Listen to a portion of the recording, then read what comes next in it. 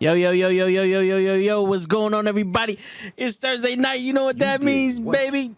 Oh, wait, there you go. Woo, shit. We out here, baby. Wrestle with Knuckleheads. Another edition. You already know how it goes. It's your boy Toe Tags in the building. We got Lay, we got Gigi, we got Show, and we got a special guest coming on later on tonight.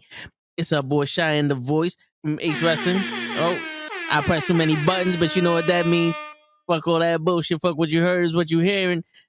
My man Kenny from the Call Up Podcast on Twitch is the first one in the building. Bryce, what's going on, bro? Appreciate you being here. Appreciate you showing up. What's going on, everybody? How's everybody's night? How's everybody's week? What's going on? Oh, shit. We got Lay in the building. LaFlocka in the building. Here is the $1 million question. Will Brian Cage from AEW show up at the Royal Rumble? The $1 million answer to that question is no. Nope. He will not be showing up at the Royal Rumble. I'm sorry. We can get into this, Slay, if you want. I don't think Brian Cage has the it factor. You know what I'm saying? He has a phenomenal body and phenomenal ability, but that it factor doesn't have it for WWE. Yeah, I can kind of see that. But I mean, he's the perfect kind of guy that the man loves, but so was Karrion Kross, and look what happened with him. True. You know what I'm saying? True. So at this point, I think it's not gonna happen. Either I don't feel neither is Moose. Everybody's like, oh, Moose is gonna go. I think it's literally just a Mickey Jane, maybe one or two from somewhere else, but nothing crazy. And the guys, it might be somebody that we won't expect, but definitely not Brian Cage. Yeah. And you know, not for nothing, I think the best situation for if Impact were to do with WWE for the Royal Rumble, I think the best thing for them to do is have Eric Young go in there. Like, well, they would probably go for that for one reason, because they're only going for people that used to work for the company. They're not going for anybody that did it. So that's what they're doing. Yeah, and it will give Eric Young a chance to be like, yo, look, I was serious at one point, and I'm serious in this company. You know, come over. Yeah. You know, I can definitely see that. Yeah, but yo, today we got a hell of a show. We got a hell of a show. I wrote down some notes. I wrote down some things I wanted to talk about today. Mm-hmm. You know, we don't have to necessarily talk about Hogan, but you know, all those thoughts started with our conversation earlier in the weekend about Hogan. Right. Yes, yeah. You know, we got Cheyenne the Voice coming on later on today. Nice. You know, yeah, you know, that's one hell of an addition we got coming in. Gigi hooked us up with that. Thanks to Gigi. Gigi should be on her way pretty soon. You know, all right, let me see what I wrote down, because all right, the first thing I want to do, and I want to tell everybody this: the WWE got the F out. When was this? In 2006? I believe so. Yes. Let's say in 2000 something, they got the F out. Mm-hmm. And by that, I mean they took out the federation. So it was no longer World Wrestling Federation because of the World Wildlife Foundation. Mm-hmm. You know, that whole thing. And then they went to World Wrestling Entertainment. And for a while, they did entertain us with wrestling. Yeah. What's going on, Amy and LaFlocka and everybody in the chat? And then they said, we're no longer wrestling, we're sports entertainment. Yeah. But what they forgot to tell us, they took the W out also. So instead of for WWE standing for World Wrestling Entertainment, it stands for Worldwide Entertainment. So for y'all to sit here and expect wrestling to happen on a Worldwide Entertainment show is starting to like baffle me now. I get it, bro. I drank the juice and I get it. I see where they're coming from. I see their business plan. That's why they got the cons involved. Yeah. I could definitely agree with that. I can completely see it. You know, it's when you have more speaking or comedy segments, like with Riddle and the Alpha Academy, we're talking about these are four guys that can go, even with Orton and his, you know, he's a veteran, but you got four guys that can actually go. All four can go.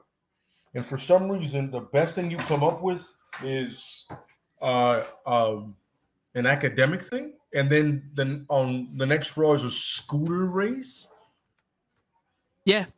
Yeah, this is what you're doing. You know what I'm saying? This is what you're doing. This is it. And like you have a 3-hour show and you have at tops maybe 5 or 6 matches on a 3-hour show. Yeah, and the longest match I think was 12 minutes. Yeah, I think that was AJ and Theory.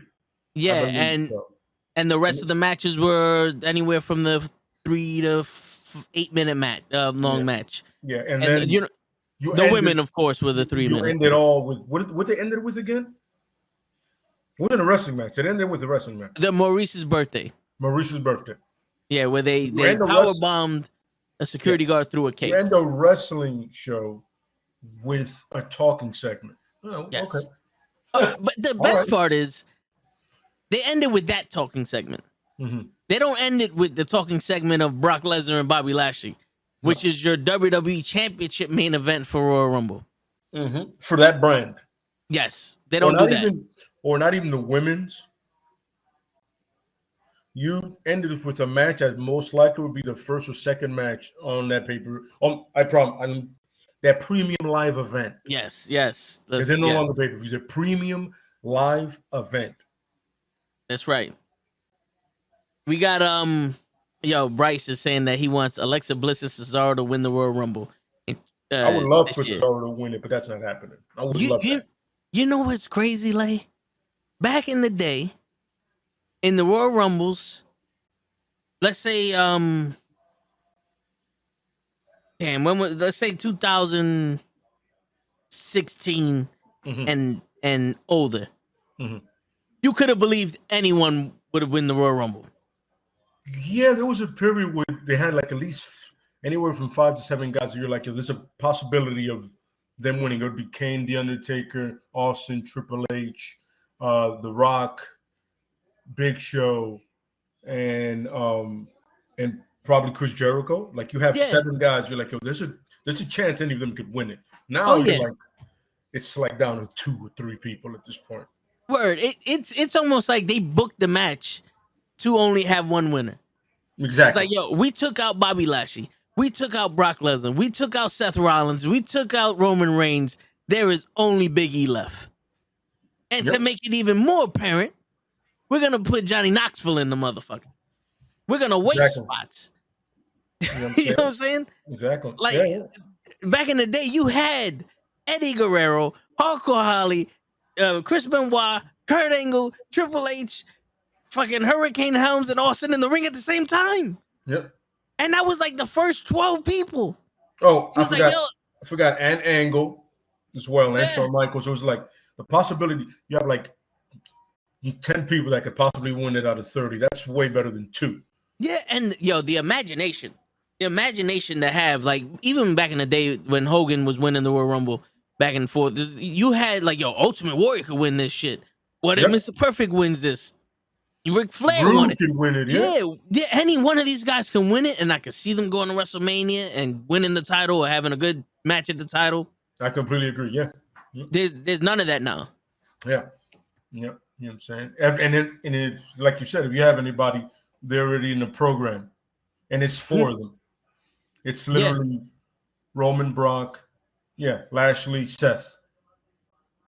I'd say Kevin Owens, but he hasn't been in the title picture like seriously in a minute, because he was in the title picture with Seth, but we all knew that was for Seth. It wasn't for him. Yep. Could I believe he could win it? Yes. Do I see it? No. Definitely. Mm-hmm. Oh, I remember that when that's when they were forcing Roman down everybody's throats. Yeah. When Rey Mysterio comes out in 30 and gets booed because he's not Daniel Bryan, that's something. That's a problem. Rey's getting booed out here. Everybody loves Rey, but they're like, no, where is he? You know? Yeah, I appreciate that, Flocka. What's going on, Amy? How's your night going? Flocka switched to YouTube. I guess Facebook was too much of a delay for her. But yeah, I feel like this Royal Rumble is gonna be either or completely horrible. I agree. I completely agree. It can only, the way they're doing it now, it can only go one or two ways. So Yeah.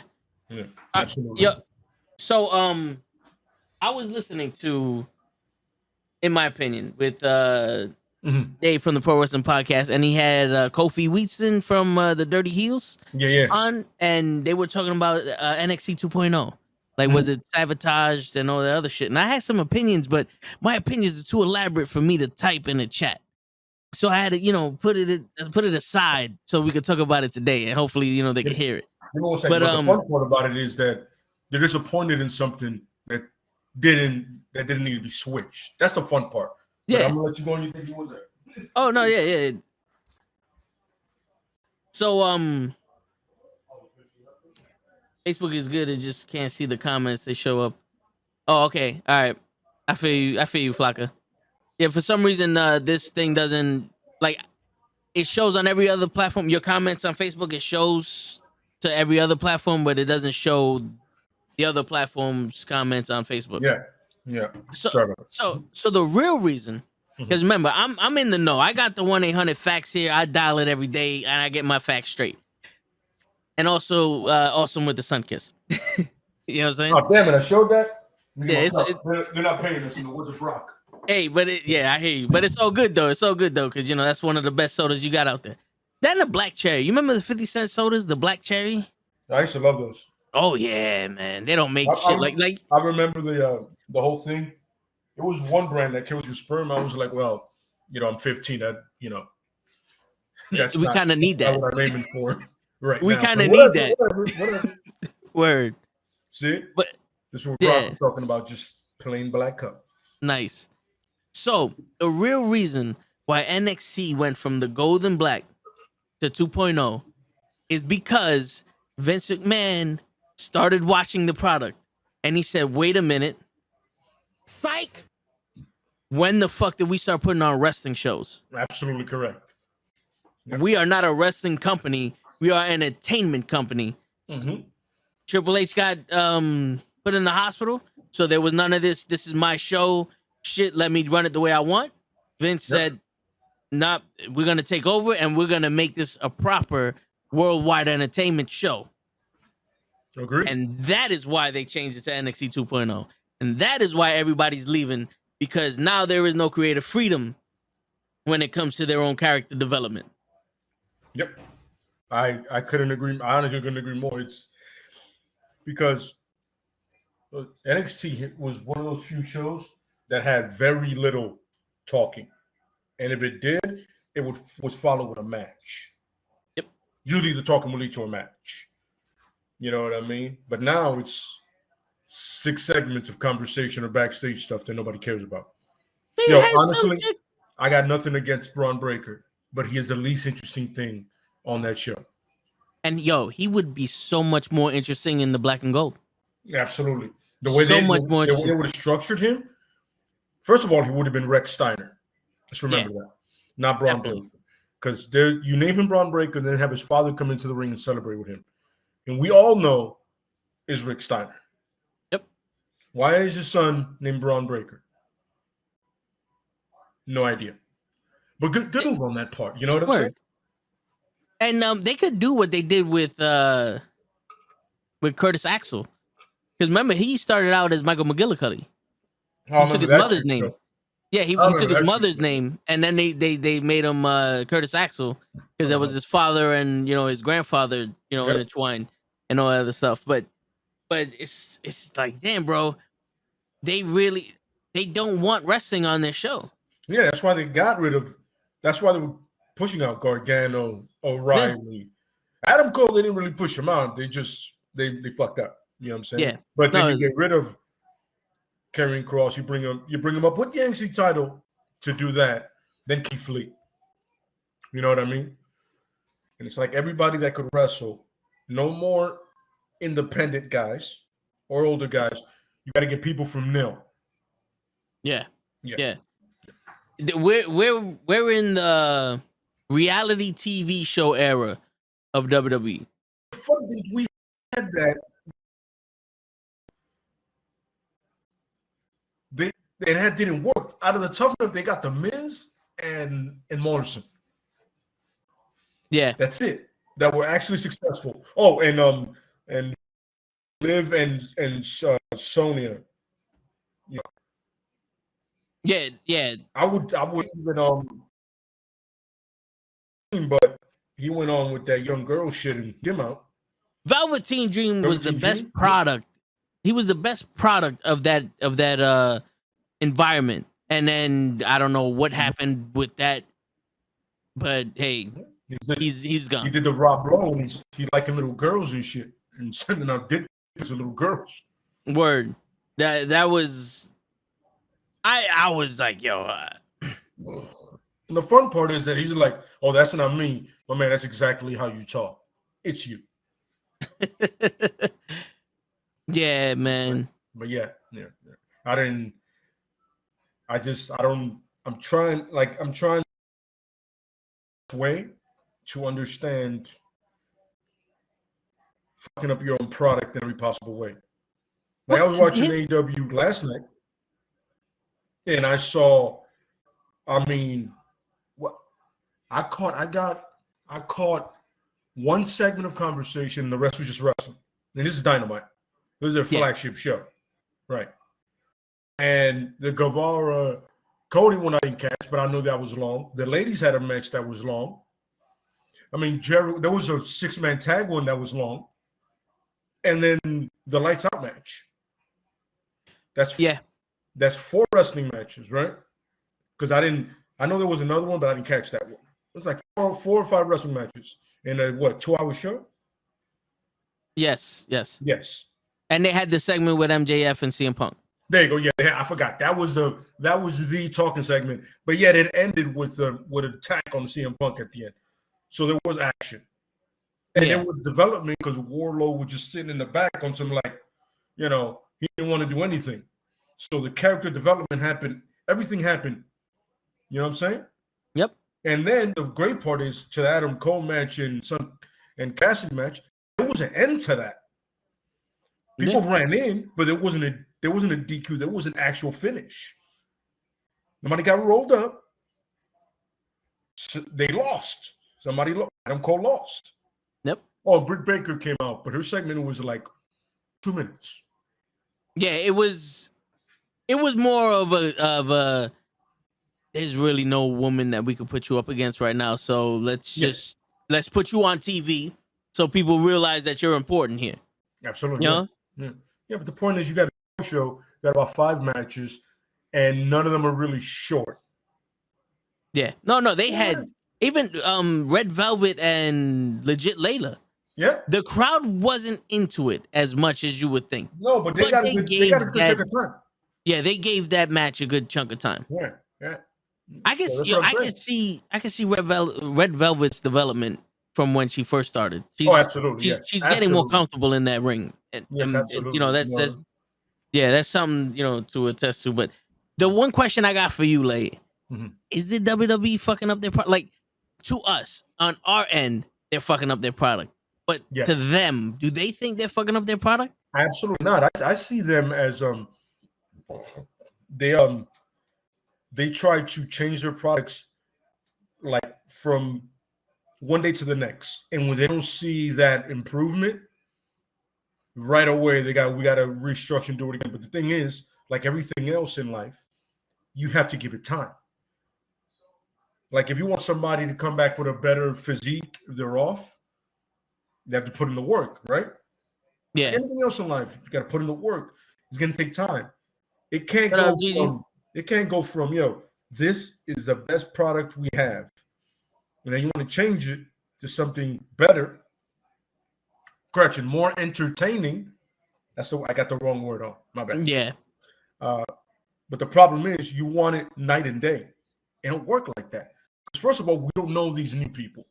We don't know any of them. We have to get to know them. Yeah. 2, can they perform? And Cap said it the other day, is like, I need you to either catch me with the wrestling or the promo work. Because I don't know you. You can have, you can put it like this. I know for a fact that I knew people that didn't know wrestling and they saw Glacier and they were like, oh, that looks dope, because it reminded them of Mortal Kombat. But then they saw him wrestle and said, he's ass. And then he spoke and he got worse. You know what I mean? That's what I'm saying. Yeah. That's the thing is, and that's if you have a look, great. But you either be able to go in that ring, you know what I'm saying, on some Benoit thing, like Chris Benoit. I don't people want to hear that name, but go in that ring, or you just talk like Road Dogg, or maybe you're lucky enough to have the Eddie Guerrero. You can do both. Yeah.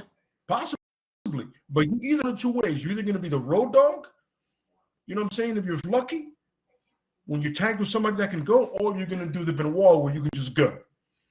And your thing is kept really short and aggressive, or just in a way it fits your wrestling style. You know what I mean? Like not a lot of talking, more wrestling, or Road Dogg, a lot of talking and taking a lot of bumps. Oh yeah. So that's the thing is that they want this to happen right away, not organically. Yep. You know what I mean? And I feel like going off of what you're saying with the whole, you either catch me by the promos or catch me by the wrestling. What's going on, Gigi? I think. You the robot again. Do you got the right mic set up? All right. I think someone went up to Vince and said everyone hated the 90s era wrestling where you had a clown and a dude with a Hawaiian shit. And the reason why they hated it is because there was no story behind them. You had a repo man that didn't steal anything. So why don't we recreate that? But let's put the little fun shit on the side. So now we got Repo Man stole our time. That's what he did. So now we got an almost superhero that's gonna be demeaned by the girls, and that's gonna be the backstage segment. We got a funny guy that we're gonna be funny and run in between matches and do all this other shit. Yeah. Okay. Yeah. And they're loving it because this is all entertainment. You're gonna have two guys on what was your best show, was SmackDown, and it became a shit show. You're gonna have Madcap Moss and Corbin. By the way, Happy Corbin was doing great. I don't know what happened there. I was loving the other when he was both Sad Corbin, and then when it became Happy Corbin, he was by himself. I was with it because he was so fucking contradictory and such backhanded comments to people, and that shit was hilarious. Yeah, I was like, I'm with it. I get it. You're like, yo, you don't know you're being an asshole, but you're still being an asshole. And it's like you're getting that, but you're still doing it, and you don't want to change it. But you're like, yo, listen, that Kevin Owens is perfect. Be like, yo, I know you don't spend your money on clothes, so hook me up. So I'd have been like, yo, he's not wrong. Yeah. But what do? Your part. I got no problem with Moss.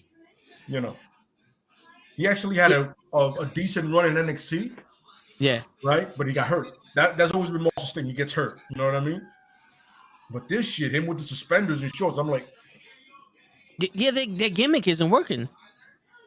Whatever they're doing, and then now they're doing with SmackDown what they do with Raw, where everybody wrestles each other week in and week out. Him and Kofi have had 2 matches back to back. Yeah. From one week to the next week. Literally the same match. Like if you see it side by side, it's the same match. Nothing changed. Oh yeah. And like I'm telling you, they want things to change quickly, but there's a lot of people that we don't know that they're gonna push. You know what I mean? And other people that we may know, but other people don't know. Like let's say LA Knight. Apparently they're gonna move up LA Knight and Roderick Strong. It's gonna suck to Roderick Strong. He's gonna be in AEW in no time. But you're gonna push both of them, right? Not a lot of people know LA Knight. They don't know Eli Drake. A lot of people know Roderick Strong. Is literally the perfect prototype for an IC champ. Yeah, if you put an IC champ on him, you can go every Thursday in every pay-per-view. Yeah.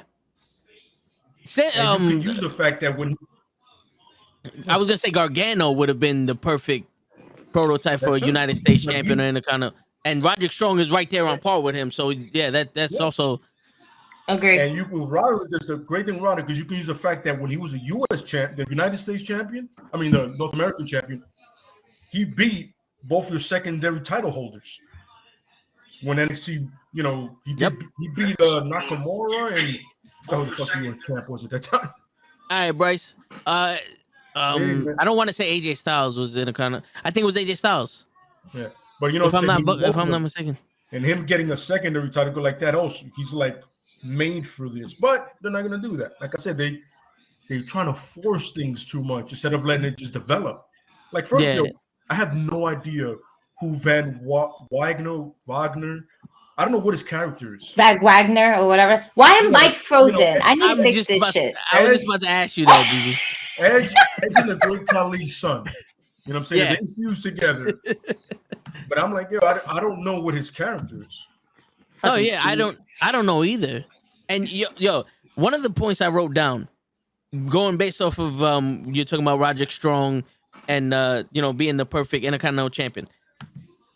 The WrestleMania 3, Macho Man and Ricky Steamboat is in a lot of people's top 5 lists. Oh, the best wrestling matches they've ever seen. Yeah, it's definitely in mine. And in that era, that's what it was about. Yeah. They gave you time. You put on the best match you could. It was the world champion sold the tickets. You gave them a reason to be there. You put on the best show you could. And this era has plenty of talent to put on a match similar or if not equal to that. But they are not allowed to. Yeah, they're better athletes now because these athletes focus on better performances. I know The Undertaker said we're men, but if I'm playing video games and not worrying about getting stabbed, I can go to the gym more. I can be in the ring more. You know what I mean? If I'm living a healthy life and not, snorting or roiding, I can literally concentrate on being a better wrestler and my craft. Yeah. So they have better athletes that can put on 5-star matches. They just use it to dumbass stories and skits. No, that's the fact, and that's why it goes back to the whole. This is an entertainment show. This is a variety show that has some wrestling in it. Yeah, and it's funny because you're asking wrestlers to act. Yeah, more than to wrestle. And the thing is, it's like they can do it, but you're giving them a character to be, and that's not them. Like imagine, Finn Balor losing to Austin Theory is not a problem if that is Finn Balor's character.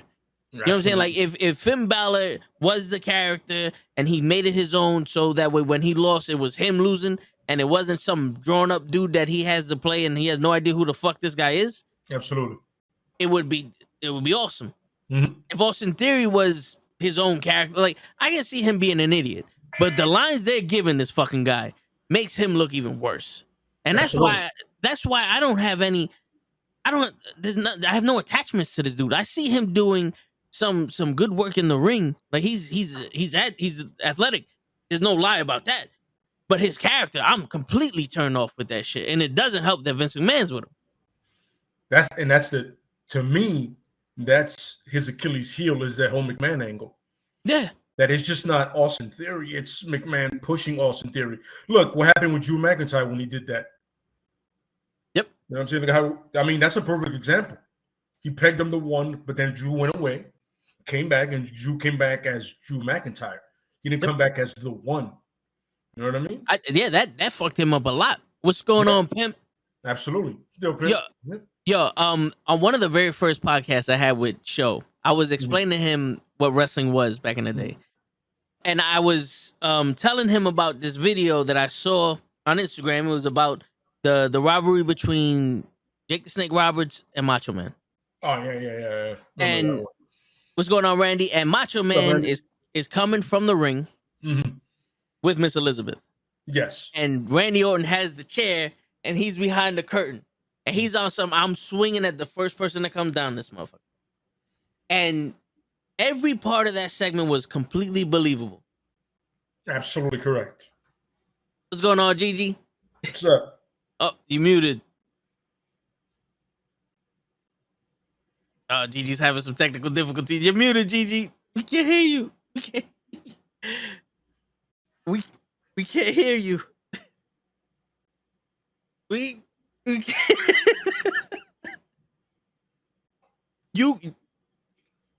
Oh shit. What's going on here? I have no idea. Yeah. Cody Rhodes shows up at the Rumble. I want to see Togo live Saturday. It was a plan. Yeah. Shit. But yo, so Yeah. the segment was Miss Elizabeth comes out first in that, and you know, through the curtain. Randy Orton, Jake the Snake Roberts rears back. I don't know if it was the Undertaker or somebody grabbed the chair from him, and Macho Man jumps on Miss Elizabeth. All right, Yeah. you say something, Gigi. Can you hear us? I can hear you. There Can you I? go. We can hear you. There you go. So, all right, I can have some major technical difficulties today. I don't know. Fucking Steve is fucking with me because now my whole laptop is fucking black. Do you see this? All you see is my ring light. All you see is shit. my ring light. Oh shit! Fucking Steve infiltrated Restream. There's a blue light. If y'all don't, y'all can see it. Y'all can't. There's a blue light though. Yeah, I see that. So my shit is on, but it's not on. Is it? Do you need to put power to it? No, it's been fully charged all day. I don't understand what's going on. Oh man, this is what happens when you have a fucking live show. What? Well, Gigi, if it means anything to you. Oh, thank you. And it's thank you. I appreciate that. Your picture is not even in full color. You look like you're in all gray screen. Oh yeah. Like I'm gonna take a picture of it. As a matter of fact, I'm gonna screenshot this shit. and I'm gonna send it to the group so y'all can see what the fuck I'm looking at right now. Oh man. It's ridiculous. It's crazy. Fuck. Do I need to change my camera the other way so y'all can have? I don't even. You know what? I'm not even fucking with this right now. If you rotate it, it will rotate and go into landscape mode and not be portrait. It should. I fucked up. It did that for show. I don't know what happened. So fucking liar. No, it used to work. It worked for show. I don't know what the fuck happened. Maybe it's because I don't have that. Hold on. There you go. There it is. There you go. Okay. I can't see I can barely see y'all. It's oh shit. I'm gonna get my shit. I can see. Oh man, I can't see myself because I have to run this on Chrome for some weird ass reason. I see you and Lay. I don't need to see I don't even know what my background looks like right now. I'm trying to scroll this. No, it's just, you know what? It's okay. Your background's looking good. Your background's looking good. Yeah. You know what's not looking good? It's black fucking screen on the fucking laptop. You know what? Hold the power button down. Maybe it'll force reset it or something. Like I didn't know how to do that in the first place. Yeah, you know, like I just, you know, like I don't know how to work with, you know, phones and technology and shit like this. You know, that's just like, you know, this power button. I just need to know. Oh wait, my light turned off. Wait, something happened. Amy, hopefully something good happened. Well, I'll be the punching bag for Gigi to take her frustration. Amy said you look beautiful. Don't worry. I guess that's right. Make you feel better. And Steve is at it again. It was a pro. Thank you. Oh my God, it turned on. Good call, Phil. There you go. Huzzah! Good call. Word. All right. So while Gigi does her thing there, so I believe it's Undertaker. Somebody grabs Jake the Snake Roberts' chair right when he's about to smack Miss Elizabeth with it. Randy Savage jumps on Elizabeth to protect her. After he realized what's happening, he rushes Jake the Snake Roberts and the entire back. The referees, the executives, anyone's around, pulling them apart. And Randy's screaming at this dude. And you can see that if they let him go, he would kill Randy Savage. I mean, he would kill Jake the Snake Roberts. Absolutely. It was one of those, like, this shit ain't fake no more. This is like this is real shit. Yeah. Like real shit's happening. Uh-oh. I thought it was like the movie Scanners. I was about to go. See, we got twice the Gigi up in here. Right. Feedback. Yeah. Definitely feedback.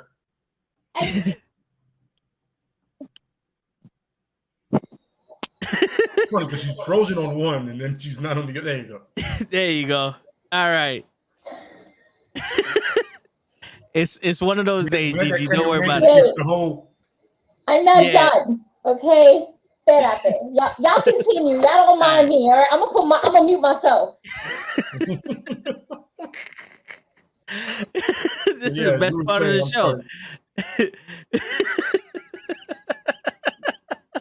Breathe, Gigi, breathe. It's all right. We got this. We're only a half hour in. We got plenty of time left.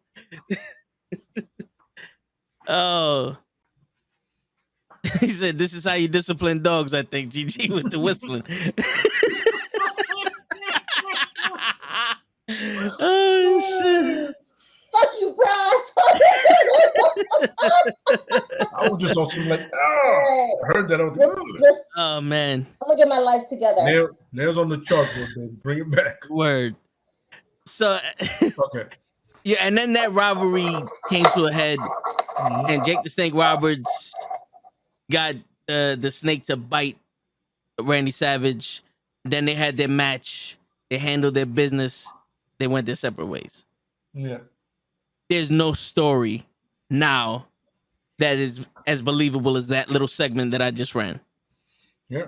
And it's funny, like, I mean, the perfect example you have right now has to be the Rollins Reigns thing, because that came out of thin air. Yeah. Literally, Rollins lost his last championship match, and all of a sudden he has another one. I'm like, what?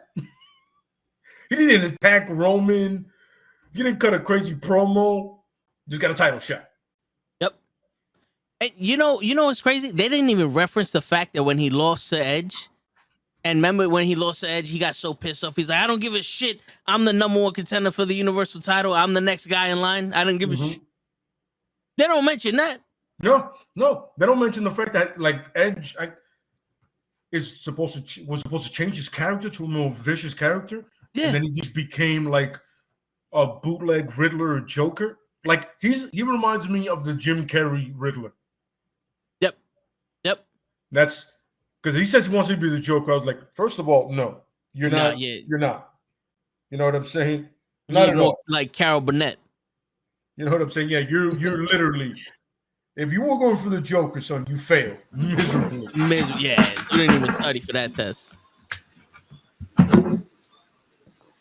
You with us, Gigi? I think I'm back. I think so. There you go. There she goes. I think so. I got my camera working, not my default camera that makes me look mad gray and washed out, but my actual legit camera. My mic is fine. My mic never gives me a fucking problem. My laptop never gave me a fucking problem either, but apparently it wanted to do so today. You gotta. Let's see if I can get my camera back on here. I'm just trying to get the YouTube channel up so I can see the comments too, and I can kind of respond back to my other phone. I'm just trying to multitask here on a live show, folks. I'm just here to talk about wrestling. I hear you. Bullshit. See, and then here we go with my fucking loud ass microphone because I would have. You know what? I'm just gonna put this here. Just relax, Gigi. Man, fuck y'all. No, just relax. What? Sorry, Pip. There you go, guys.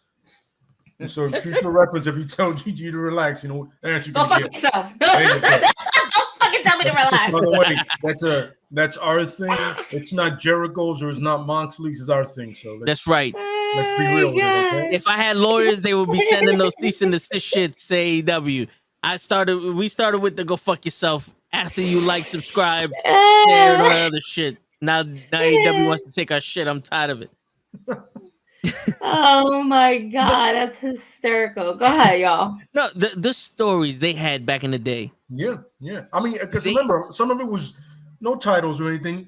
It was literally personal. Like there was personal beef. Yeah, and you know what the crazy shit is? Think about this, like, because Macho Man. Yeah. One of the best psychologists in the ring. Mm-hmm. His whole feud with Hogan during the Mega Powers stage was all over Miss Elizabeth. Yeah, rooted in jealousy, a human emotion. Yeah, if you gave Damian Priest a female valet, get one from NXT, someone we don't know, and then had Dolph Ziggler going up to, hey, baby, blah, blah, blah, and then he snaps. Yeah. Now we got something here. Absolutely. Because how are you going to tell me this man is going to snap into somebody when you get slapped in the face? The rules of the match are you can't punch somebody with a closed fist. It needs to be an open hand. You're getting smacked your whole career. How is that going to turn you into a psychopath all of a sudden? Mm-hmm. You know what I'm saying? Mm-hmm. Or even if they like were trying to steal the belt, like, yo, I'm going to distract you still. And then he turns into a psychopath, like a possession. Give him a possession and he has to defend the possession. He's jealous of the possession. It's funny, but when he started, right, I didn't really understand his character in NXT because he's like, I don't know if he was supposed to be demonic, but then he would go to clubs and party with girls, see-through shirts. Then he had like this flaming arrow thing. And I'm like, all right. But the point is the guy can go. That's all I remember. The guy can go. Right? So, cool. I got no problem with that. And now he comes up. At one point, when he was Bad Bunny, it was just about being Puerto Rican. Yep. Puerto Rican tambora on his thing. In case you're wondering, you guys called it a conga. But it's the thing on his pants, Puerto Rican everywhere. All of a sudden now, he's Dr. Jekyll and Mr. Hyde in a place where you're going to get physical all the time. That's like you're trying to make the Hulk in the movie. My man, he's going to get angry all the time. It's going to happen. Just... what are we doing here? Like you said, a reason. Give him a reason. Yeah. To be upset. That's what it is. And that's what I think that's what WWE's forgetting. Human emotions. Yo, there's people you run into every day that you just do not like. There were so many rivalries back in the days of people that, they had nothing to do with the title. They go, I just don't like you. Mm-hmm. Or I feel that I'm better than you. I can prove it in the ring. You know what I mean? Yeah, and they were also similar character storylines with the Mountie and Big Boss Man. They were wrestling just because they were both law enforcement for different countries. Absolutely correct. Yeah. You know, imagine. Let me pitch this idea to you, Lay, and let me know how much you like it. Austin Theory. He started out coming in, taking a selfie. Yep, that whole selfie shit. He posts up on his. Am I getting everybody there? I'm getting everybody. There you go. Yeah. He comes in. That thing, Yeah. No, I get it. He comes in. He posts his selfie on Instagram. You follow him. There's real shit there. Then he starts beating people. And after the match, takes a selfie, posts it up on Instagram. That's his thing now. I'm going to make you a fucking meme. I'm going to make you a post. You're going to be an Instagram post. Absolutely, yeah. He beats AJ Styles. Boom, Instagram post. He beats Damian Priest. Instagram post. He sees fucking Dana Brooke with the WWE with the 24/7 championship. Boom. Don't want that title. That title's pointless. Instagram post. Yeah. How much more compelling would that be for his feud with whoever? Let's say Finn Balor. Finn Balor's I ain't no fucking Instagram post. How much more compelling would that be than an old man in the back? I'm gonna fuck you up with a steel pipe if you don't fuck this guy up. Funny, you got a selfie. You got beat soccer mom. All of a sudden, I beat Jekyll and Hyde because that's Priest now. Like everybody he does, he makes a meme out of it and he gives him a nickname or whatever. You know what I mean? This is what happens when your soccer mom goes against me. Yeah, like it writes itself, but I don't know. I just really think they like to make everything hard for themselves. You know what I'm saying? Seriously. They really do. Explain to me how the Street Profits aren't at this point heels. It would be the perfect heels. Because first, let's remember when these come out, the colors were brighter. Yep. They were more animated. Now the colors are darker, right? And now they're showing off. Yeah. You see that, right? Before they came out and they were trying to have fun. Now they're showing off. Yeah, absolutely. Montez Ford jumped over the top rope looking like Superman. Absolutely. That's some heel shit. This is look, there's a lot of people that come in and they all seem exactly the same. There's a lot of wrestlers that wear the same gear. They cut from the same mold and nothing's impressive about them. You're like, all right, another Van Wagner. Great, fantastic. But there's like Montez Ford is honestly by himself probably a guy you could put title on within 6 months if you do it right. In 6 months, at SummerSlam, he can challenge for a championship and win it. Definitely. And you'll believe it. Definitely. Easily, because when you hear him speak, very articulate, intelligent, you can tell the man knows what he's doing. And then, here's a secret. He can actually wrestle. Holy shit. The guy can go. The guy can, and that man can fly. You know what I'm saying? He can fly. Holy shit. The height that this man has in his fucking frog splashes. Holy shit. Like I would love to watch a match between him and Ricochet just flying all over the ring. Absolutely. Definitely. Like that would be really fucking dope as shit. Like on some real ass shit. Absolutely. But it's like they love to. I'm telling you, they love to just make it harder on themselves. You know what I'm saying? No, definitely. What you do with them is you don't have Montez Ford. When Montez Ford turn, you have Dawkins turn on some like, oh, he was gonna do it to me. I knew he was gonna do it to me. Everybody was talking about him. Yeah. Yes. Everybody was talking about him. You felt like a burger. I get it. Yeah, that whole storyline of Montez Ford was stealing my shine. It was okay when we were the Street Profits. Now they're only talking about Montez Ford, and I'm better than this. And you can honestly start it by having Montez eliminate him at the Royal Rumble. A lot of it starts there. Yep. Like, yo, you threw me out. He goes, but it's every man for themselves. But I thought we was going to work together till it was us two at the end. Yeah. There it is. Definitely. Definitely. Yeah. Pro Wrestling Podcast said Montez Ford versus Dante Martin. I'm with that. Yes. That would definitely be. Absolutely. I'm with it. I'm with it. You know what I'm saying? And that's the thing about Montez Ford. He could be a face or a heel. You know what I'm saying? Yeah. He'll be good at it too.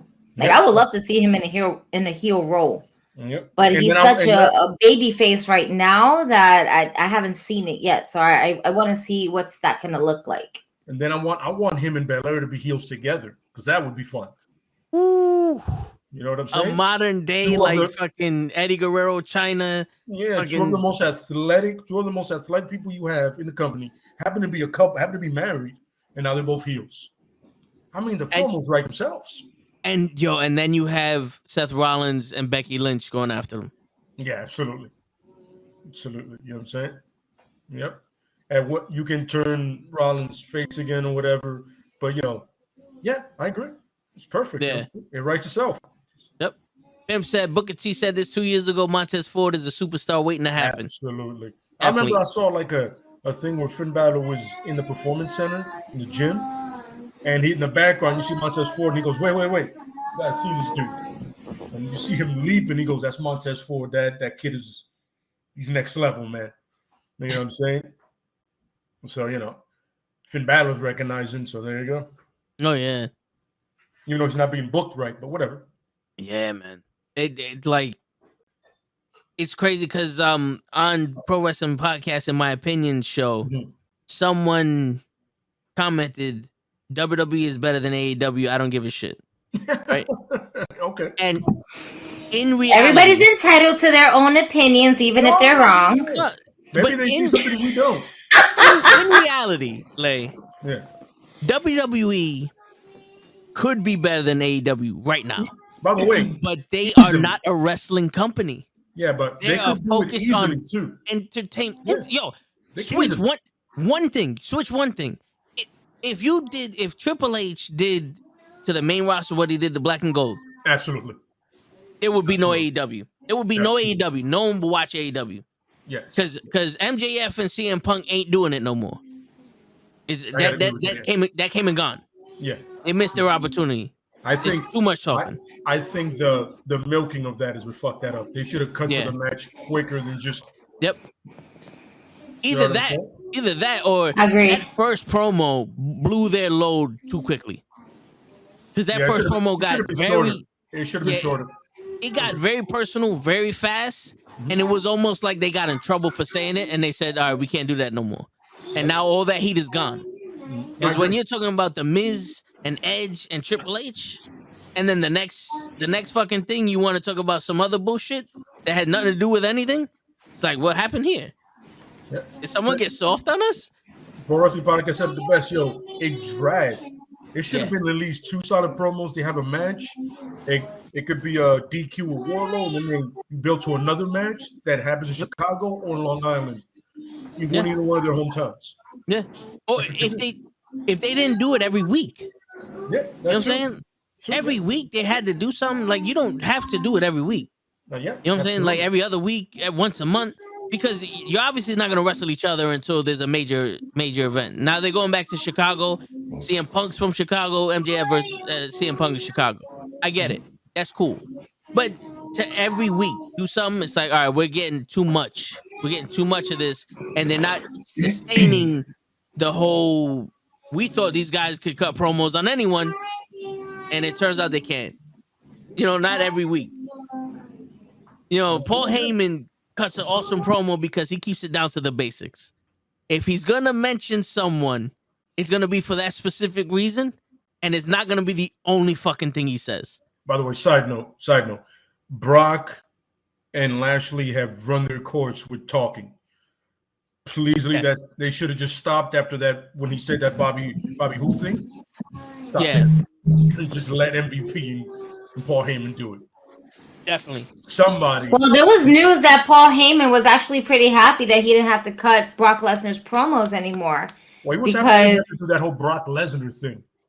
Mm-hmm. That he was like, yo, but he's happier that the fact that Brock Lesnar wants to go ahead and cut the promo. I mean, if you're going to be a whole complete package, you're going to have to be able to cut a promo, and we all know how Brock cuts his promos and stuff like that. You know, sometimes it's really good, sometimes it's not. It's a hit or miss sometimes with Brock. You know, he's good at funny shit, but.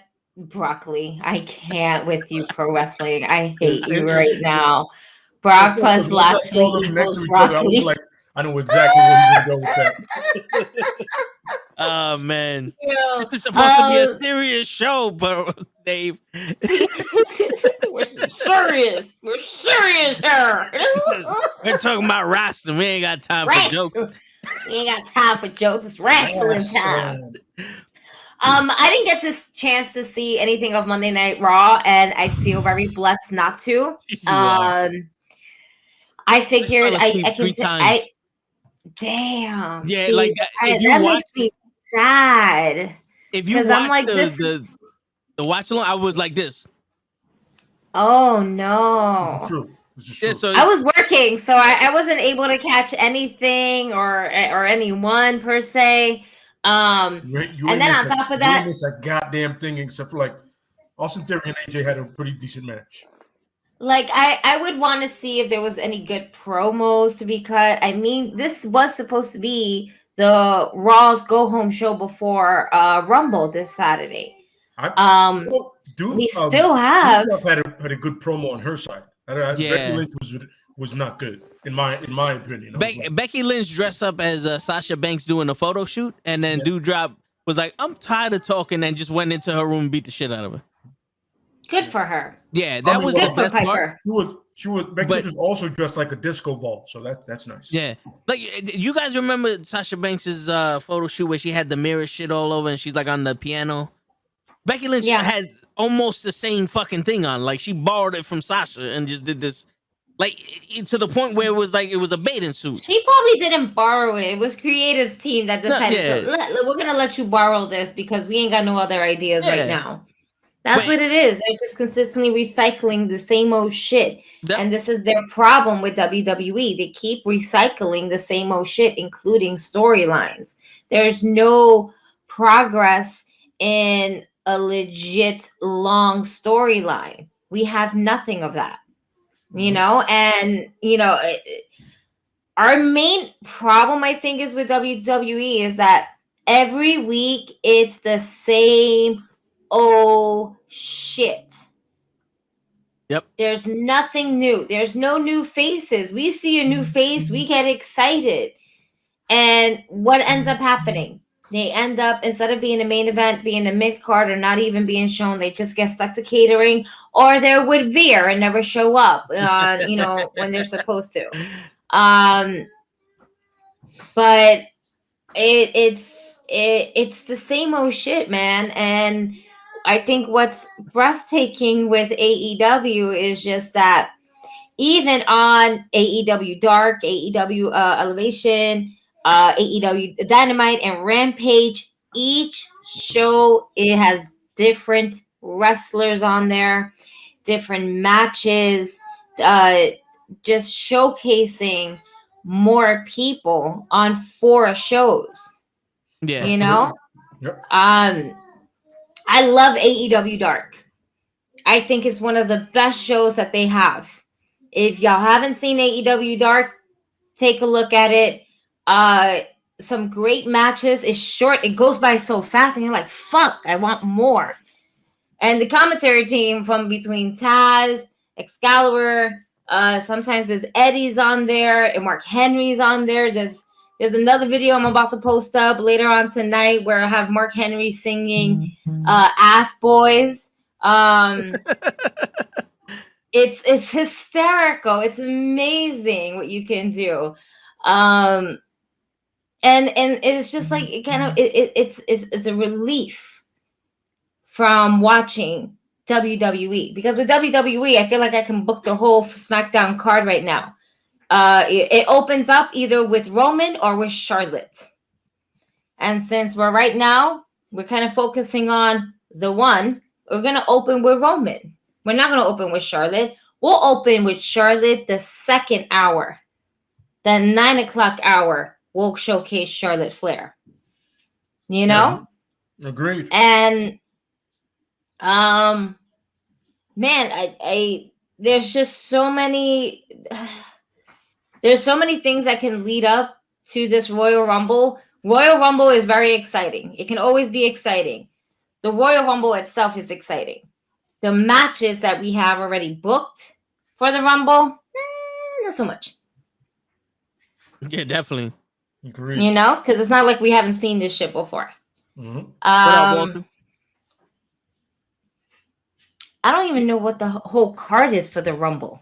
I'll tell you one thing. They ruined the Miz and Edge, like that mixed tag team. They ruined that shit with them wrestling each other at day one. Oh, and yeah, for sure. I told y'all they should have never did that shit. They should have saved it for WrestleMania for this mixed shit, because there ain't no way they're going to be able to hold that shit until WrestleMania. And they ruined it day one, because that match was horrible. That match was horrible. Their promos are fucking horrible. And I'm disappointed in them. them. The promos are horrible with two of the best talkers you probably had in the WWE period. Yep. See, 2 guys I can't stand, but I can tell you this much: I'd rather listen to their promos than a lot of people's. Mm-hmm. You know what I'm saying? And somehow it all seems robotic and not organic at all. Oh, yeah. You know what I'm Like saying? they're reading a script. Yeah, you're like, no. You know what I'm saying? And guys that want to make an effort don't do a program together. Yeah. Yo, but transitioning over to AEW, because what's going on, Matt Awesome? Matt Awesome's in the building. He just wants to say, hey, what's going on, bro? Appreciate you stopping by, man. Yo, but transitioning to AEW, I'm starting to get the vibe that the whole I'm happy to be here shit from most of these wrestlers is getting old. There's a lot of them that it's like, all right, I'm not seeing any of your character. I'm seeing you exciting to be on TV. It's like, I'm living my dreams. Like, I get it. Beautiful. I'm happy for you. But let's wrestle. Mm-hmm. There's a few of them that you know, that are on TV and taking it serious. But to reference the ladder match between Cody Rhodes and Sammy Guevara, ladies, you said you didn't see it, right? No, I wasn't able to catch it, no. Okay. There were phenomenal spots in that match. Like, Cody and Sammy? Yeah. There was shit that I was like, yo, I've never seen that shit before. Sammy did a cutter from one ladder to the other. Phenomenal shit. But it was literally spot after spot after spot. Like, Sammy did that cutter, and they got up, they went back on the ladder, and then they did the crossroads.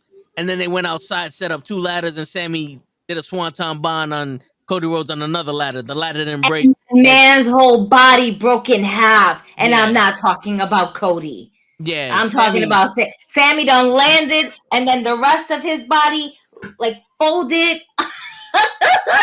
It was amazing and scary, because I was like, how is this man's back not broken yet?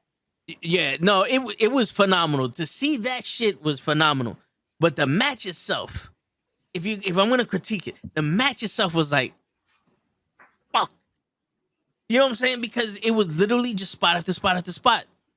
You know what I'm saying? Like if they were going through it in practice and say, all right, let's try this one. Let's see if we can do this move safe. Let's do this. There wasn't much of a match there, like Shawn Michaels and Razor Ramon WrestleMania 10, where they had their spots, but they went through it, and and they had everything led to one another. As of this, they just went to those spots. You know what I'm saying, Lay? I understand. Yeah. So to me, it's like, all right, listen, you, for me at least, potentially ruined some of the greatest shit I've ever seen two people do off a ladder by not complementing that with actual match. You know? Yeah. Okay, I get it. I understand. Yeah. And the spot with MJF and CM Punk where they jumped him, did you see that? Yeah, I saw that. That could have been better to me. Oh yeah. It could have, for sure. Absolutely. Yeah, I completely agree with that one. Yeah. I was like, the greatest thing about that was Wardlow's mannerisms. The fact that he didn't want to be there. He was like, he didn't want to power bomb him. He was like, I don't really give a shit. I don't want to be here. He's selling it like it's real, like he really didn't want to be there. Yeah, absolutely correct. And that's great, because then we're going to see that turn that he's going to do on MJF, and it's probably going to be in Chicago. If you're smart, yes. If you're smart. I mean, you would have to do it this way. Wardlow, he's his own fucking monster. He's able to carry a story if he wanted to, because of his mannerisms and how he handles things and everything like that. I think that the I'm not gonna call it heel turn, the face turn, pretty much, of Wardlow is what's going to it's what's going to impact. Yeah, absolutely. The crowd is definitely going to pop, and not only is the crowd going to pop, but then you actually get MJ's real official loss. And he had a loss against one guy, but that's because CM Punk decided to fucking hit the poor son of a bitch that was in the ring. But then you actually have Wardlow costing MJF the match, and that's going to have some more meaning and depth to it, Yeah, definitely. BRB. All right. No, but yeah, the realness isn't hitting as hard as I would like. As opposed to when they started. You know what I'm saying? Like when they started, it seemed like reality was there. Understood, yeah. And now they're going more on their character, and I get it. These guys, it's new to television, so what works on the indies doesn't really work it doesn't relate too much on TV, and I can see the disconnection there and all that. And I got to give them more time for the characters to develop. Absolutely. But it's still one of those things that is like right now, this is where I would say the production of the WWE, if they wanted to have a real wrestling show, would murder AEW. Absolutely, yeah. Sure. I can see that. I mean, there were some bright spots on Dynamite, like Matt said that the 6-man was cool. Yeah, that was good. You know what I'm saying? I personally loved Adam and Cassidy. You know what I mean? Because they told the story as everything went through. Cassidy's hand, at the way it ended, I was like, you know what I'm saying? I'm getting the best of both worlds in this. Yes. And because of the type of match it was, too. It allows them to do things, but they also did wrestle. You know what I mean? So it was it had that good balance. You know what I'm saying? You see, that match, I love the beginning of it, because in my head I was like, yo, if this is a lights out match, I'm not starting this match as a regular match. And then they just started going to blows at each other. And I was like, there you go. This is a fight. Yeah. This is a fight. Yeah. I agree. You know what I'm saying? Yeah. I mean, for what it's worth and the time that they had. You know what I mean? Yeah. And considering his lights out match was better, yeah. Yeah, considering that the two guys, I don't know how often they've actually worked together. Because adopting to each other's ways, you know what I mean? You know what I'm saying? Yeah. And for Orange Cassidy, anytime he's doing anything out of the ordinary, he's good. You know, anything out of it's the true. ordinary Yeah, usually does. no, it's true. And they didn't let the run-ins dilute the match at all. Like it was one of those like they're run-ins, but they're stopped, so it's like half a run-in. And the thing is, there was an end to the match. Yes, that's what I'm saying. It wasn't like these guys cost the win. The win had nothing to do with the people that came in. The win wound up being those two guys. Yes, those two guys decided who was going to win. It wasn't the best friends or O'Reilly or whatever. It's like O'Reilly wasn't even there. No, he wasn't. It was just Fish and the Young Bucks. Fish and these dudes, and the Young Bucks. That was weird. Yo, Dan Hudson, the guy that was underneath the ring. I'm not too familiar with him. Me either. All right, so when Cheyenne comes in, we got big deal, but the fans knew he was. That's right. My fault. O'Reilly just had a kid. That's right. Thanks, man. You know what I'm saying? But yeah, I he came out and I was like, the crowd was about him. I was like, oh, I guess I got to learn this guy. And he's all elite now. Yeah, and that's the best part about all elite is when somebody like that comes in, you're like, I don't know who it is, but when the crowd knows who it is and they're giving him a big of enough deal to be interesting, it makes me want to go, all right, who is this? Yeah, absolutely, yeah. You know what I'm saying? Matt said he'll send us a video. Appreciate that, Matt. Appreciate that, yeah. You know yeah, appreciate that. We could probably talk about him with Cheyenne later when he comes on. Absolutely, yeah. Because you know what I'm saying? Yeah, it was just like, look, like the call-up said the match was trash, right? So, I mean, that's his opinion, but he's also there's matches that he's like that we're like, I don't know, man. I saw it the other way. You know what I mean? I don't know what he didn't like about it, but I was like, I didn't have a problem with it. You know, considering what I saw on Monday. No, yeah. I'm with it. You know what I'm saying? It could be better. Like, it could have been better. Most of the time, most of the matches could be better. Yeah. Most of the matches could be way better. Yeah. You know what I'm saying? But the problem with that is like, you would have, like, Orange Cassidy would have to just be someone totally different to have the match you wanted to see, Kenny. You know what I'm saying? Because even though he started the match just pummeling each other, he still was, I don't give a shit, and then he still did the whole little super kick shit, at the end when he did the sunrise on Adam Cole in the ring. He was still doing his character, but for him to, smack him with the chair, put him through the table, get the barbed wire, that's not really his thing. He's like, you know what I'm saying? But I understand where Kenny's coming from. Yeah. But that's another thing that AEW is like, so many of these matches are happening that unless you give us a barbed wire to the face or a fucking triple moonsault through the table or 15 chair shots to the head, it's not going to be as good as the last one, because the last one had two women bleeding the entirety of their blood on the canvas and getting choked out with a. Happy you switch what you were about to say. I was about to go, where is he going with this? They're bleeding out of their what? Like, it's gonna get weird.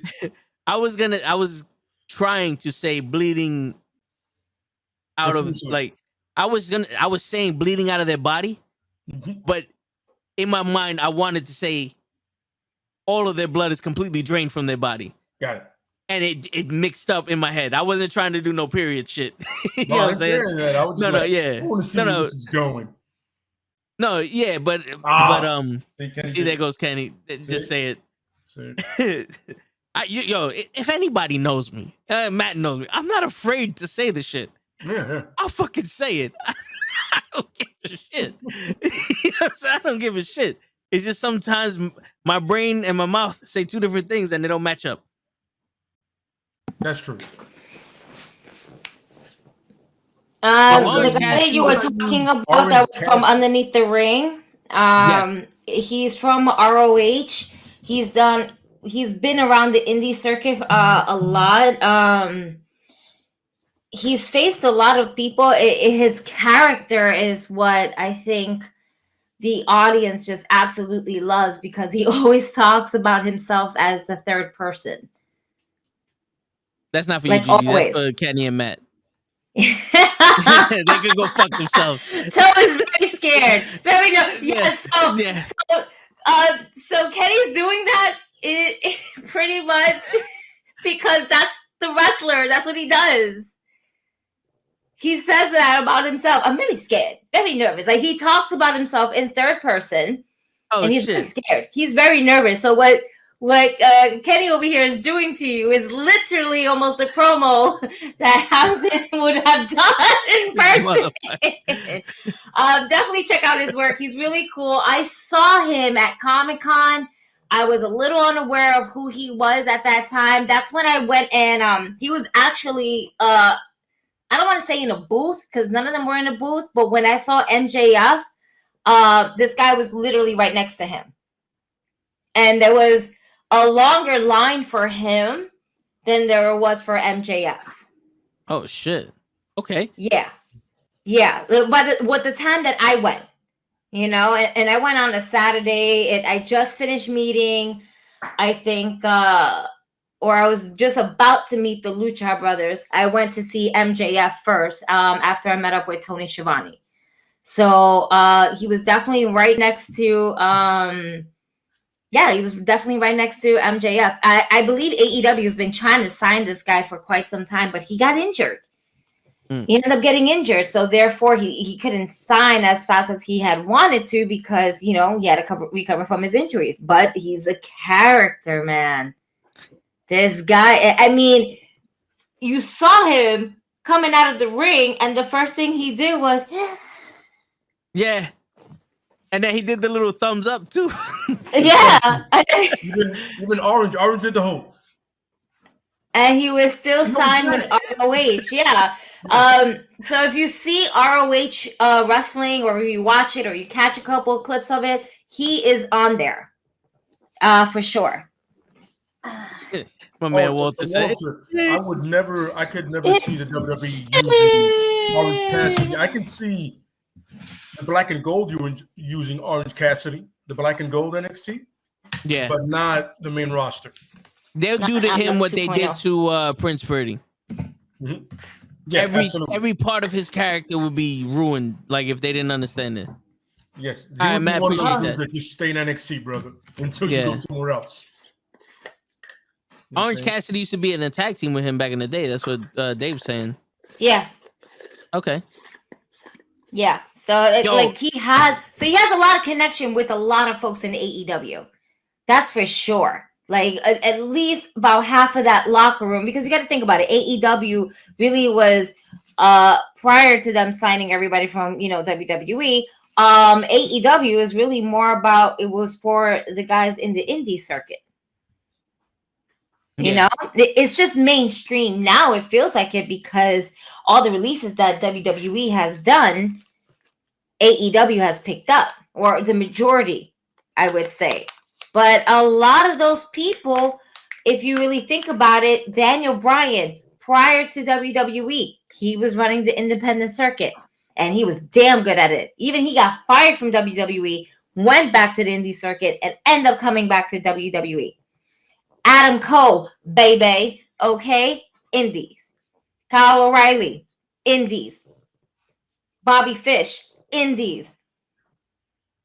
We're just gonna, we can literally list Mercedes Martinez, indies prior to NXT. Yep, absolutely. Yeah, absolutely. You know, and I mean, what is it? Like MJF was purely that.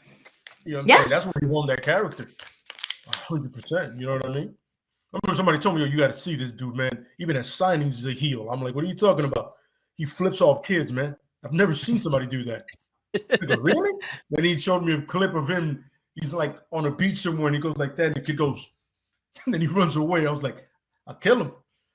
I tell you. So yeah. Yeah, no. The four pillows were all independent guys. The four pillows of AEW. For you know what I'm saying? Even my man, the Suicide King, Allen. Darby Allin? Yeah. I call him the Suicide King because he clearly doesn't love himself. No, yo, for real. you know what's crazy? I was telling Krills, he is this era's Jeff Hardy. Yeah. as based off of the fact, like when Jeff Hardy and the Hardy Boys came out, Jeff Hardy bring in that different person, that different type of person into wrestling. You know, I he would was see the, that match. I wouldn't say like a rock dude, but he was one of, like an emo dude. Like he was one of those. He was about to rave and all that. Yeah, like the dude that wears the hoodie, the glove, the wife beater, and the shirt, all in different orders, with the blue hair. You know, not no offense, but with the blue hair and the spiked boots and the overalls that don't have a top. You know, like one of those. Yeah, like and those people like wrestling. It's like Darby Allin is bringing in his people. Yeah. Because it's not just skaters, it's like those people that attracted him, that feel like him, they're in the wrestling now because you know what I'm saying. Yeah. And he's wrestling a completely different style like Jeff Hardy is. I got a Skater Boy song in my head now saying, I was just I'm just a skater. I don't know why. Oh, I'm man. done. Go ahead, y'all. But yo, can we just say right now, in my opinion, maybe you guys agree or not, Tony Schiavone's the best fucking color commentator. He's the best commentator right now in wrestling. I love me some Tony. I can't even be mad at that.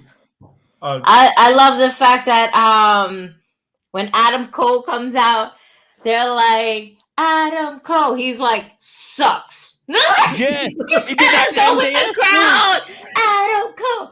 Adam Cole sucks. Adam Cole sucks. But yeah, he's like, I'm sorry. I shouldn't say things like that. I shouldn't put my own personal opinion. and you see everybody. It's understandable. It's understandable, Tony. Excalibur trying to be like, you know. Yeah. Every time he speaks, and Houston. WCW, I'm like, yeah.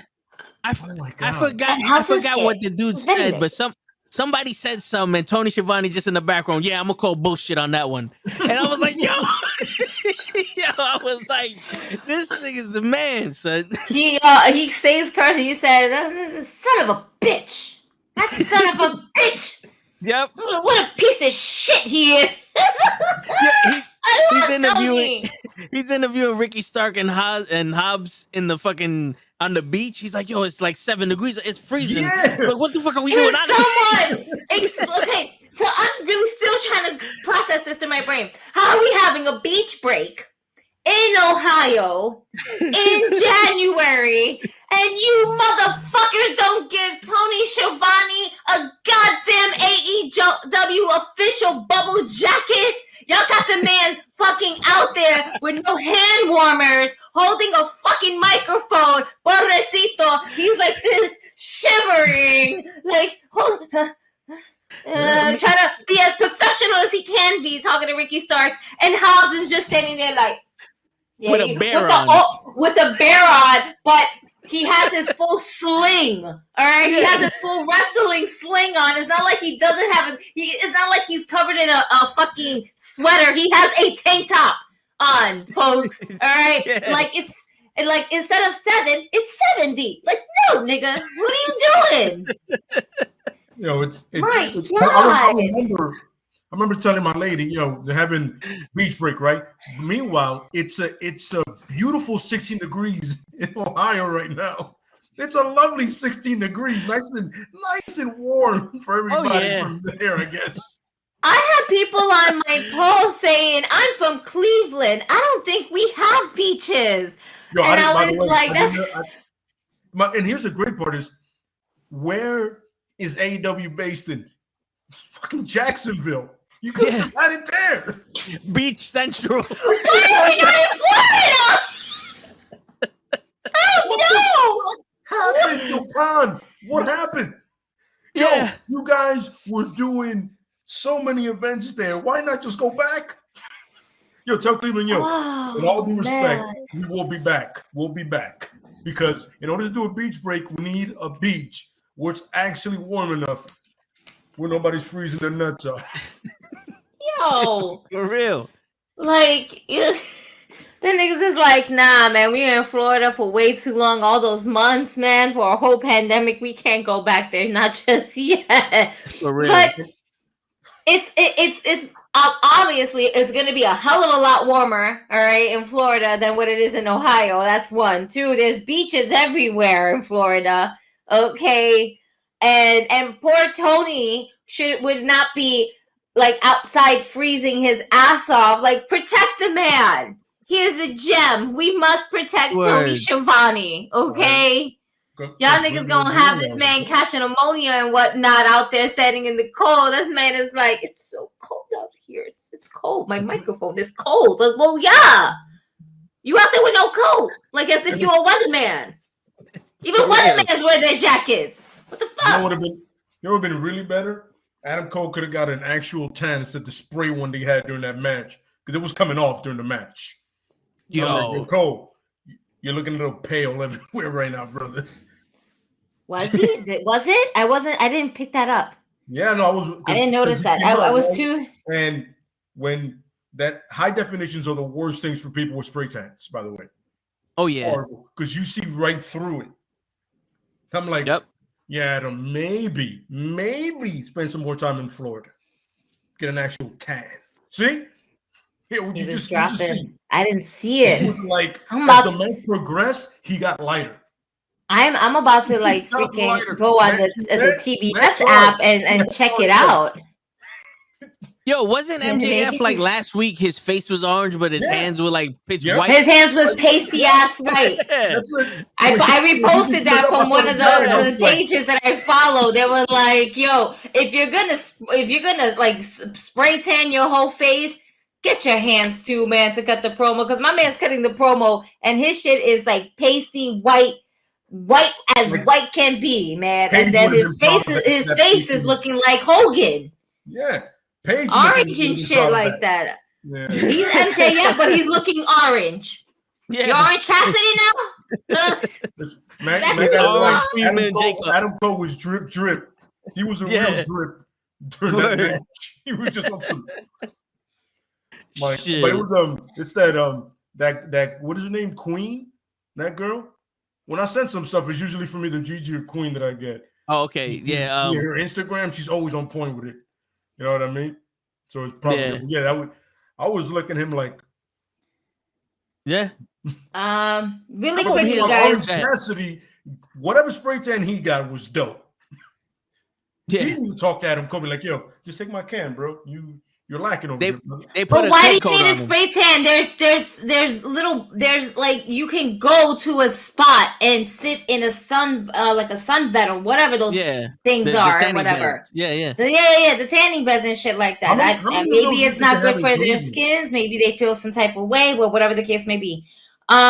Just really quickly, Cheyenne he was gonna be here already late as is. However, his relief that was going to basically break him away from him getting off is running late. So he'll be getting, home as soon as he can. But he may or may not make it to this show. Okay. So I'm just letting you guys know. He has an open invitation to whenever he can make it.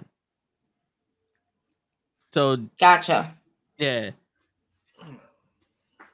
So I was talking to him a little bit earlier today. So, I had some stuff ready. But for him, yeah, that's dope. Yeah, definitely. Now that my duties are officially done for the evening, I shall be back. We're gonna get the real Gigi now. You goddamn right, motherfucker. See, that's how you cut promo. That's right, shit. Especially the go home promo. Yo, the go home for Raw should have been stay home. Yep. This is the stay home show for Raw because you don't need to come watch the Royal Rumble because apparently nothing we're doing. Apparently, only two people realized that it was the go home show for Raw: Austin Theory and AJ Styles. They're the only ones that realized that the Rumble's coming up because they put on a pretty good match. Yeah. Oh, and Doudrop's promo. I really like the side of her promo. Becky was annoying. Yeah. Becky sounded like if McGregor wasn't charismatic. If Conor McGregor wasn't charismatic, that's what she sounded like. And she's changing the narrative for each one of their matches. You know that? Like they'll cut a promo on her and Becky's like, "Oh, I don't know what you said, but I'm pretty sure it means that you're jealous of me." And it's like, wait, that's not what this is about. Like that's not what this is about. Absolutely. Unfortunately, Becky Lynch has lost her steam of being the man because she can't be the man anymore. Yeah. You know what I'm saying? With that whole shit that with Ric Flair and everything like that. Before it was endearing, now it's just leaving a sour taste in his mouth, you know, and it is what it is. But she lost that steam, and she was kind of losing it prior to her maternity leave. But, you know, it's just because she hasn't had a really good feud. And it's just still, she's good, but she was not as great as she once was, as she was being the man. Yeah. I agree. I agree. You know what I'm saying? Well, because the man character was like Austin. She didn't give a shit. She went in there to fight, and she would fight anybody. And then it was really organic. Yeah. You know, that's the thing. When something's organic, it's easier. You know what I mean? It's really easy. But when she came back as Becky McGregor, yeah, you saw it. It was like, this isn't you. You're forcing it. You know what I mean? Yeah. And she has an extra charisma more than her husband. But why are you forcing this? Yeah. You know what I mean? Definitely. Yeah, it's like I said, it's weird. They just need to tweak some shit. Real quick, we got a question from Byron. Goes, my friend was telling me the other day, Adam Cole has it all, the personality, the charisma, but he needs to hit the gym. Shawn Michaels may have been small, but he was jacked for his size. Shawn Michaels, back in the day, would have been bigger than the dudes that are wrestling now. He was small to a 6'8", 350-pound man. But he was still, 6'1", 6'2", 250, 260 pounds. He would have towered over Gargano and Adam Cole and Kyle O'Reilly. Yeah. Yeah, but agreed. Like the thing with Cole, O'Reilly, Fish, Gargano, you know, well, not really Gargano, because he finds gym time. But the thing with these fellas is that their technical prowess supersedes the look. Yeah, the bodybuilder look. Know that they want you to know that they can wrestle. They don't want you to see them all the way and go, yo, that dude can wrestle. And then two, their character develops within the wrestling itself. Like you can see the characters the way they wrestle. You know what I mean? Is it just me, or is it like the independence is kind of like the anti old school wrestling? Mm-hmm. It is, absolutely. Old school wrestling was you needed to be a muscle-bound jack motherfucker. But you can barely move. Yeah. And now it's like independent wrestling was like, no, this is wrestling. Look at what we can do, the athletic ability. You know what I'm saying? Like, it was mostly the smaller guys with the independent wrestlers saying, look, we can actually move in here. Yeah, absolutely. We can wipe our ass. But the thing is, I can agree with that Adam Cole, but the thing is, you see a guy like Adam Cole, right? But then if you look on the other side of the spectrum, you see a guy that looks like Finn Balor who balances both. Yes. Who clearly gets to the gym, you know what I'm saying, but can clearly go like Adam Cole. So it's one of those things is, which do you prioritize? Do you prioritize the skill, you know what I mean, or the packaging, or do you find a balance for both? You know what I mean? Yeah. Remember in ROH when Adam Cole was there, you know, it was like you had there's certain people that fit the muscle bound people, you know, like that's their thing. And there's other guys that they're just about going. Yeah. Like, you know, even Kevin Owens and Samoa Joe. Absolutely, yes. You know, they're on the other side of that spectrum where Adam Cole is really skinny. These guys are bigger men. Yeah. Yeah. To the untrained eye, to the idiot, they would say that Samoa Joe, Kevin Owens, and Keith Lee are fat. Absolutely correct. Just because they don't have a six-pack and shit. But meanwhile, they can do more and have done more than the most in shape person the WWE or any other wrestling organization had. Absolutely. Yeah, and it's funny because the call-ups, what did he say? Said back in the day, it was all about the body when CM Punk came out around. Was a big name for his body type, and it made it easy for guys like Adam Cole, Johnny to be showcased. Absolutely correct. That's you know what I'm saying? And then when you can almost say the same thing for the women when it came to like China, Beth Phoenix, you know, those types where the women were Natalia. Natalia, they built the women up, you know what I'm saying? They're more muscular women. But then, you know, you have in Japan, you had Bull and the rest of them who were fully figured women that can go, and that's where Dewdrop and women like that got their chances. But no, I completely agree.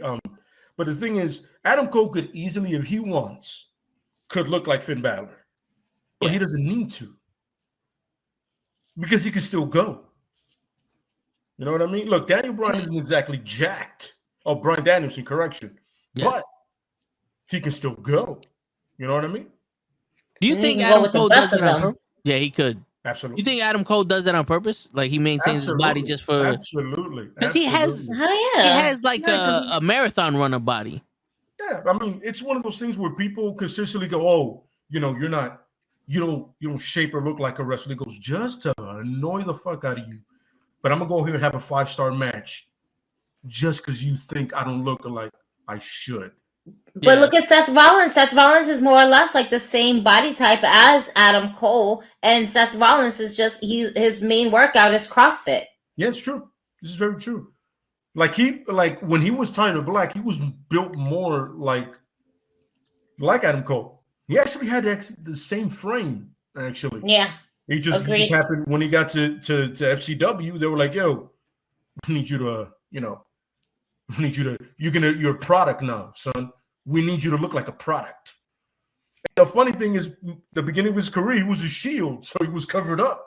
Yeah. So that didn't matter. The only person that needed to look anywhere near jacked was Roman, because the sleeveless. You know what I mean? He was the muscle, the juggernaut. But no, I agree. Adam Cole was, and also you have to think about his background as well. Not for nothing, he's Samoan, and most Samoan men are large men, especially in that family. They're swole, they're big. Absolutely.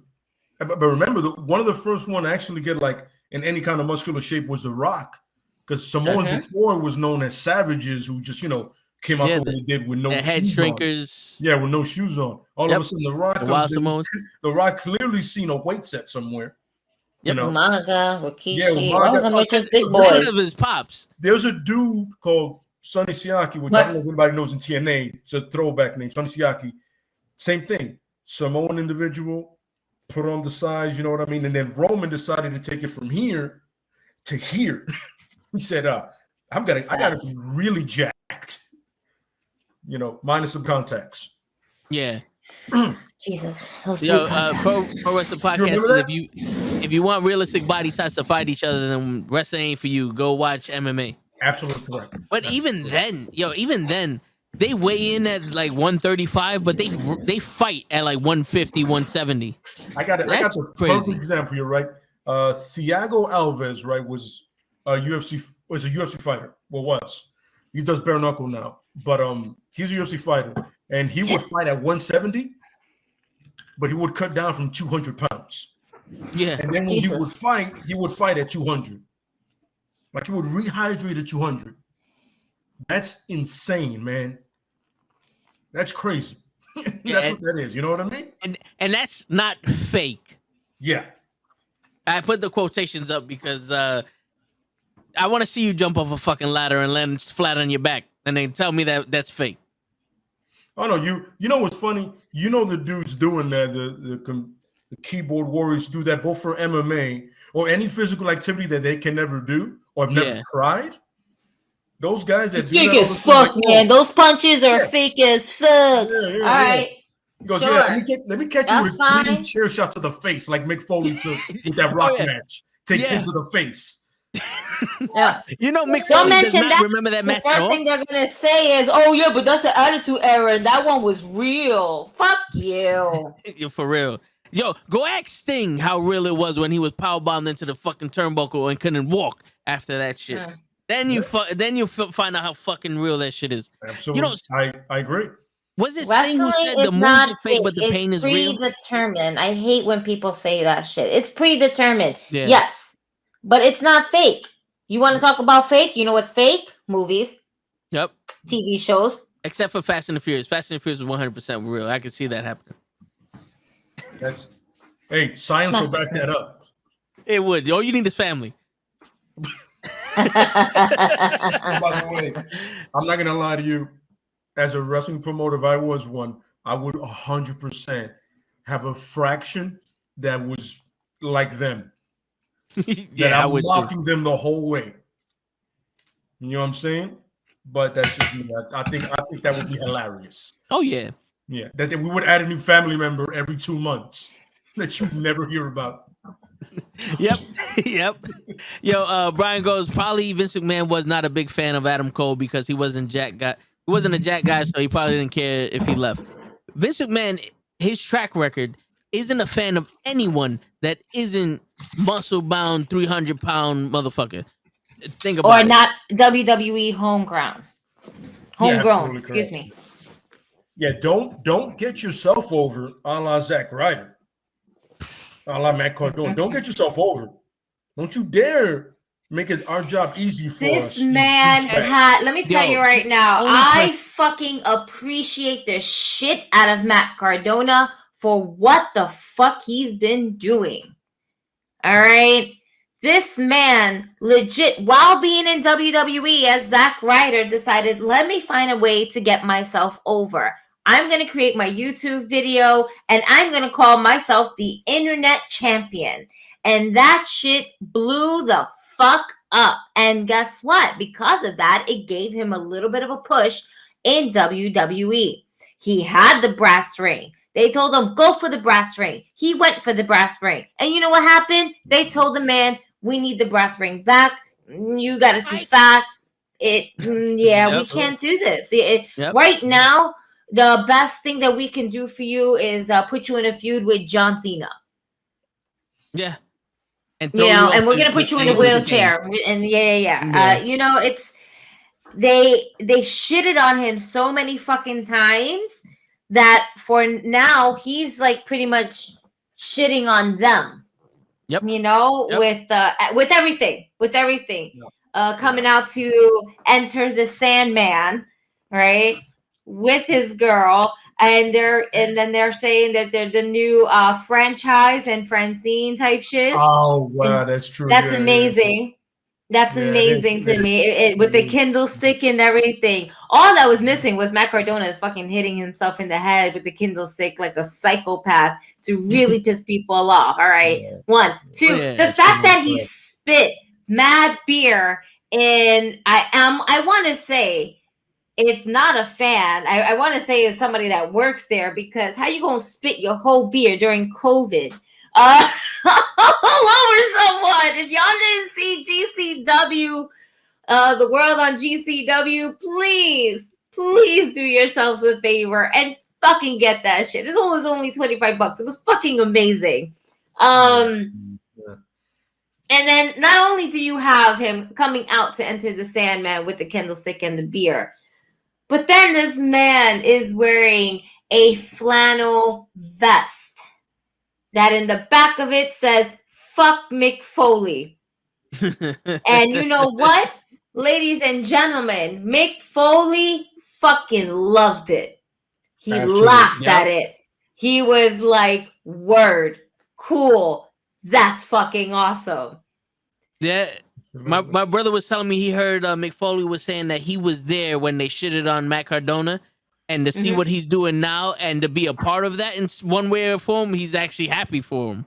Yep, absolutely, he sure is, and that's what you call a stand-up guy from Mick Foley. Yeah, and for Myers to be there with him, his best friend, is even better. Fucking great. And Hornswoggle. Yep. That little motherfucker was there. Yep. Oh, and to get the return of Marco Stunt. Yes.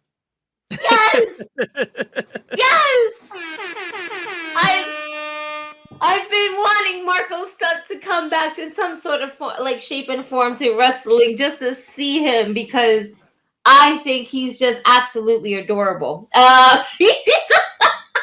But it was funny to see, like, damn, he's not that much taller from fucking Hornswoggle. He's tall, but he ain't that much taller.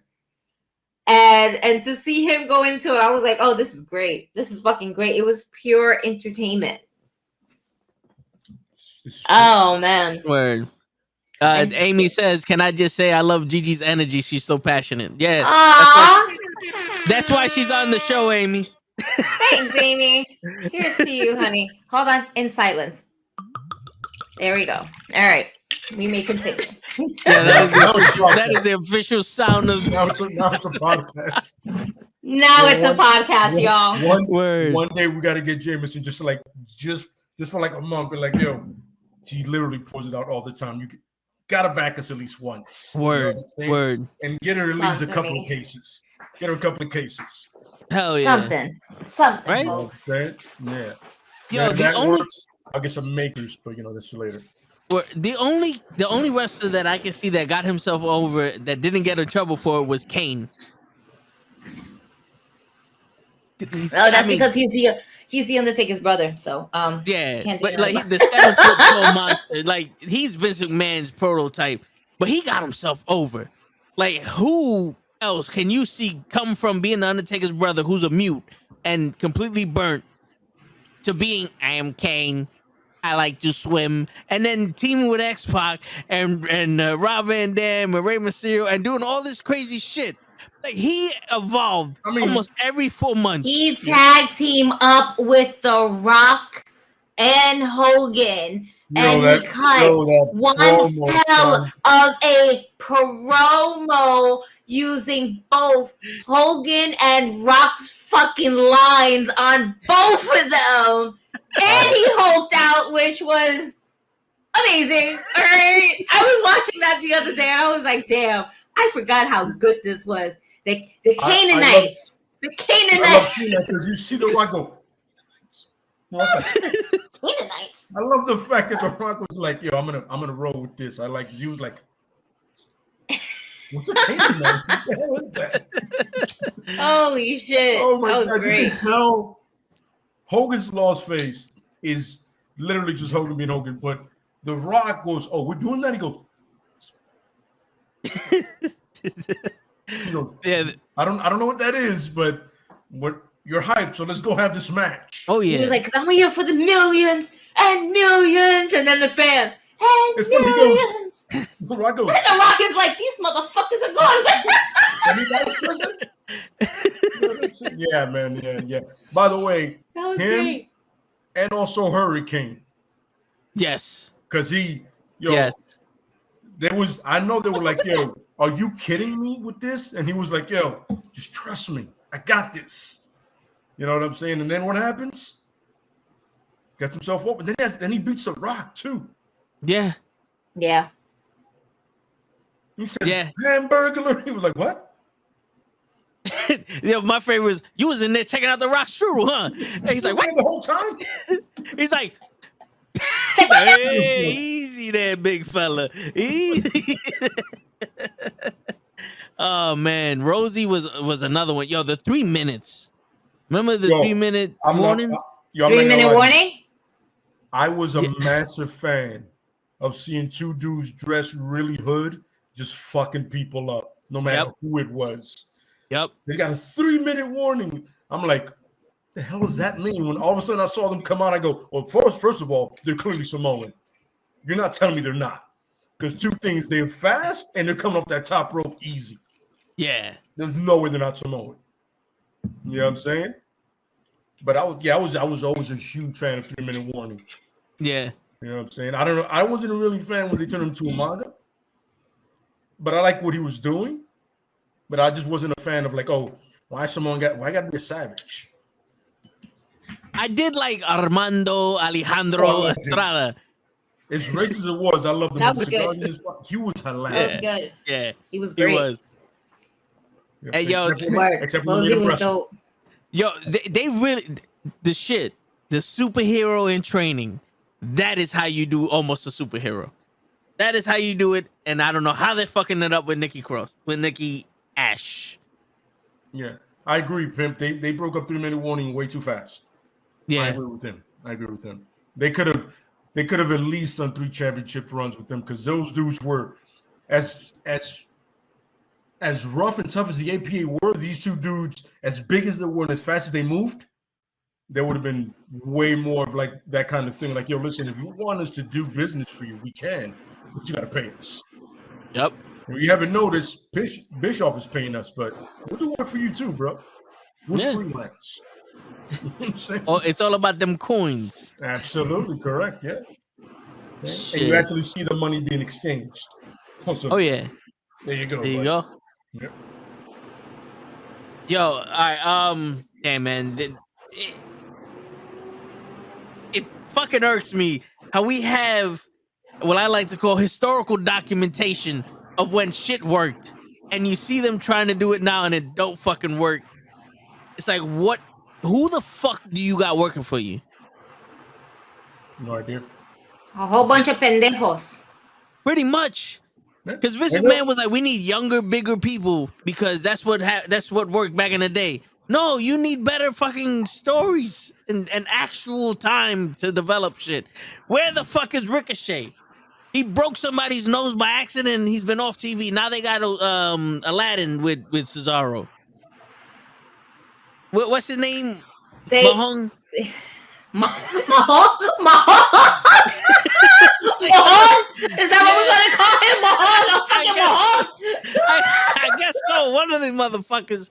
I don't know who the fuck I don't know his name. I know he was with Mustafa Ali. You mean the other guy? Not Mustafa Ali. Yeah, the other guy. I remember his name, dude. Yeah, somebody please.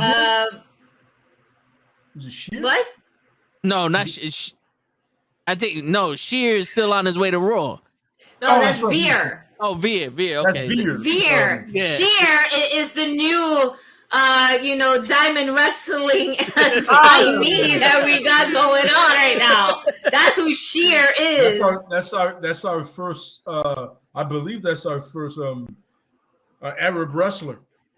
Yeah, that is. I break molds, folks. I break molds. That's right. That's right. Yeah. Holy shit, yo. I don't know who the guy's name is. I'm sorry. Mansoor. There you Mansoor. go. I was way off. It was Samson. Mansoor, you whore. That's I like that. Mahong, Mansoor, same shit. Mahon. Mahon Mansoor. Oh man. When you're in a tag team with either Cesaro or Ricochet, you know you ain't going anywhere. And it's fucked up that I can say that with confidence. You know what's even more fucked up is that we know Veer's name, right? Yeah. More than we knew fucking Mansoor's name right now. And we haven't seen Veer on Raw in a very long time because it's not like he wasn't on Raw before, folks, okay? Yeah. Let's be real. Homie was hanging out with Jinder Mahal. Don't hinder the ginger. Mansoor has won matches on TV, by the way. He has victories on TV on Raw. Like he's won matches. When they show his on Crown Crap. Yeah. His first match he won. When they showed his vignette that he's coming to Raw, a couple of the matches were from him wrestling on Raw. On Raw. No, and it's not like, and the best part is not like he did. No, that was fucking. It's not like he did. Whatchamacallit, a brand jump. Like he didn't do a brand switch. No. He was always on Raw. He was never on SmackDown. So why is he still coming to Raw? He should have been on Raw.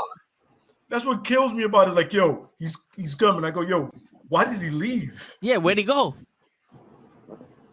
His boys left. He would never went anywhere. Yeah. Like, and who asked where he was? Yeah. Why you always have to tell us where he's coming from? It's like, who gives a shit? And they didn't even change him. I can understand if he left and came back, like Super Mahong. But no, he's just regular Veer. And the funny thing is, he was on NXT first, right? Yeah. And then he comes up to Raw. And then... ta-da, he's gone. Did he get stuck in the crown thing, or they're holding him hostage too? Probably. Is that what's going on over there? I was gonna say something real fucked up. Damn. I'm gonna keep my mouth shut. I was gonna say, fuck, I'm not gonna keep. They're still trying to check his passport. To make sure. They're checking the visa. They're checking the visa, the work visa. He has to take a passport. I don't think he has a COVID passport. The COVID passport, the COVID. Where? He's not fully vaccinated. That's what it is, Therefore, right. he can't come to work. That's what it is. It wasn't the passport. And right there, Gigi, is how you have your next meet. Not vaccinated. Beer's not vaccinated fully. That's the K-Fab news. Stop. Because if I put some shit like that, watch my husband like, yo, for real? I'm like, yo, K-Fab, what are you doing? What are you doing?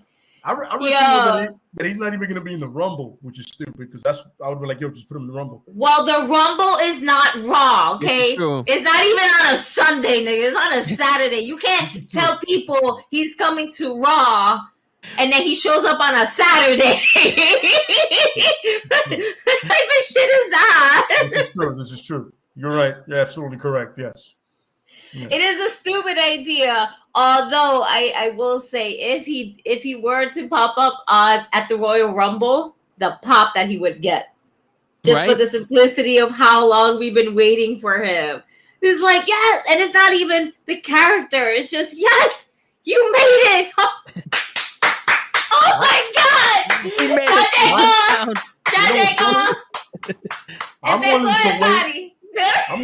I'm willing to wait till Money in the Bank and let him win the Money in the Bank match.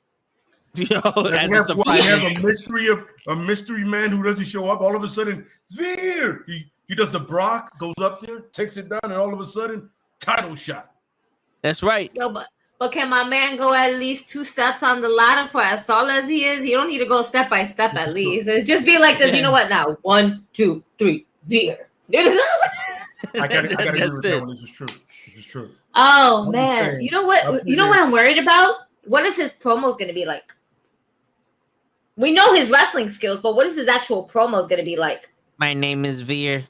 It took me a while to get here. Now I'm gonna get a beer. Like I don't even know how the man sounds. To be That's honest what I was about to say. I don't. There's no promos for him. They're gonna shave Mustafa Ali's head, call him Cole, and he's gonna talk for Veer. You heard it here live, folks. You heard it here live. What's going on, Anthony? What's up, Anthony? What's up, Anthony? Did you watch the ladder match? We talked about the ladder match earlier. We covered that. It was great. Great match. I don't know about the best match in history. No, I'm not going to say the best match in history per se, but it was a great match. Yeah. No, it was a great match for AEW Dynamite history. Yeah. It's one of the top matches, I would say. Just for the spots alone. With all due respect, AEW history is like 3 years. It's not really. Yeah, that's true. But hold on. Not much. But it is far from that triple threat match with Orange Cassidy, Pac, and Omega. By the way, that's one of those matches. Unlike WWE, I had no idea who was going to win that match. Even though I knew, I didn't know. They did that well enough that I was like, yo, even Orange could have won that one. Yep. You're like, yo, this is good. I like this, and that's the kind of booking I like. It was like, I should know who's gonna win, but I still go, midway through. But you still don't know. Yeah, I'm like, I got. Yeah, it still makes you question. It's not like something that we know. It's like always solidified. Like, man, this thing's gonna win. This thing's gonna win. Like after a while, especially with like, let's just say, Undertaker's wins at WrestleMania prior to Brock Lesnar. Undertaker's gonna win. We already know. You know, and WrestleMania is WrestleMania. Obviously, it holds a different, significance compared to like the AEW Dynamite, no matter what. But just in general, like it's something that it's predictable. And even though, like you said, like we felt like we knew who it was. Like we felt it was predictable, but man, they left a lot of like little loopholes here and there where it made you like doubt yourself. Like, shit, wait a minute, am I wrong? And then you start questioning yourself. As a fan, like, wait a minute. Like, I know this. I've been watching this. They're fucking with me. They got the balls for this? Yo, Kenny's gonna lose this, bro. Yeah. Yo, Parker Cassie might got this. Yeah. For real. And it's funny, in all honesty, in that match, I felt they should have pulled the trigger with Cassidy. Just like a wild, like you imagine, give him a month reign of just him coming out and doing the. with the belt in a Jansport book bag. Yeah, like he doesn't even fucking show it. He goes, puts it back in, and then before he leaves, he goes. that would be fucking dope. You know what I mean? Because had you pulled the trigger on either guy, nobody would have been upset. Not at all. You know what I'm saying? You would have done it with Pac. You'd have been part of the triangle. Then you give the Lucha Brothers the tag team titles, and then you make them absolute devastating because of the Death Triangle. The name is in it. Mm-hmm. Yeah. But once again, see, when you set up a match like that, like, look, when it was Roman, Bryan, and Edge, we all knew who was going to win at WrestleMania. Yep. Right? But in that match, I was like, I honestly don't know. Yeah. 10 minutes into that match, I was like, wait, is Kenny going to win? Because they don't have future booking. WWE likes to plan ahead, and you're right. There's no long term for it. Yeah, it's one of those. The WWE is like, yo, we already know that Brock Lesnar is gonna face Roman Reigns at WrestleMania, so there's no way Roman Reigns could lose this fucking title. Or Brock Lesnar. You promote it on your big ass truck. Yeah. Okay, it's a big ass truck. This is Roman versus Brock WrestleMania. Why would I order pay-per-views until then? Yeah, we're in October. You got 3 pay-per-view. You got. I apologize. Premium live events. Yes, Don't get it. Premium live events. Yeah. Yes. Until that until WrestleMania, but you're promoting it. Why would I watch anything? If you have a championship match, I know who's gonna win. Yeah. And it's almost like the Royal Rumble. Like I said, Big E is the only person. One, I can name in the Rumble, but two, that I can see winning it. Mm-hmm. Like the Divas, the women's Royal Rumble, you could get a surprise like Bayley or someone to win. But until then, Liv Morgan, who else is gonna win this shit? Bianca again? Lita. I'm gonna throw Lita out there. And I'm actually, you know what? I'm actually upset that all those surprises were thrown out instead of just letting them happen organically. Yeah, we never knew all 30 participants of the Royal Rumble until that night. Man, we had no idea. You know what? AJ was going to come back. AJ was going to come in. He just showed up. There were rumors, but nothing was confirmed. You know what I'm saying? At no point when I was like, all of a sudden first of all, that camera crew was terrible. The editing was terrible because they cut a Roman's face doing this. I was like, can I see the Titantron, bro? Yeah, who the fuck is coming out? I don't give a shit about Roman. Who the fuck is coming out? Roman's and then he's like halfway. Roman's fine. Yeah, he's halfway through his shit, and the crowd is popping, and I'm like, who the fuck is this? I don't see the Titantron. I don't know who this is. Like my man was about to get eliminated, and we're like, oh shit, it's AJ Styles. He's been here for a half hour already. We didn't see him. He brings beer. You know what's a perfect one? It wasn't even the Rumble. The Hardys at WrestleMania. Yeah. Oh, remember that? Oh my, I wasn't even in there, and I felt goosebumps and chills. I was in my own crib, and I felt goosebumps and chills, and I was like, "Get the fuck out! Get the fuck out of here!" I lost my shit. Everyone in my crib lost their shit. Like it's something. That was magical right there. It was. You know? Yeah. And the fact that if for those who know about it have to know that if you don't know, the Hardy Boys were defending their ROH tag team championships against the Young Bucks. And wow, what a fucking match. What a phenomenal match that was. Mm-hmm. If you haven't seen it, educate yourselves, ladies and gentlemen. Do that, yes. We had a feeling, and then we didn't have a feeling because we were like, damn, can the Hardy Boys show up? Man, they're not going to show up. And then they did that magical moment when they hit their music.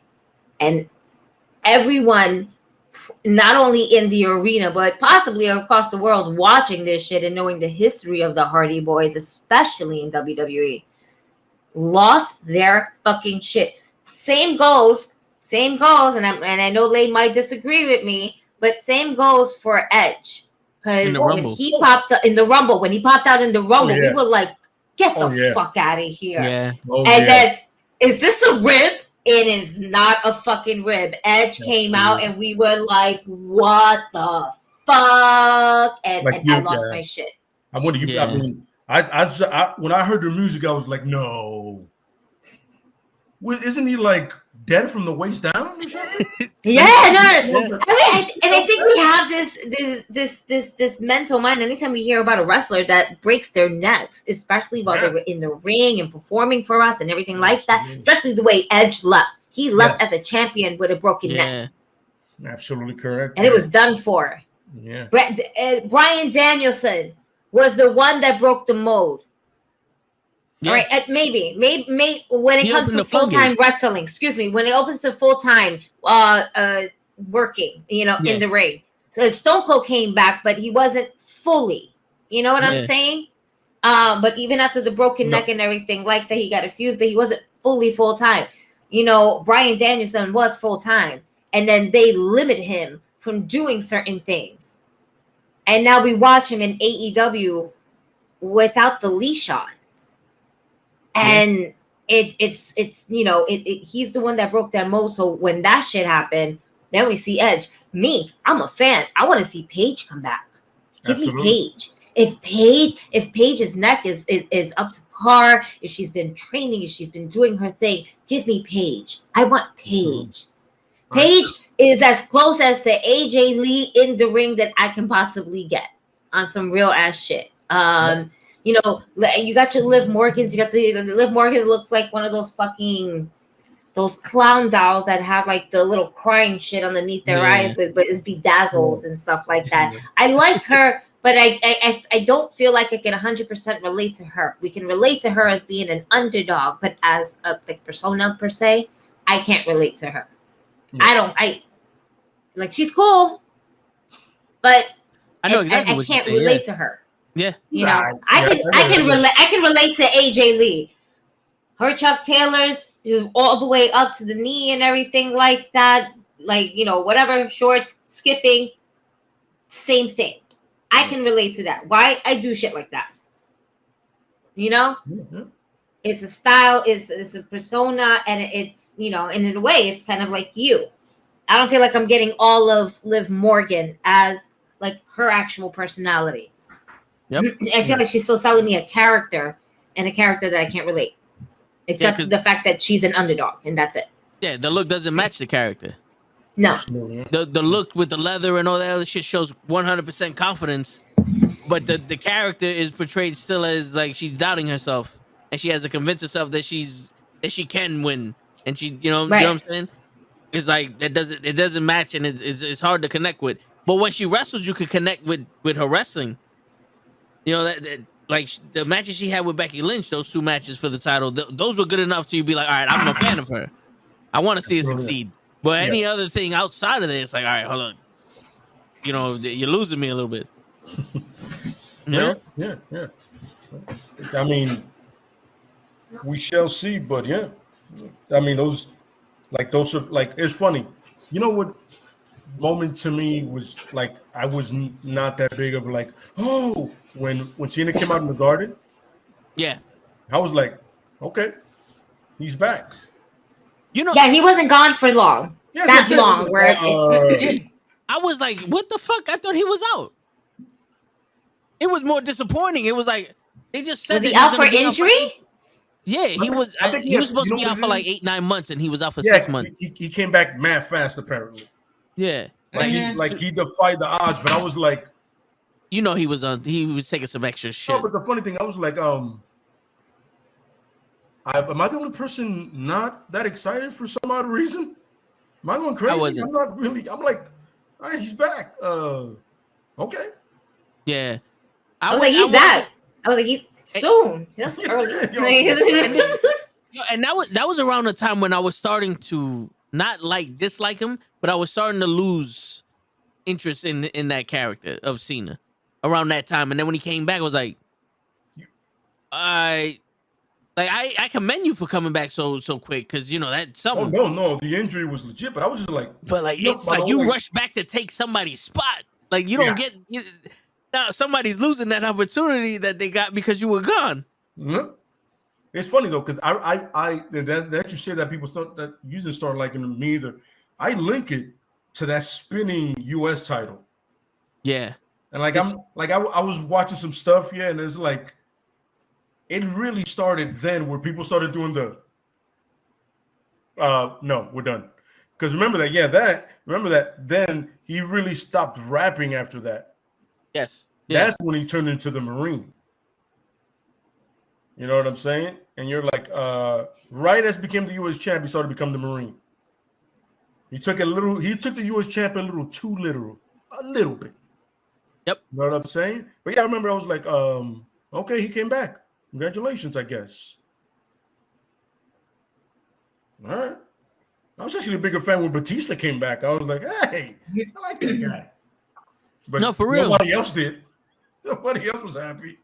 The worst entrance that ever could have came out of a Royal Rumble, which is basically just because it was just the wrong time, unfortunately has to go to Rey Mysterio entering at number 30 when we thought we were going to get Bryan Danielson that one year.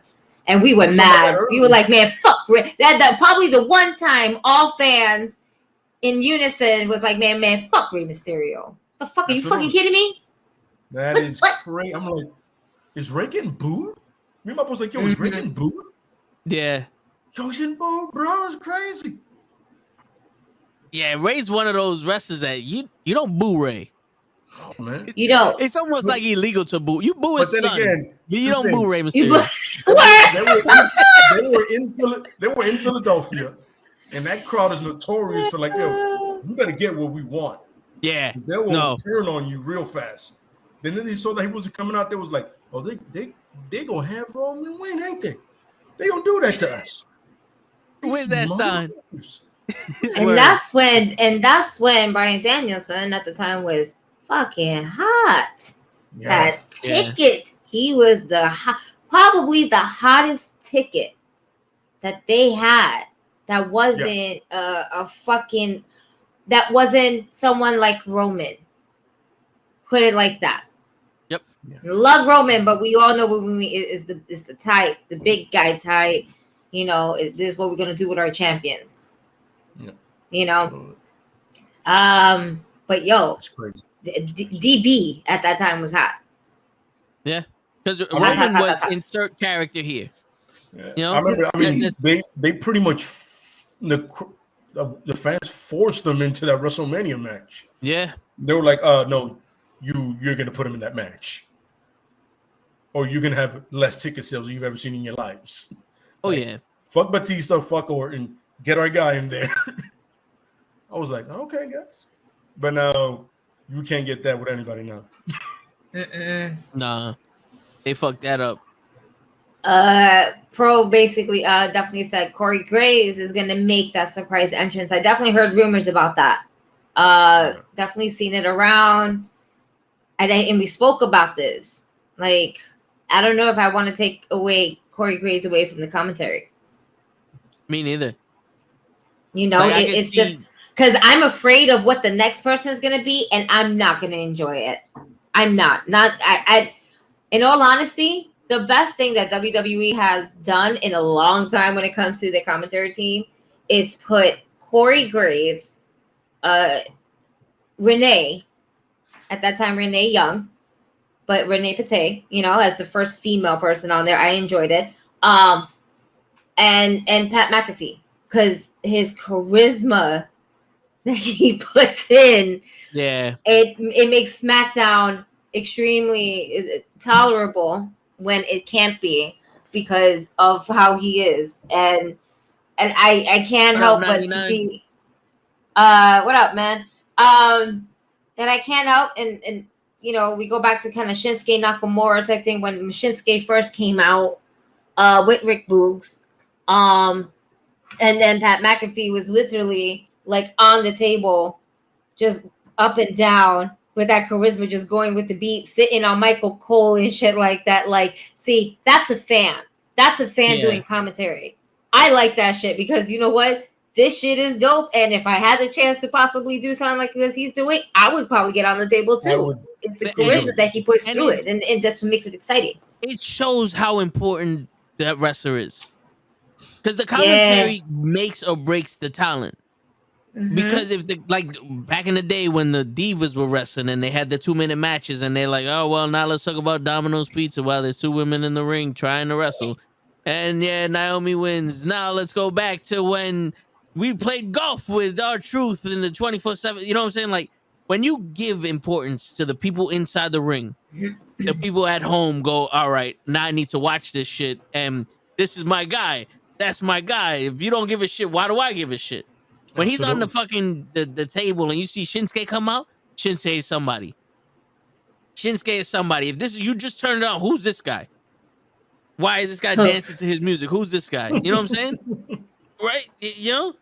Like if we did this podcast and we was like, well, you know, Adam Cole did his thing and that was a hell of a ladder match. No one's gonna give a shit about who we're talking about or what we're saying. Yeah. They're just gonna be like, yo, how do I get this off? Like, where's the button to get this shit off? Like, I'm sorry, Toe, but I can't be here. Even in mute, I don't like the way you're talking, you know? But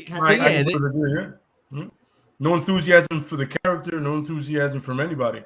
Oh yeah. Listen, if I'm watching, like if I'm not there live feeling the vibe, when I don't want to feel Raw at all. They have Raw vibe because it's terrible.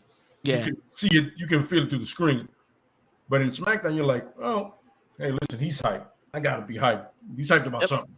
Yep. Somebody here is hyped at least. I'm with it. I'm down. And, and this is why you gotta give Bobby the Brain Heenan like the mantle is the best. Like he made it important. When Ric Flair lost the match, this isn't fair to Flair, you cheated. Or when they're jumping Hogan, the humanoids did this to Hogan and blah, blah, blah. Like, he was telling the story of what's happening. So it's like, if this is your first time watching, you know exactly why they're beating the shit out of Hogan or why this guy doesn't like this guy or who this guy is and that. You didn't have Al Snow at Sunday Night Heat. Baba Ganoush 1 wrestling Baba Ganoush 2, and now he does a suplex. And you're like, okay. So I'm watching this for what? I don't want to watch two Baba Ganoushes wrestle each other. Yeah, you're not funny. Like, this isn't funny to me. So, all right, Baba Ganoush is going to lose. According to the internet wrestling sources, Cody Rhodes and CM Punk will be in the 30-man battle royal. If AEW had a 30-man battle royal, they would be in it.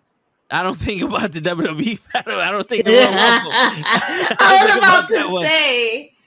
AEW, sure. A WWE one in this day and age, nah. Tony Khan is crazy enough to let that happen. Vince don't have the balls for it. I don't think Vince has the balls for that. I think Tony Khan, yeah, go ahead, put Adam Cole and CM Punk in the Royal Rumble. Now, let's just say, hypothetically speaking, this does happen, right? Let's just throw it out there. Fuck it, why not, right? Cody Rhodes would be the first one to come out, not CM Punk. CM Punk would never. Cody, why not? He is a free agent. Oh, no. I don't want to sign a contract. I just want to test the waters. Come back over here. Go to the battle, go to the Royal Rumble. Imagine he throws himself out and is like, nah, this ain't worth it, and then walks out. Shit. Everybody will be gunning for him. And then, he'll have his elimination because he's hot, he's fresh, he's coming in mid number, maybe anywhere from 15 to 20, and throws a good amount of people that are out, just throw them over the ropes. And then after that, actually getting in, working maybe with a couple guys because, he kind of misses these people, realize, this is going to happen. Nah. And throws himself out, just be like Gail Kim's it. Dude, Gail Kim's it, and then Bret Hart it with AEW. Shit. That's it. Fuck this. That will put AEW. I'll see you Wednesday, Tony. I'll see you Wednesday, Con. Word. What up, big fool? Just on camera, the uproar of if that shit will they would riot. Vince would be pissed. The whole thing would be a shit show if it were to ever go down like that. And man, I would love it. I can picture Cody coming out in Triple H gear. like the purple fucking pants with the Triple H like font, but it says Cody. I can picture him coming out with that shit. Just sitting there. It's like, you know what? We're putting it out there. I'm out. We're putting it out there, Cody. Just be a little salty. Just be a little salty for us. Oh, yo, man. 99. You did say Royal Rumble. I said Battle Royal. It was my mistake. It wasn't yours. But yeah, that was my fault. But still, I don't think Vince has the balls to be like, CM Punk, come on in the Rumble when you're with AEW. Oh man. Yeah, it's salt to the wound though. That shit was great. Oh man. Moving on. What is going on for the Royal Rumble, y'all? Because I don't know the fucking match card off the top of my head. I'm gonna be real with you. Like, we got. Is it that bad that we don't like really? Wow, man. I haven't seen Raw for maybe about 2, maybe 3 weeks. You didn't miss anything. I'm sure I haven't. If I have, I'm gonna see all the video packaging that they got. All right, because I'm gonna watch everything, and they're gonna do the amazing edit for me, where I'm just gonna be like, okay, this seems like it could be important, and then move forward. I'm telling you, if I was AEW, I would run Raw Rebound on the show. Like, just in case if you miss Raw, it goes a Raw Rebound for the 18th time this week. No, but all right, so we got Bobby Lashley and Brock Lesnar, Doudrop and Becky Lynch, Roman Reigns, Seth Rollins. Okay. And that's right. That's a match that matters to me. Okay. Edge and The Miz. Does not matter. And, Beth and Miz and Maurice. Are the Usos wrestling anybody? I don't think so. And then it might be just in the Royal Rumble. Yeah. So there's 7 matches and 2-hour-long matches. So I mean, they can't fit. Alpha Academy versus RK Bro. Cheyenne's on his way. Oh shit! Hey, nice. All right. Get there safe, my friend. That's all right. Yeah. So okay. All right. We got something here. We can work with something here. Can we work with something here? We can work with something here. Yeah. How many?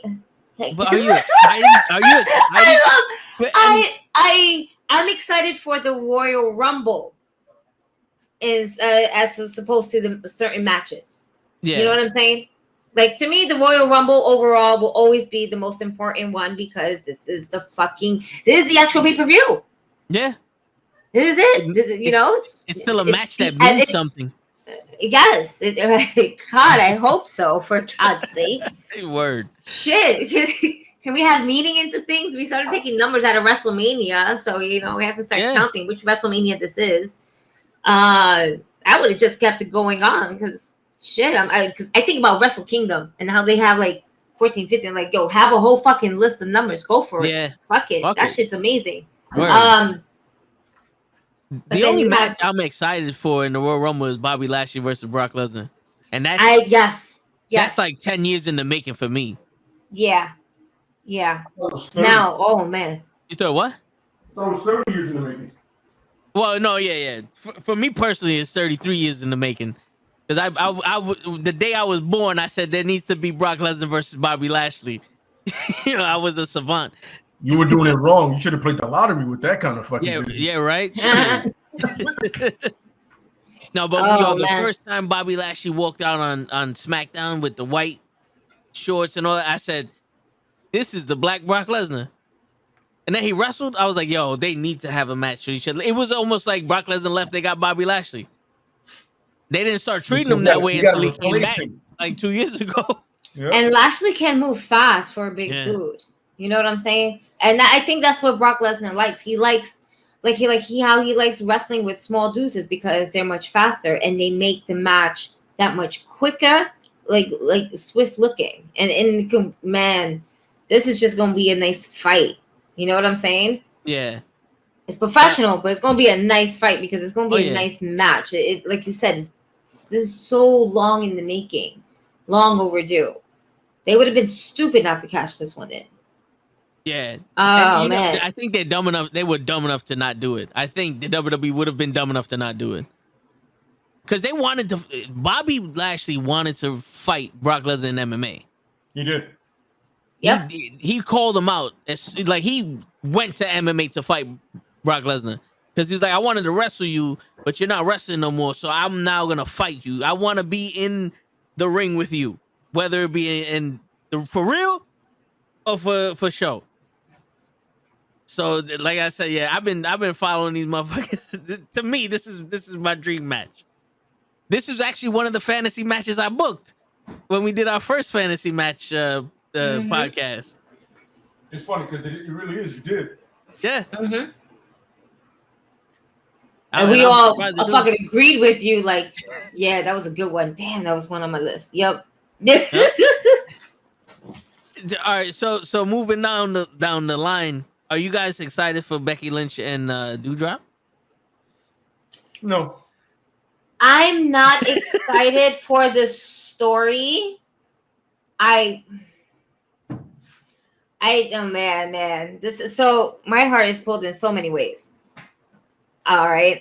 One, I want to see an actual wrestling match, and I know that Becky can go, and I know that Piper can go. Now, our odds are Becky wins, right? But at least I want to see an effort in a match between both of these ladies. Like, give them time. I feel like they're starting to get rushed again. Yeah. You know? Definitely. The story at this point, if Doudrop, if Piper what up, Luck? doesn't fucking, this is a storyline that's just going to be another passing. But I want this to at least be able to elevate Piper into the next, like, top wrestler that's there. I don't want to. I like Natalia's style, but they need. I don't know. They need to do something with her because if they're not gonna literally put her in the title, I'm getting from you that you're reluctant to be excited because you think they're gonna fuck Doudrop over. I already know who's gonna win.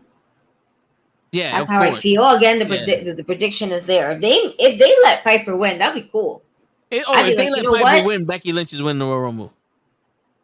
We already seen this with Asuka. They're gonna just do it over. They're gonna act like we forgot this. Man, I can't wait. I want to see Asuka back, and I feel like I'm gonna get her back in the Royal Rumble, and I also feel like I might get Bayley back. I'm missing the shit out of Bayley. Oh man! If I see that, I'm gonna fucking pop. I'm gonna pop this shit. I'm gonna be like, yes, the bitch is back. I think the world is gonna shake when Bayley comes back in the Rumble. Like, you're gonna feel the tremor and shit. Oh man, for sure. And if she comes back, I wouldn't mind her winning. Me neither. I want her to be in WrestleMania. I just don't want her against fucking Charlotte. Man. Nah, I can see that. Oh man, I'm just maybe they might do another triple threat and throw Sasha Banks in there. Bayley, Sasha. Well, do you have the original four horsewomen? You could have Sasha, Bayley, Becky, and Charlotte main event WrestleMania. And let's not also forget that there's also rumors of fucking Ronda Rousey possibly making her comeback because she is scheduled to be at WrestleMania. No. I agree. I agree. They sound like the dude when they changed the pepperoni pie in Little Caesars commercial. Like, my heart sinks right now because I'm like, nah, man. Can you just do press and that's it, and just leave the ring alone? We don't need this. It was good. You're not good for business. You might be because your name. Obviously, she is. That's the fucked up part because money talks, bullshit walks. At the end of the day, her name adds value to all this bullshit. Doesn't add a value to us fans. Nope. But it adds value to dollar. And unfortunately, we have to pay the price of watching Ronda Rousey coming into our WWE ring and possibly winning shit because she's Ronda Rousey. and that's what sucks about it. You know, like her first run was acceptable because she was an actual fan. She lived her dream. It was like, damn, I forgot this fucking guy's name. WrestleMania with Damian Priest, who's this Bad Bunny. It was like if Bad Bunny had a whole year of program in WWE. That's fine. He's a fan. He put the time in. It worked. But if you want to make this shit real, Ronda Rousey ain't gonna do it. Like, she left to be a mom, came back. I don't think she started working wrestling after she gave birth and shit. She was living her life. You know what I'm saying? And then to do what? To train for 3 months to come back? Like, you wasn't training that long when you first came. You're not a seasoned vet at this shit. This is true. You know, if you had 10, 15 years of wrestling and then went back, you know, had a kid and then came back of 3 months of training, I get it. You're just getting the rust off. You're learning this shit. You know, like, you learned this shit last year, and these women had to hold you to the standard the WWE wanted you. Now, you're not going to get that with the women that you're going to wrestle now. You got to be that good to be in the ring with these women. And you ain't. I'm sorry.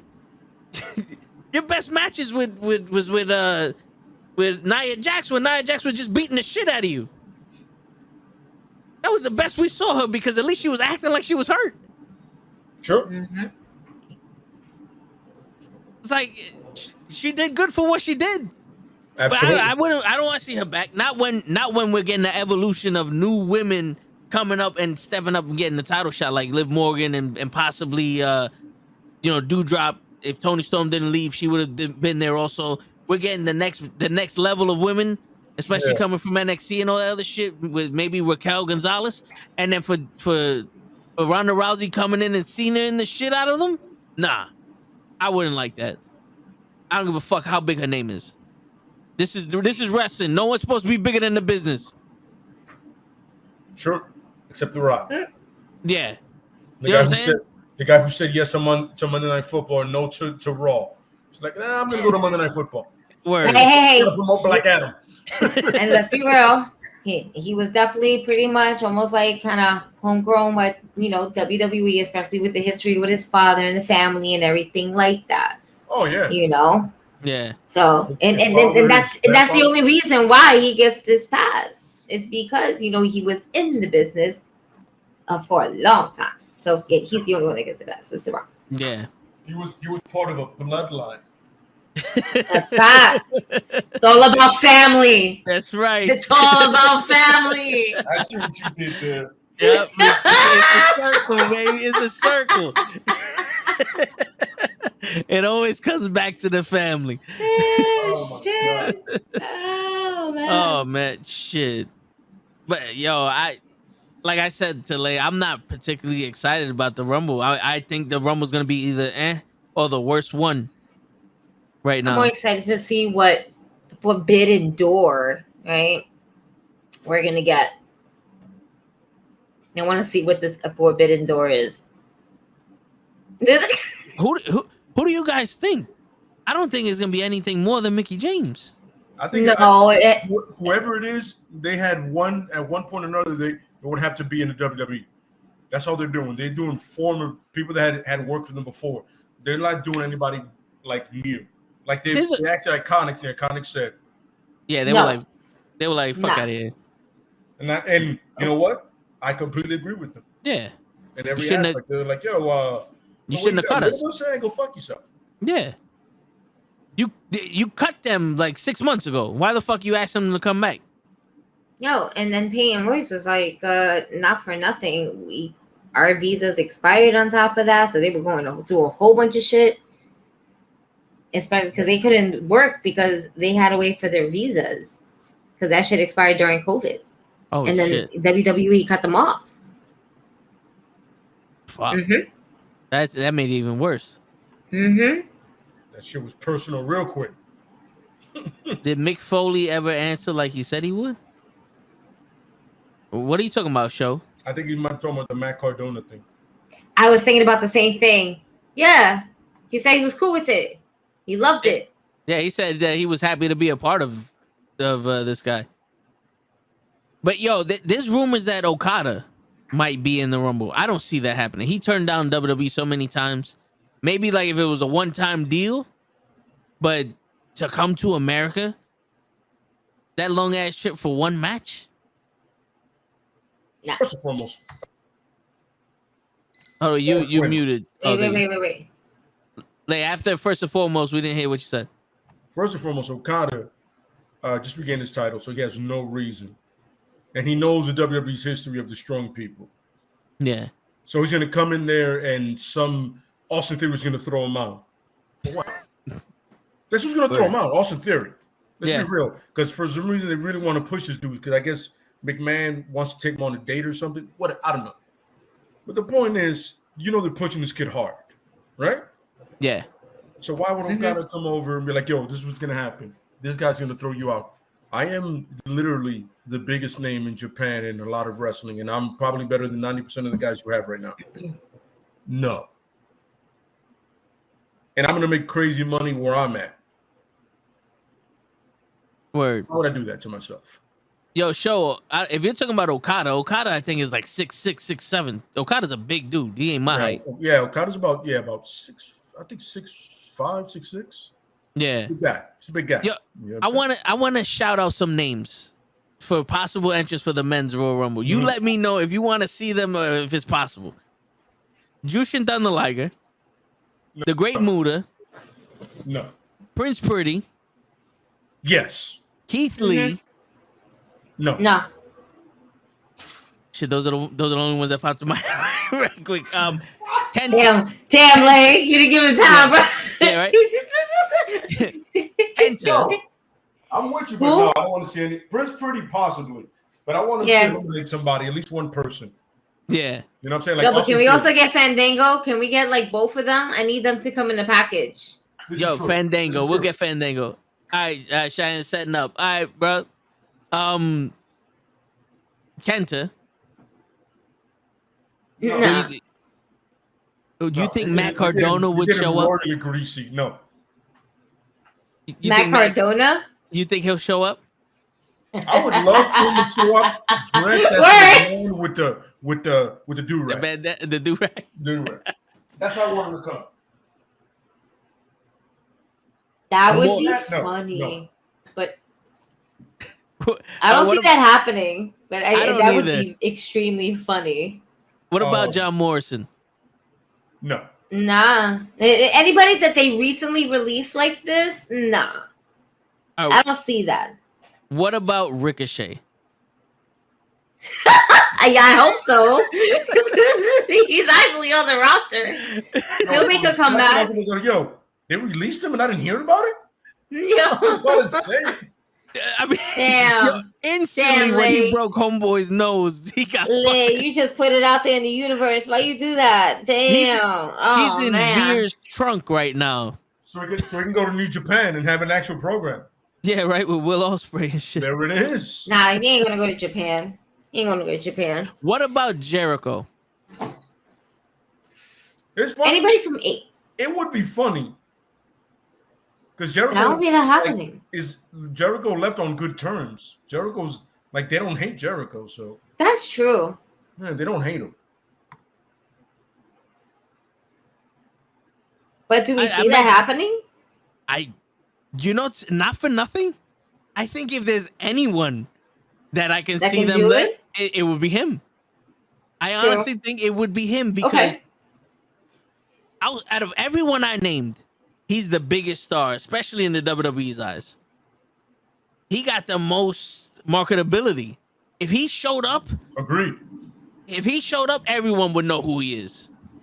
CM Punk, the diehard fan, but the new kids on WWE, he's been gone for so long. I would say maybe like 30% of the people in the crowd wouldn't know who CM Punk is. Because, know, there's a lot of people that watch WWE and nothing else. Sure. But everybody would know Jericho. They'll remember the list.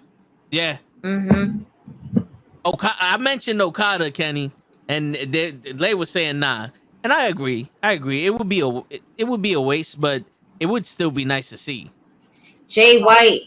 To me, Okada. I can see Jay White. Yeah, Jay White, but Okada gains nothing from that. No. He gains nothing.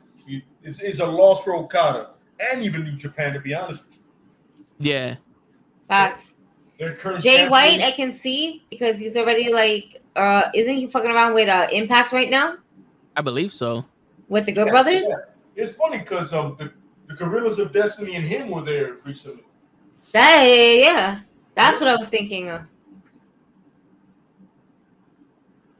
Do you think they're gonna have anybody from NXT being the like Braun Breaker or the We're gonna get the Samoan?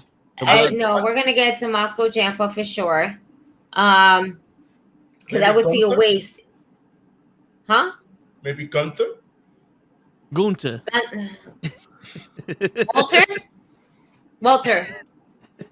Walter. Listen, Yes. How is Gunther gonna come out? This is how they know him. Yeah, how is Yo, Gunther gonna come out? if he he's gonna come comes out out- in if Coming he to America comes- vibe from. So is Walter. Oh my I'm god. gonna call him Walter. Yo, I want the whole crowd to fucking chant Walter.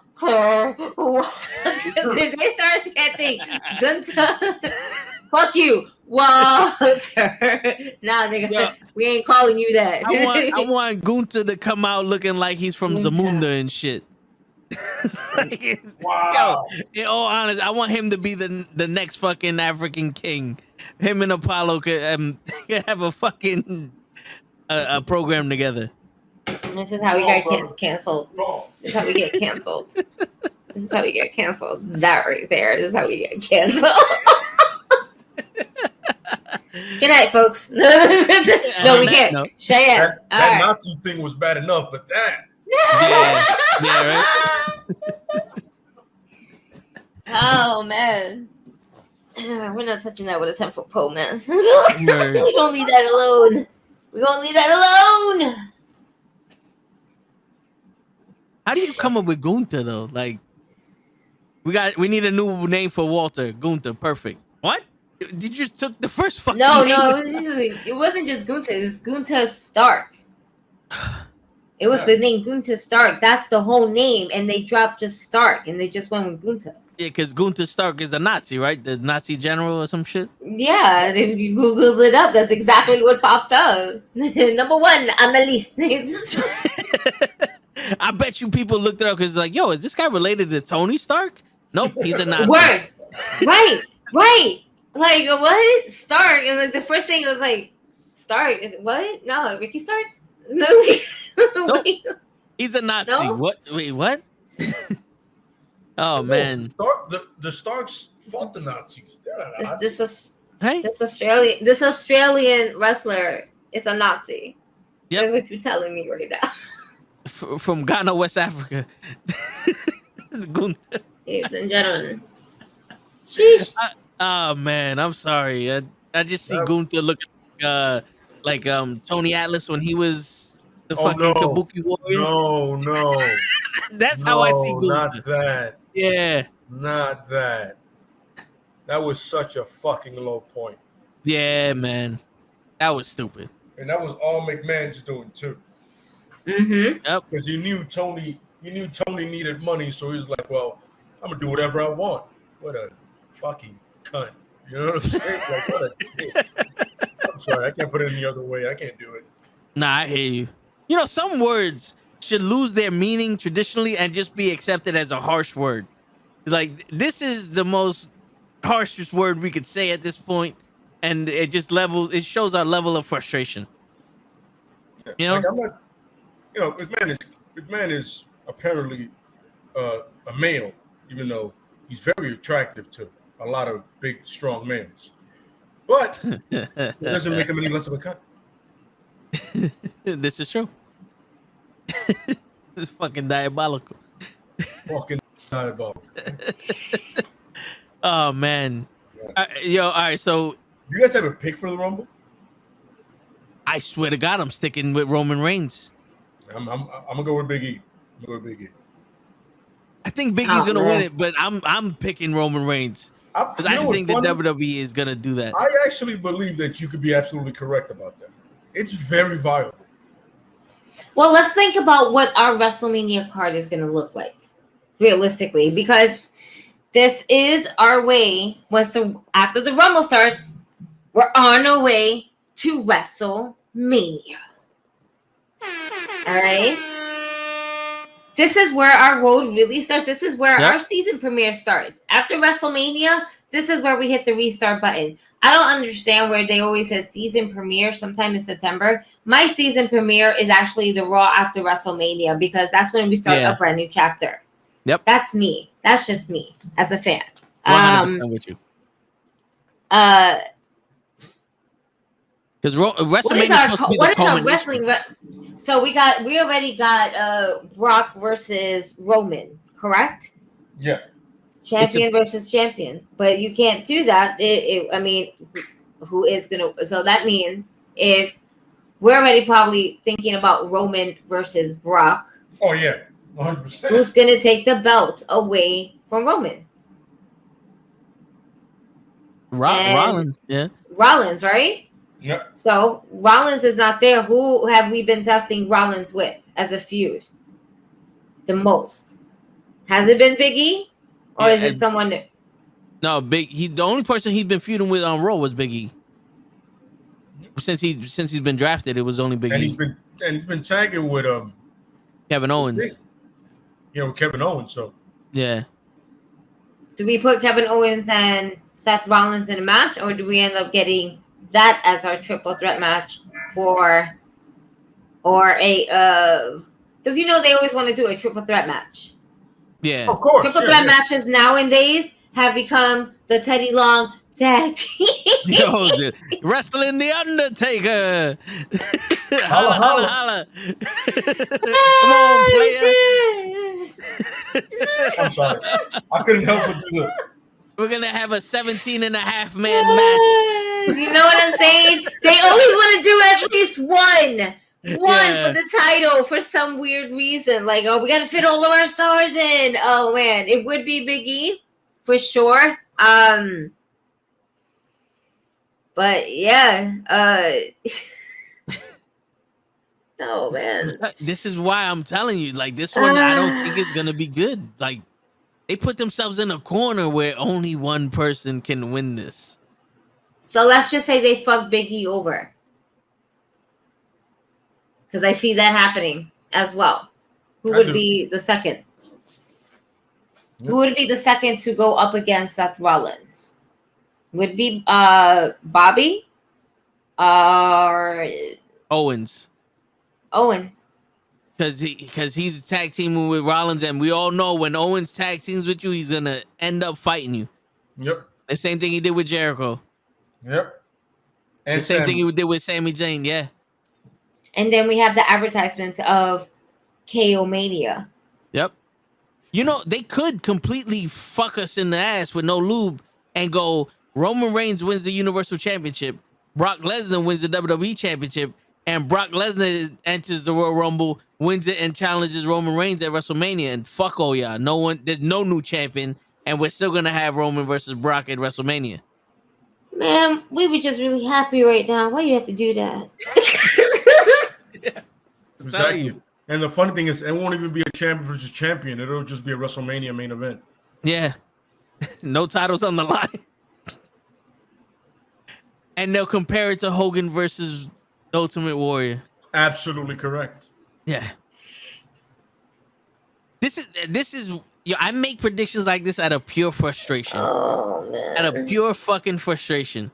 What do you mean? What was that, Kenny? That is 100% believable. That was fun, right? Kenny, thank you. No, man, yo, you understand my pain? How he just fucking pulled the rug from underneath me. I am like the cynical I'm like Cheyenne, the cynical guy.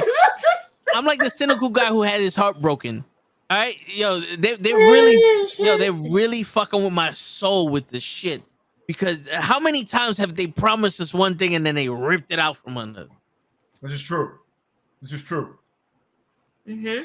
And they already built Brock Lesnar as the guy that could do whatever the fuck he want. Why wouldn't he go in the Rumble as the champion for the second time?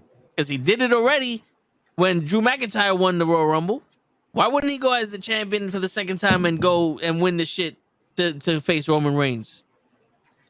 Remember when he entered Money in the Bank? He wasn't even part of it. Yep. He just walked up in there. He was like, "Oh, this ain't the bathroom. Matter of fact, let me take this briefcase." This is where I parked my car. Yeah. This ain't my office. Oh shit, there's a match going. You need a hug. Word. Let him know, Kenny. He does need a hug. He needs a hug somewhere. You should get a dog. A dog to love. I have a dog. You. I have a dog. He's an annoying piece of shit. Damn. Apollo doesn't stop barking when people ring the bell. Apollo. Really? Oh man! And here you are, the general of Apollo, and you just I am the General Z. Like, you want to surprise me? Have Apollo win it. I'll be on some. Yo, but you son of a bitch. You know, not for nothing. You really want to surprise the shit out of me? Shelton Benjamin wins the fucking Royal Rumble. A man that deserves this shit. Shelton Benjamin. He dealt with this shit too much shit to not be champion. They may do some sort of promotion to tie down this. I'm just saying. Yo, word. WWE 2K22. I am not going to buy this fucking game until after I see all the glitches in the world that everybody is going to pull out. If it doesn't have glitches, then God bless. If it does, I won't be surprised. Yeah. Their last game was pure shit. Their deluxe dropped down to like fucking 20, maybe no bullshit, $14.99. Okay, I got that shit for free because I had enough points. All right, on my Xbox, I didn't even pay for that shit. All right, the points paid itself, and it's trash. I played it like maybe I tried my best. Oh my god, it's dreadful. Yeah. It's terrible. I played it once. I played it a few times because, I was trying to be like, into it, and it's just, no. It wasn't for it. You couldn't lie to yourself. I turned it on. Absolutely not. I turned it on, try to make a create a character, and I saw the same exact shit from last year's and instantly got turned off.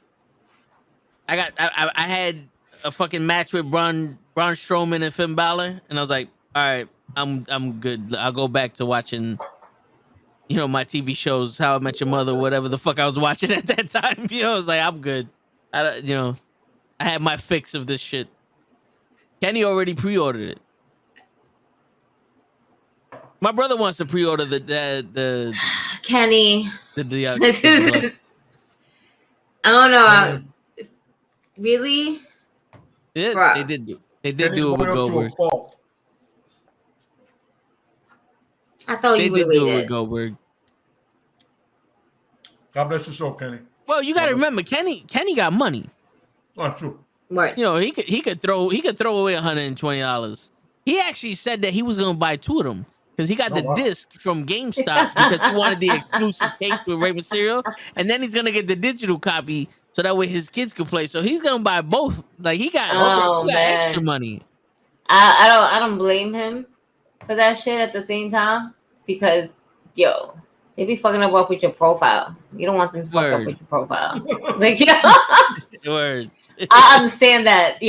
Word. I understand that. You're doing good, Kenny. You're doing good. For the kids, you're doing good. For yourself, that's just selfish. Don't do that. You should have waited. You should have waited. You should have played with the kids version first before you got probably the deluxe version for yourself. Let's just be real. Word. Just saying. It's just things to think about. You just probably did it for the cover. You did it for the cover. You did it for the cover. If you tell me you did it for the cover, I can understand. No, yeah, he deadass did it for the cover. Yeah, but the Rey Mysterio exclusive shit. He said it's called overtime. Don't have people thinking I'm rich. Kenny, they see your setup, they already think you're rich, man. You wear hats during your podcast and shit. That's the sign of money right there. That's the sign of money. Why you think Show's not on this shit anymore? I kicked him off with all those fucking hats he got. He's depressing the shit out of me, rubbing it in my face. With the fucking and he got more hats than you? Yeah, with the fucking hair and shit. You mad that he got more hats than you? Yo, what that's petty. Wow, it don't take much to upset you, huh? It doesn't. It doesn't. Huh? I see that now. Word. Deacon. It was the nope for me. That's what killed it for sure. Show's no longer allowed on this shit. Oh man, that was. You was hiding that you don't have hair. Yo, admit it, bro. Being bald is supposedly sexy. We all look like Vin Diesel, and you know, it's all about family. When you're bald, when you're bald, you look like a family man. Gigi's like, I'm gonna hold my comments. Right there. Gigi's like, I'm gonna hold my comments. So moving on. Moving forward. Bobby, Who's gonna win? Biggie. Well, I'll go with Biggie. I'm gonna stick with Biggie. Bam Man Bigelow. Bam Man Bigelow. I would rather be Bam Man Bigelow. Bam Man Bigelow. Yeah. For sure. Hands down. I mean, but financially, I'd rather be part of the family because they make a shit. Be the ones. Yeah, he made $92 billion already with the word. All right, so Gigi, you got Biggie. I'll take Biggie. Yeah. All right. Women's Royal Rumble. Trish Stratus or Bailey? Bailey or Lita? I'll stick to Lita. I would love for her to win the Royal Rumble. That's just me fantasy, like fantasy booking. Like they kind of foreshadowed it when she said she got one more run in her. No, they did. Yeah, absolutely. You know, it's just like, and then listening to Renee Pate's podcast and everything like that, I was just like, yo, word, I can see that. Let's do that. She deserves a WrestleMania moment. I'm like, absolutely. Oh yeah. Yep. You know, so why not have Charlotte versus Lita? But if you do that, that's how you end up getting a triple threat, because then they're gonna feel like, okay, Lita is a little bit older. She's not as fast as so and so and so and so. Let's just put her there, so that way the match feels like it flows better.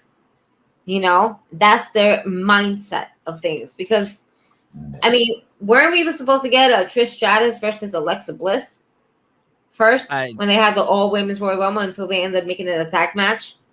Yes. Absolutely. Yes. You know? Absolutely. Yes. We were. And then you end up having Trish Stratus and Lita in a tag match with Trish and who was our homegirl back then? It wasn't Nia. Was it Mickey James? Mickey James. Yep. Alexa Bliss and Mickey James versus Lita and Trish Stratus. Yep. And that wasn't at WrestleMania, was it? That was at the Evolution? No, that was the Women's Evolution. Okay. Yeah. No, all women's pay-per-view. The only all women's pay-per-view that they had. You know what's crazy? The only match that I heard people wanted was Trish Stratus and Sasha Banks. Or maybe that was but I heard like a lot of people that was one of the matches. Because in the Rumble you had Trish and Sasha, and then Trish just went ahead and just taunted Sasha by doing her fucking move and shit like that. Yep. So that would have been. I would love to see that. Me too. And you know, then those women back in the day don't get enough credit. Absolutely. Nope. They, like me and Kenny were talking about this on Raw. That's pre-Divas. Trish Stratus, Victoria, Molly Holly, Jacqueline, Lita, and all of those are pre-Divas. Those women were wrestlers also. There was no Ivory. They didn't need no evolution. Those were wrestlers. Yes. Ivory, Victoria. Yes. Yep. All of them. Yeah. Shit. Mickey James was there also. Yeah. Mickey, Jazz. Like, oh yeah. Like there was wrestlers. A lot. They actually. We had women wrestlers. Oh man. My man said Stephanie McMahon. She ate a few stunners. Stephanie McMahon. Well, you know what? We'll put Stephanie McMahon there because she did take a few stunners. She did sell. You know, she was a women's champion, of course, for obvious reasons. We all saw it. But it was a great story because she Well, caught her eating so stomach much is just fun. heat. She was so easy to get heat. And then adding her with Triple H, it was great. It was a great dynamic. It was a fucked up way how shit happened. Yeah. With the whole, we all know the China, Triple H, Stephanie, all storyline. Yeah, no, now I'm fucking her. I would give it to Stephanie McMahon to she is the only woman I've ever seen let someone cut a promo on her the way that Jericho did. Oh, what's going on, Cheyenne? Welcome, man. Welcome to the shit. Can you hear us? Hi, friend. Because that was some savage shit that Jericho did to Stephanie and The Rock. Calling her a 2-bit whore. She comes out there. That was some savage shit. You can't hear nothing? You can't hear nothing. Shit. Oh, man. You have no headphones. You're on mute. Your Yeti is charged. You don't know what happened. Where's the wire? Wait, it's blinking. He might be on mute. Oh, no. Settings, probably. Hold up. Is there yet? No, I know. It's a bitch. You have to go into the settings. Oh my God! I forgot there was a private chat in here. I completely forgot there was a private chat. So, ladies and gentlemen, as we're getting set up, this is Cheyenne Ortiz, the voice of wrestling. We can't hear. It's okay. We're just gonna try to do this. We're just trying to move along as he's trying to get his shit together.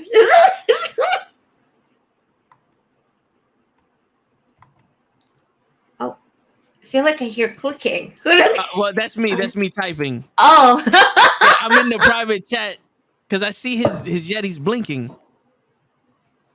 Clock still blinking 12. It's still no. Check all your audio, man. That shit sucks.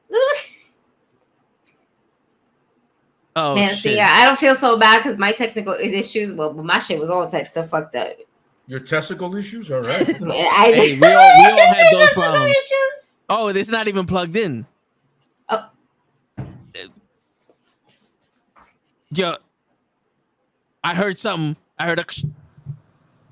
There. Okay, so I hear something. I think Cheyenne.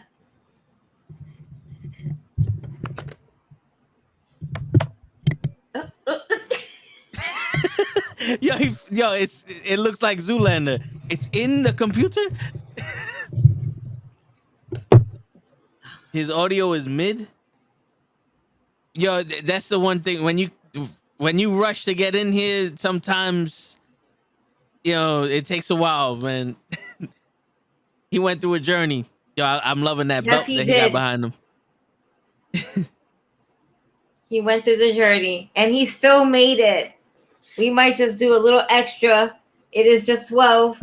We're definitely gonna go extra because Cheyenne came. So we're just gonna go the little extra mile today. Cheyenne, how you doing? No?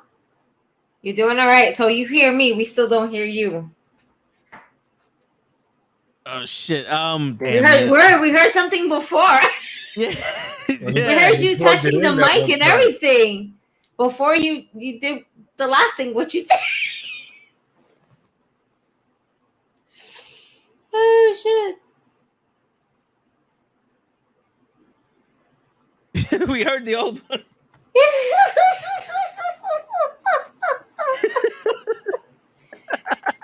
I just want to say this is all Steve's fault. Yeah. All of this is Steve's fault. So fuck Steve, whoever you are, sir. That's right. And we know you're watching. Word. Why we know you're watching? Why? Because we're fucking awesome. That's why you're watching, Steve. And we can't be fucking awesome. This is why you're doing this, Steve. This is all your fucking fault. Word. And that's Kenny for pre-ordering 2K22. Man, I mean, you got all that overtime. I mean, you can't blame the man. He did it for the kids, but he was also greedy. So, word, sir. You tell me how it is. I'm just like fucking around with my bracelet. It just came out of place, and I'm trying to put it back without fucking breaking it. So I'm like, I'm having my own. Kenny goes, Steve was pissed that you guys left him. Well, he was treating Gigi unfairly.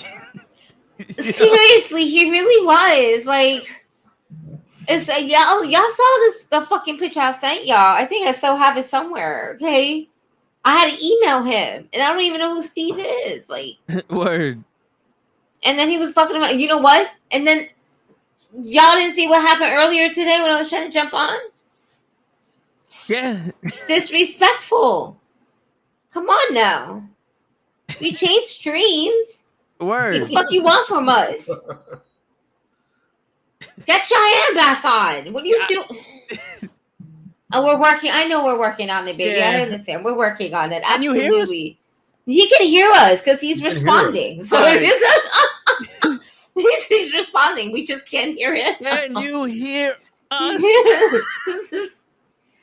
He's hearing us. We can't hear you.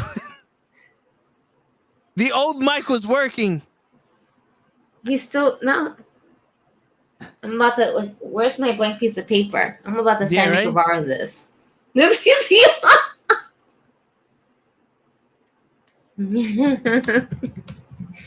old mic was working. We heard the doof, when you was messing with it. Tell him to press the on button. Press the on button. That's an asshole. Did you reset your device? Nah. Oh, when you put in the new mic, did you change the mic input on Restream? No. In the settings for Restream, did you change the input to that new mic? I'm reading your lips. That's how I'm hearing you. Yeah.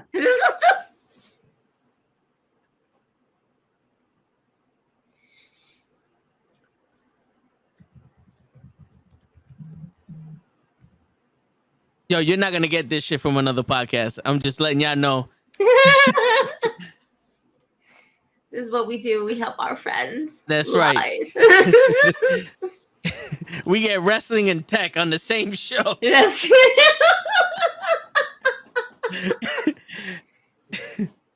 And we get Gigi to yell at me. You think I don't know this shit I deal with folks every day? Turn it on and turn it off. You think? You think? What do you think I've been trying to do? I deadass was holding that button for like my long. I'm like, yo, why does this blue light doesn't want to turn off? Hold up. Let me stop.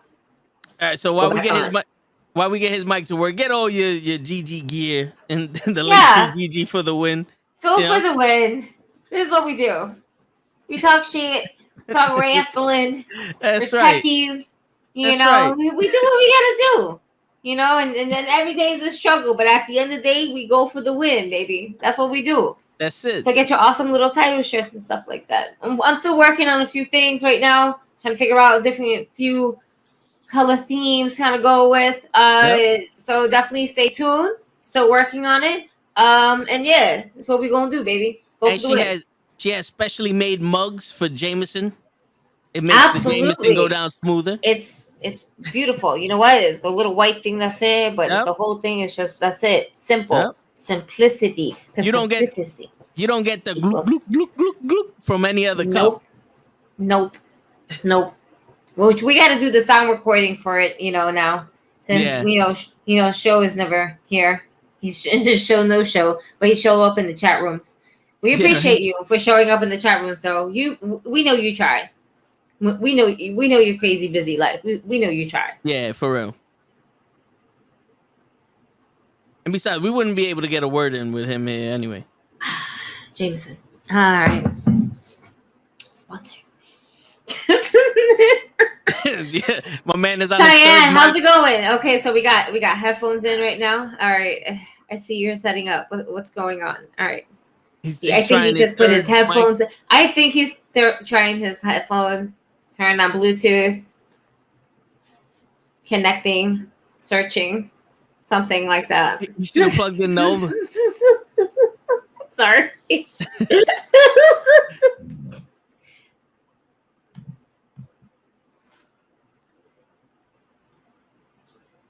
Oh, those headphones are dead? Mm-hmm. He's watching. He's TV. watching TV. He's watching the movie. Oh man. Yeah, bro. We all been through this shit. So Yep. please, Yep. by all means, take your time, breathe. Word. We're gonna be here. I can see the frustration coming in on your face. I've almost broken all Hold my on. shit because this doesn't work. This is horseshit. It is horseshit. We understand. Word. Oh fuck. This is great. Yo, what title is that? The one right with the eagle underneath that bag. I can't tell. Oh. Oh, he sat down. Oh. I made his screen I bigger. was like, what are we doing? I made his screen bigger to see. I feel like the FBI is watching somebody getting pissed when something doesn't work for him. He was about to confess. Shit. Where's the audio? Uh-oh. Wait. Looks like the eagle belt? Yeah, it looks like an older eagle belt, though. Like an NWA shit.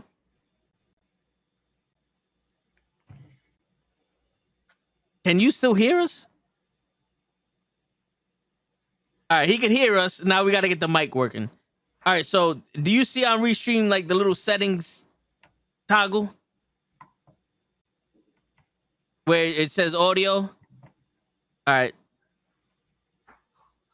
Anybody wondering, that's the international sign of shut the fuck up. I'm trying this shit real quick.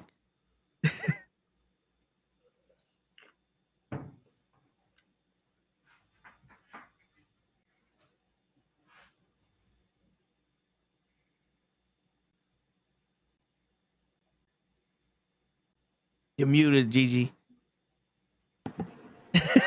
And we're gonna do that all over again. Lucky goes installing drivers. Oh shit. Oh no. Motherfucking update. Oh shit. Yeah, I can see my man is like, yo, I rushed home and this shit don't want to fucking work. That makes it even more pissed. I feel him. I feel him. And that was Cheyenne the voice, ladies and gentlemen. The insight that this the one thing we didn't hear was the voice. Yes. Ironic, isn't it?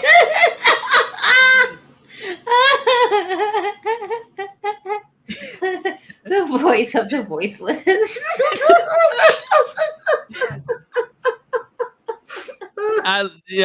We definitely got it. Oh, I'm usually shit. funny without using props. Hey man, that shit was hilarious.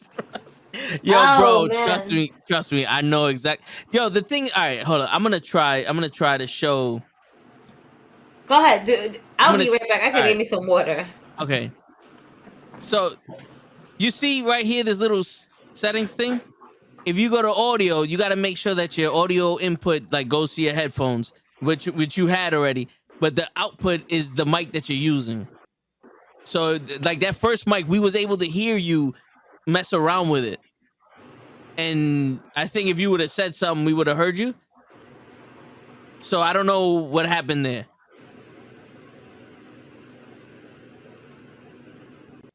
Hey.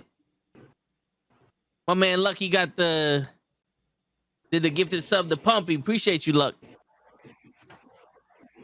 My man on Twitch.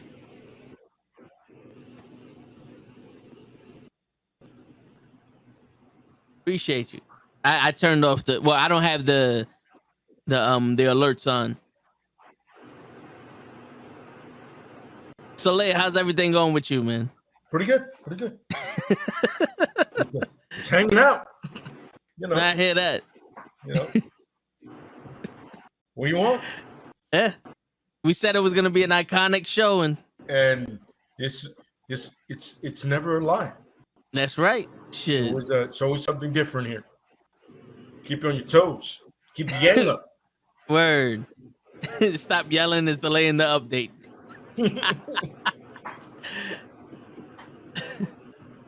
Oh man. That's hilarious.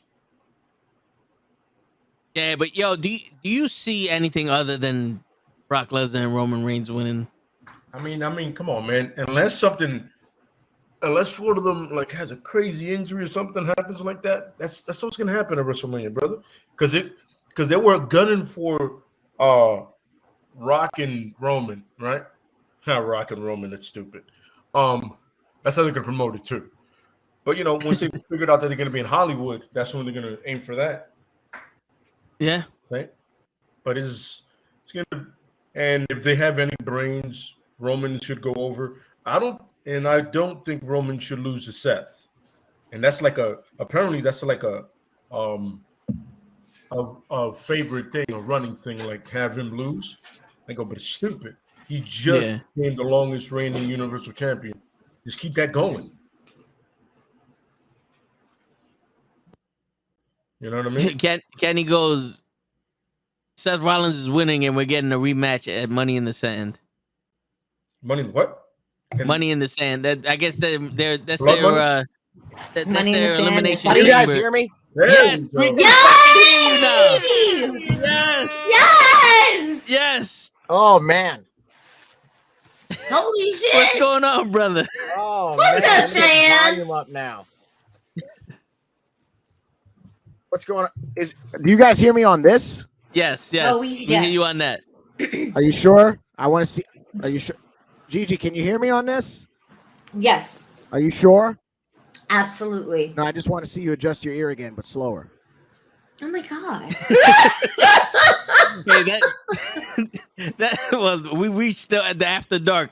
That's the Knucklehead after dark. I'm used to this with Cheyenne, though. I'm used to this with him, though. Oh, man. I mean, that's what I get for being on my laptop once a week, I guess, right? Oh, You gotta show love to your devices, otherwise they do shit like this. Nah, you don't show love. They leave you after a while too. They all leave you. This is true. This is true.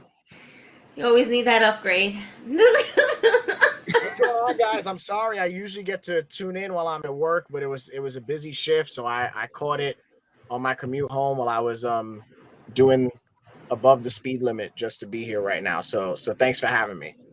Hey man, thanks for coming and thanks for dealing with that bullshit that you was dealing with. Sorry, I couldn't put the suit and the whole gimmick on, but I'll save that for in person. Hey man, yo, you got an open invitation whenever you want to come. Yeah, I mean Gigi's seen it 1,000 times, but I'm trying to make a good first impression. And technology-wise, I'm not doing it, but I hope so far I'm okay. The fact that you came back after you left is okay with us. Nah, man, I either do or don't do. I don't give up. Nah, I hear you. I only know do or don't do. I don't give up. I'd rather not do than give up. No, I hear you. There you go. We had people. This shit ain't working and never come back. Fuck them. But that's what we say. Yep. That's what. So just in case if Gigi didn't show you the rules, there's no holding back. You could curse, you could rant, you could. If you don't like who you don't like, that's fine. It's me. Well, please, please keep something in mind. I will not hold back. I'm very opinionated. I'm very passionate about wrestling, which I hope we all get to learn. If I hold back, please know it's because I want a job. I completely respect that. And I don't care where it is. But I want a job. And if it ain't the karaoke bar, ain't no Dark Side of the Ring on Cheyenne coming out.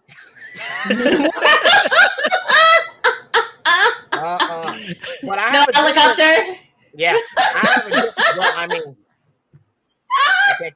I can't confirm or deny that part, but I have a different opinion on wrestling. Like, I think I've said this to Gigi before. I feel like I am not going to sit here and tell you that everything happening right now in wrestling is wonderful and it's this and that it's all perfect. I will even go as far as saying to you this whole catchphrase of, oh, what a great time to be a wrestling fan. I won't even go that far. But I don't have negativity is not the foundation of my wrestling fandom. I don't watch wrestling for negativity. I don't watch wrestling for nitpicking. If Monday Night Raw is 3 hours and they did an hour of good stuff, I'm looking at the hour of good stuff. If AEW is 2 hours and they did 30 minutes of good stuff, I'm looking at the good stuff. I will not comment on the bad, but the bad is not what I live and die on. No, because I'm going to make a statement right now that from the opening shooting out hot, this might make me lose a job. No show is perfect. No wrestling show that currently airs on wrestling. We have wrestling 4 days a week now or 5? 5. Because you know what? We have Dynamite, Rampage. If you count Impact, it's 5. Right? That's 5 days. Yep. You count Impact, that's 5. Everything else is a web show, right? Yeah. Pretty much, yeah. Out of the 5 days of the week, no wrestling show is perfect top to bottom. You could fucking fight me otherwise. True. You're 100% true there, yeah. Yeah, correct. And at risk of losing a job, the show that is close to perfect week to week, in my opinion, is Blue. SmackDown? My opinion, top to bottom, as a show, SmackDown. That's the better storylines. Overall. And I'm going to do you one better. You can disagree, and I usually don't talk about this stuff. And again, this might cost me a job. If SmackDown's not the best show, and we just found out 2 weeks ago that WWE proposed that Fox buy the WWE, haven't you noticed that it's the most constant wrestling show from week to week and doesn't have a lot of the things that Monday Night Raw and other WWE programming has? So that if in the event that Fox ever buys WWE, they're already noticing, well, not for nothing, look at the show we have. And SmackDown is the only show to do up to or over 2 million views. That's true. Nah, yeah. I'm trying to think, like, even though SmackDown has its downsides, when Roman Reigns is not there, it's not worse than Raw. Raw, 1 million or over. AEW, 900,000 or over. I'm sorry to all the diehard AEW fans, including myself. 900,000 or over. Numbers count. Impact, 500,000 or over. SmackDown, 1.7 and up. Yeah, but is that just because of Roman? No, I think it's what makes all wrestling companies good, be it on the indies or be it a show in general. Wrestling ultimately is a show. Oh, yeah, of course.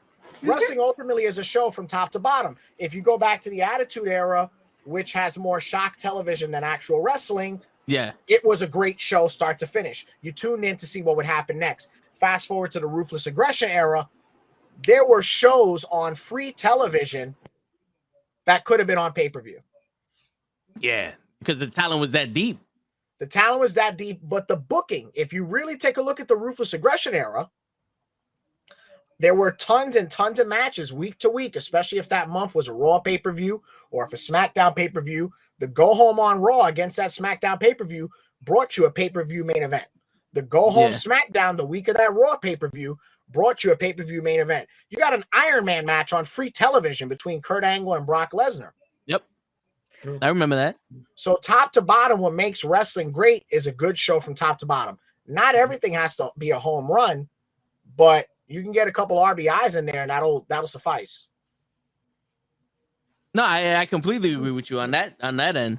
And when you go, and then now somebody who's in the indies, when you go to an indie show, you know that you don't know if you're going to see the next guys to get signed, but you might leave there saying, oh, not for nothing, for an indie event, this was a hell of a show. Maybe I'll come back, maybe I won't, but those are the indie shows you want to go to. Oh, yeah. I personally haven't been to many. Well, I haven't been to any indie what shows. What up, Nightbot? Yeah, that's my boy from Twitch. He keeps Twitch funky over there. Nightbot. But But I'm not like I've been the WWE guy and then AEW and WCW. Like I've been the televised wrestling. I haven't gone to many independent shows. But I've watched a few on YouTube because we were supposed to have somebody from an independent organization out here. So I wanted to update, my knowledge on him so we can, give him a proper interview and all that other stuff. And they're doing some incredible shit.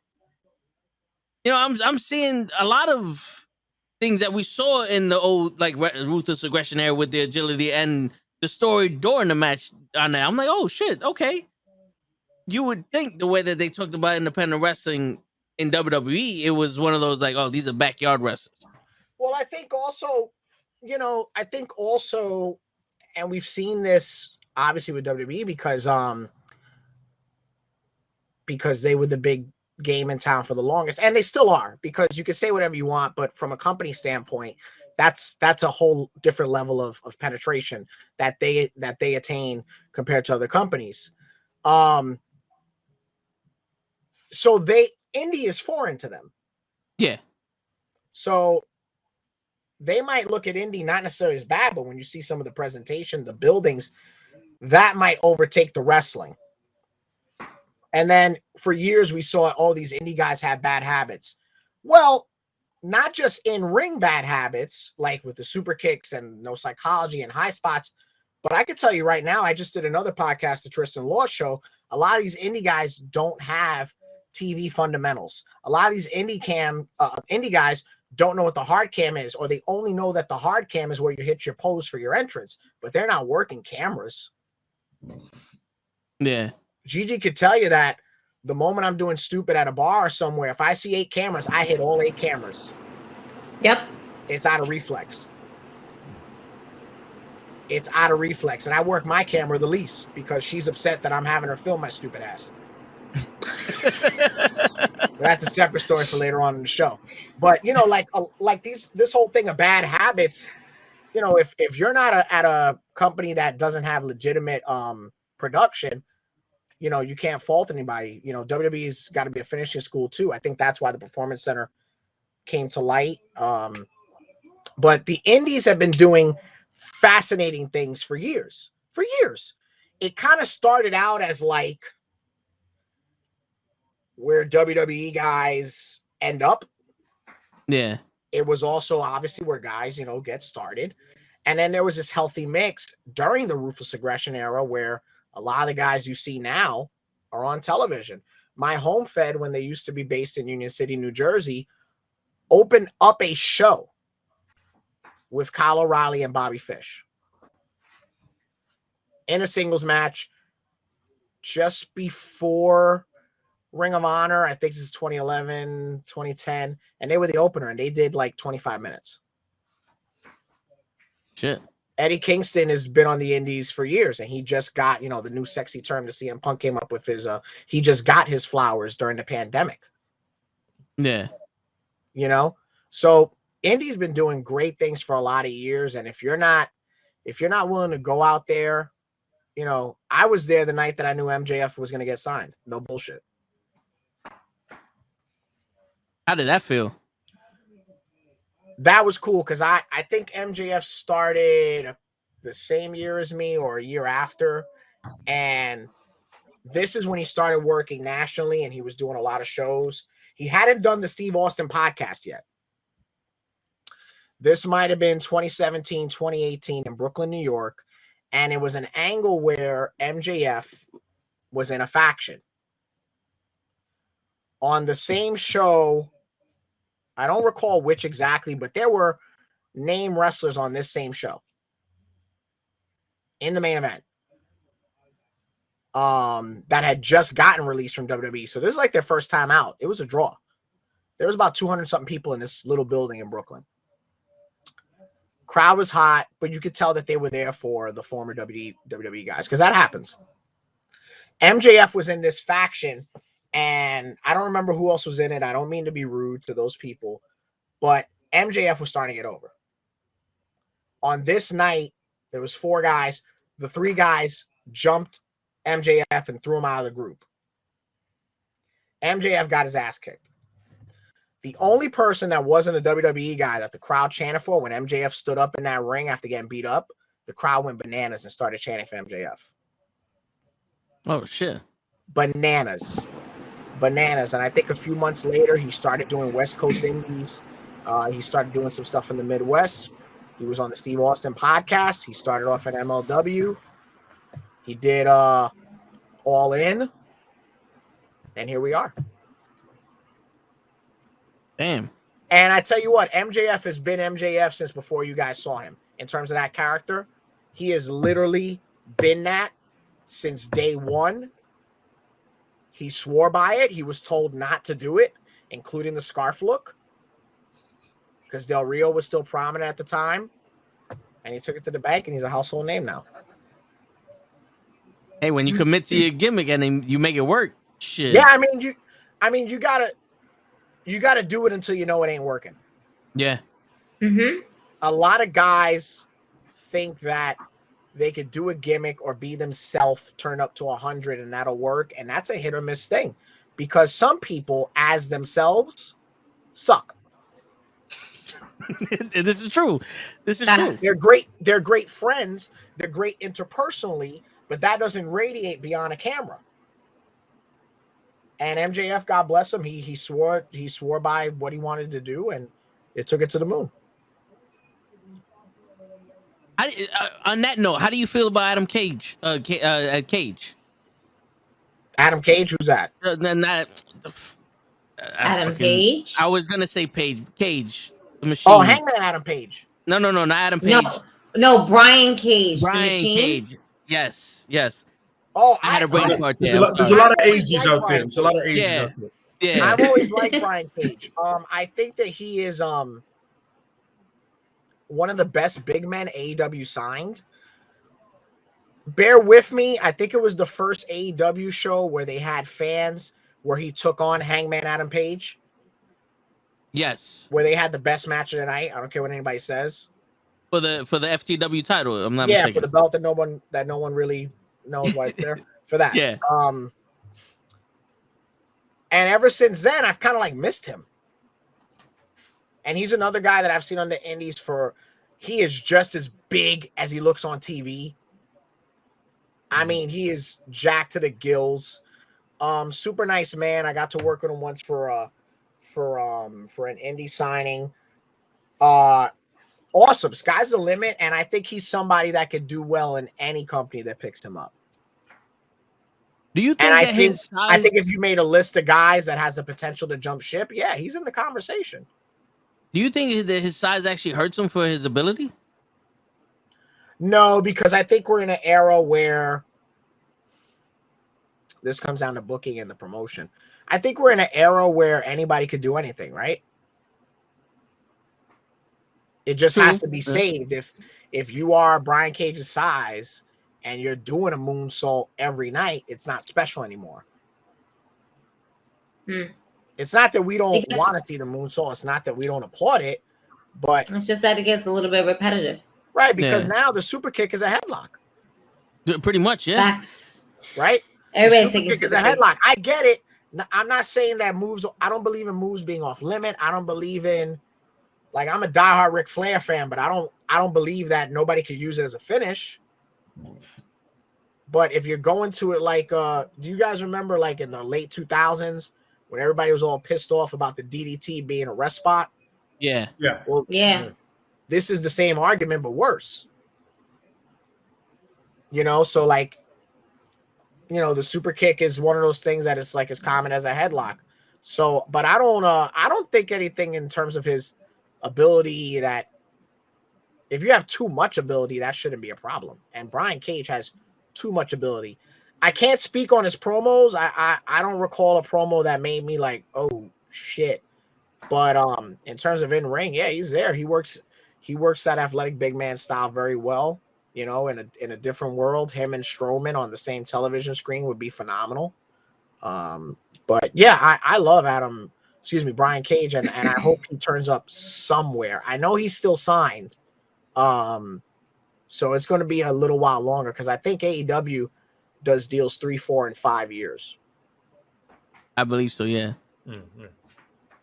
And it's been said that Tony Khan is not going to fire them. He's just going to wait until their contract ends, and then he just won't re-sign them. Well, it's funny because that brings up a question I have for you guys, and if this has come up before, I apologize.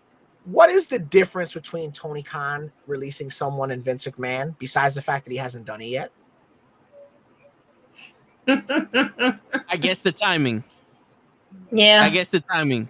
But ultimately, and I don't know. This is the thing. I've heard nothing but nice things about him. But like when Tony Khan has to make those decisions, because they're going to have to away from it or not. For at least 15 years. If Impact's coming up on 20, AEW should be around for a minute considering their financial backing. Yeah. So, like, over time, will Tony Khan be vilified as all the things that Vince McMahon and the WWE are? So, thinking back to it, give me 1 second. Thinking back to it, the whole speaking out movement and everything that happened. And we all know how viral that shit went. Yeah. There were some, and I can't recall, but I do remember that a little bit of each organization, it's, AEW, ROH, New Japan, because these, obviously these guys travel and everything like that. A few people were from AEW, and because of that, Khan did have to release them. Right. Because of that. I think, but that is the only time he has to basically. Please know, like, for those who don't, it happened on somebody, but a lot of people on the Indies got blackballed. Yeah. Pretty much. And we have to think about it. Like AEW is as big as we see it now. Back then, it was just kind of like another platform for us to see actual indie wrestlers, because that's what started it off. Yeah, totally. We don't see those same characters now on Dynamite or even Rampage. We see them more on Dark and Elevation and everything like that. But there was a different type of platform that was there at that moment, and we're only 3 years in. Yeah, totally. Yeah, but also the thing is, it's like when WWE releases the 182 people at once during the pandemic, it's like they don't want to be that company to do the same thing. Yeah, but also, and then you release Samoa Joe and Aleister Black. It's like you have two awesome talents here that you have that you're not even using. Why are you releasing them? Do something with them. I'm not trying to justify either one of those things, because I'm a big fan of both of those guys, especially Samoa Joe, because I'm a huge Samoa Joe fan, and that's somebody that I've been watching again since day one. Right, like a lot of us, especially our age group, right? Yeah. Like if you didn't see him in Ring of Honor, you saw him in TNA. Yeah, TNA. Right. So excuse me, Impact. You were right. So again, I'm not justifying it, but this is proof in the WWE. When you become either a liability or you become prone to injury, WWE does one of two things to you. They either release you or they put you in that spot where you get the guys that they want to get over. And you might get wins, you might stay constant, you might always be involved in television, but you will plateau. It's a proven fact. A guy like Samoa Joe, if it was me and my money, would I have released him? No, but I wasn't surprised because of WWE's mentality.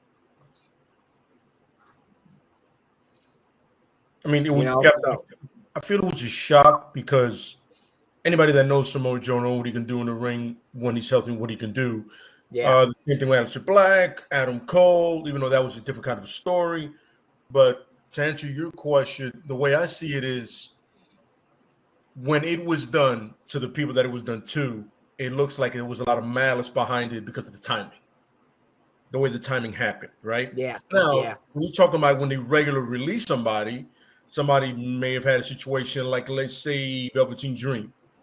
He had a situation happen with him where it was like, yo, you have to understand that, dude, there's a lot of proof out there of you doing some shady shit, and we got to let you go. that was also handled poorly, right? Let's just say what it is. I'm not trying to justify him or this or that or the fifth thing, but the stuff comes out, it gets addressed. It's out there that he made a case, denied it, whatever. He gets put on the bench. Then he comes back, which there was no safe way to bring him back, right?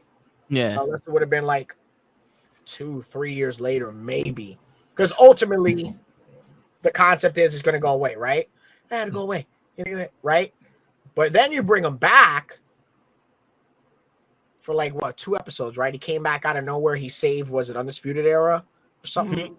Yeah, match Adam Cole, and then I think he was another one that either his contract was up or the timing, like, hey, we're getting rid of people. This kind of does it. It's like, nah, you got to address that stuff right away. Right away. And you know, I understand why WWE could release him, but I think that was just something of handling it wrong. You know, the whole is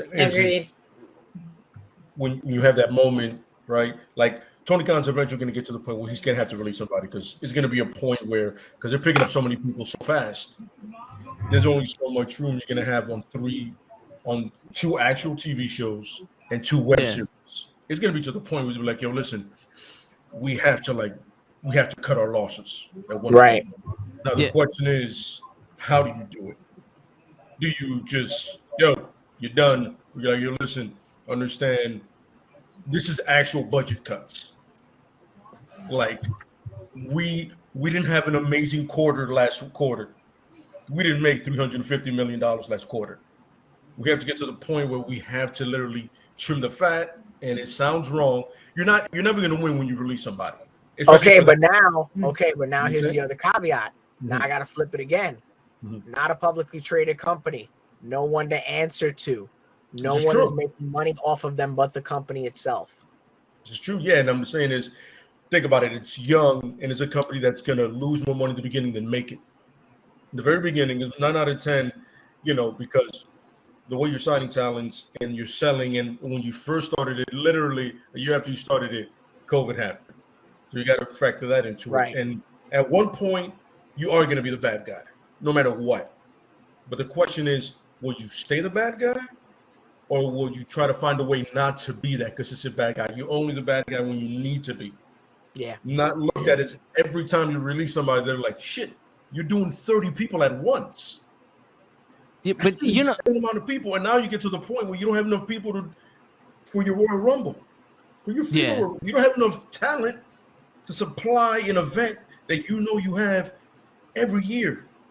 But, you know, there is a way that AEW can release people without looking like WWE's, because let's face it, all jokes aside, Monday Night Raw and SmackDown have the same 8 to 10 people on there every night, but they have 187 people on their main roster. Is it that large still? I'm throwing a number out there, just exaggerating, but there is way more people on their roster than they're showing. Yeah, 1937 was a good year, and I agree. I don't know, but I feel you. That was when Pat O'Connor was NWA champion. I missed that.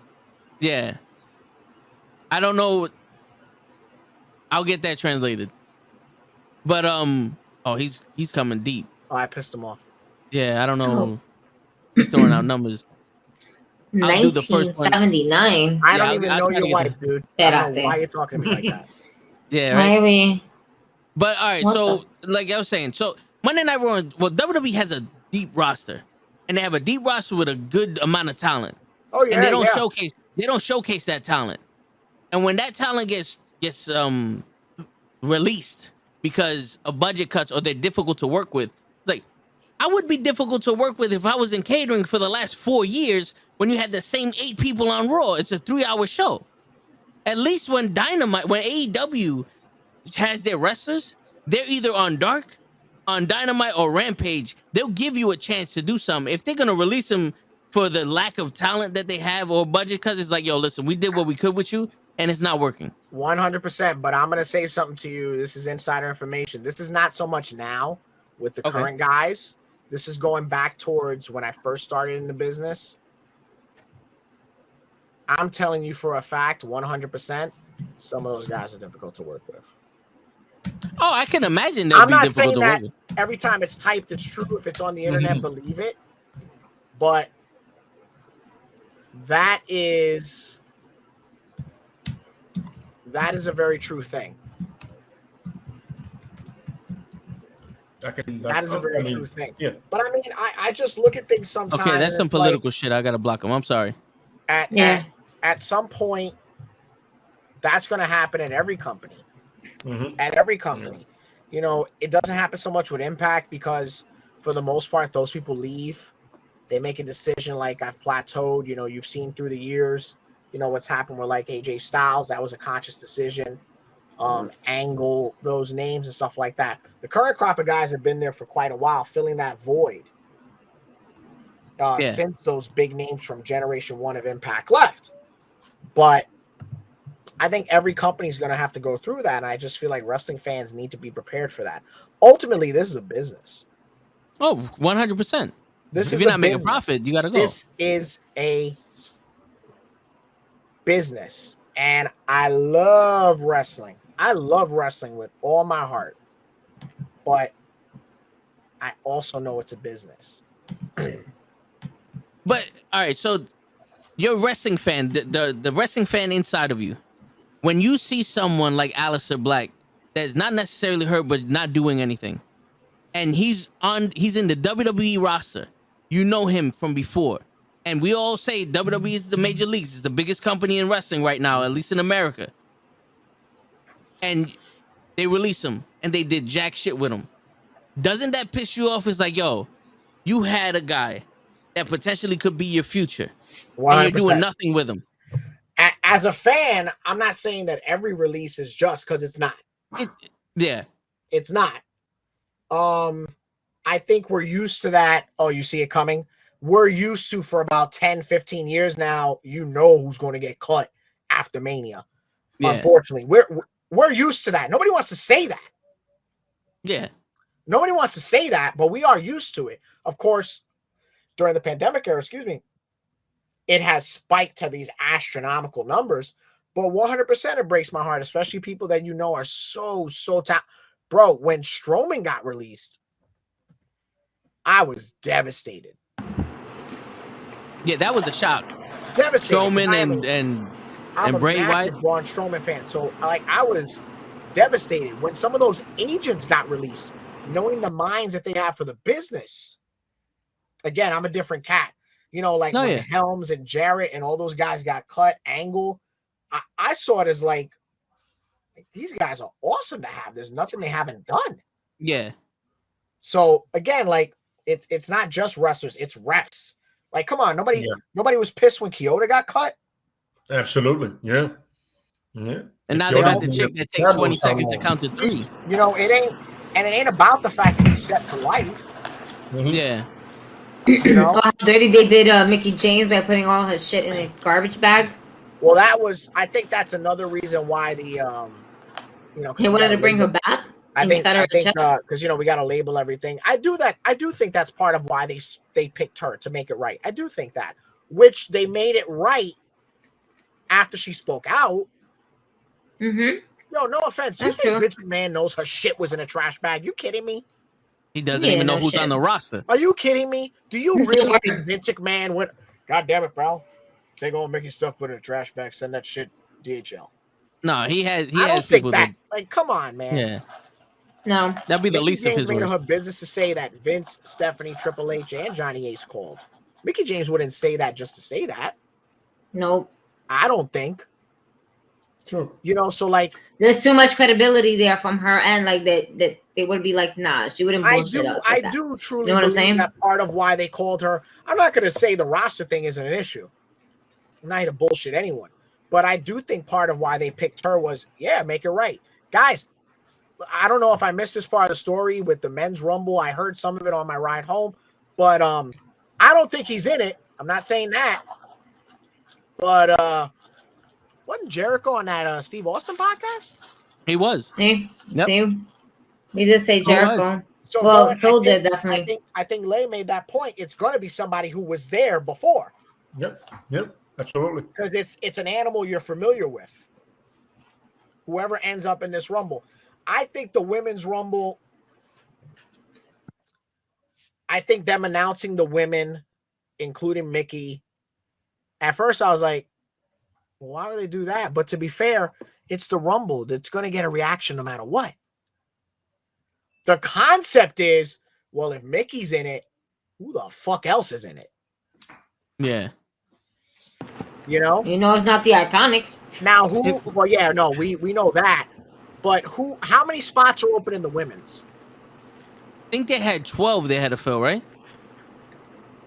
So to be fair, if you take a look at the women's legends alone, because they've also bumped up their number of women's legends in it. There's a fair number of Lita's announced, but Trish isn't, right? Yeah, I don't think Trish is, even though she's my pick. I don't think she announced. I don't. Not for nothing. I could see Alundra Blaze being in it. Absolutely. I can see that. Asuka and Bailey have to come back at some point. Bailey. I remember Summer Rae apparently is a legend now. Oh my God! She's announced. Yeah. Don't forget Lacey Evans as well is expected to come back. That's true. Lacey Evans, right? So I don't think, sometimes the Rumbles become certain years, not every year, too predicated on the surprises. Mm-hmm. Yeah. And like some of the surprises can be in-house because we just named 4 women that are on the roster, hurt, gone, whatever the hell, that can come back. It's like when you miss the day of school and then Tupac and Moses come back. Like that's what fans want. That's what fans want. Yeah. They want it to be like when you miss that day of school and then everybody under the sun comes back. So, and then the same thing with the men's Rumble too. The possibilities there are endless. Do I think the Forbidden Door is going to be open in the men's Rumble? I think it's possible. If it doesn't happen, will I be upset? Not at all. I don't see it happening unless it's a Jericho. Yeah. I'm gonna also put Moose in there. The only 3 people that I can see showing up on Saturday, which by the way, I'll be live streaming Commentary Companion this coming Saturday. Hey. Cardona.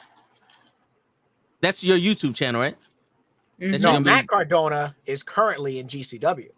No, I'm talking about your live stream. That's on your YouTube channel? Yeah, that's channel? going to be on my YouTube channel. I just don't know yet if I'm going to use YouTube directly or OBS. Okay. But that'll be on my YouTube channel either way, no matter which thing I decide. I might use StreamYard. I might use OBS. Either way, you can get it on my YouTube. I'm going to put the link up. I will not be showing, to avoid getting flagged, I will not be showing the Rumble in the background. So my the audio. I got suspended for that. So yeah, that's a good idea. Yeah, don't do It's very, very tricky. You have to have the TV a certain distance back. Like I know my stuff. I'm going on at 6:45. We'll get to hang out, know each other a little bit, and then I'm on. If you're ahead, if you're behind, pause it or deal with it. That's the best I could, because I did it for Mania. Yeah. And some people were behind, actually. A lot of people were telling me they were behind. So anyway, I think Cardona, Moose, and Jericho are the most logical picks. I don't think Cardona will be in it. I think it'll be cool to see Moose in that platform. And I think, again, Jericho is a logical choice. All right, so quick question. I know about Moose because of the whole thing with AEW and all that. But let's say the people that just watch WWE or AEW, why would Moose be a choice? Well, Moose, especially now, when I met Moose when he started in the Indies, when he was trying to get into Impact, like, he's got the size of a perfect WWE on paper, this would be a great wrestler. But Moose is a workhorse, if nothing else. It's not so much his athletic ability. You could see that he's a football player in the ring. You could see that he's a runner and gunner. But Moose is taking himself to another level. Do I think the Rumble's the great place to showcase him and debut him to the WWE universe? Yes. But do I think him answering the US title challenge the next night is better? Yeah. Because Moose in a singles match is where he shines. Moose is kind of like, I'm not going to say, I guess because he's the champion, you could say he's their Roman, their John Cena, but Moose is their workhorse over at Impact. And I'm not saying he could beat Brock Lesnar or Roman Reigns, but I'm saying he can give him a hell of a fight. Okay. You should definitely put some more respect on Moose's name. And during the pandemic era, Moose held it down over at Impact. Moose held it down over at Impact. Moose and Bobby Lashley. Yeah, Moose and Bobby Lashley. Yeah. So Well, no, this, I'm talking strictly Impact. But for the pandemic era, Bobby Lashley, the Mysterios, Seth Rollins, Bayley. yeah. Yep. Yeah. They held it down. Honorable mention to Orton and The Fiend. And Yeah. Sasha when then we were in that tag team because it was kind of Right. a duo. Right. And, then at AEW, I think that's again because they were still in kind of year one when COVID happened. You could say everybody, but you got to be fair to like the Inner Circle and the Elite, right? They held it down over there. Yeah. So, Yeah. but I think those are logical. I heard you guys talk about it on my ride home. I think Shane McMahon is a great choice for the Rumble. I do. I Will think we see Veer? What do you think we're gonna see Veer? I mean, if it ain't the Rumble, right? Like, You do have insider information. Do you know where he's at? Can we well, give I him spoke to directions? him this morning, and I can tell you that he's coming. All right. Okay. There's confirmation, ladies and gentlemen. Veer is coming. He's coming to I Monday spoke Night to Raw. him, and I could assure you that Veer is coming. All right, cool. Because I Can't was wait worried to if get he was this coming or not. promo. No. We were all worried. No. I'm telling you for a fact.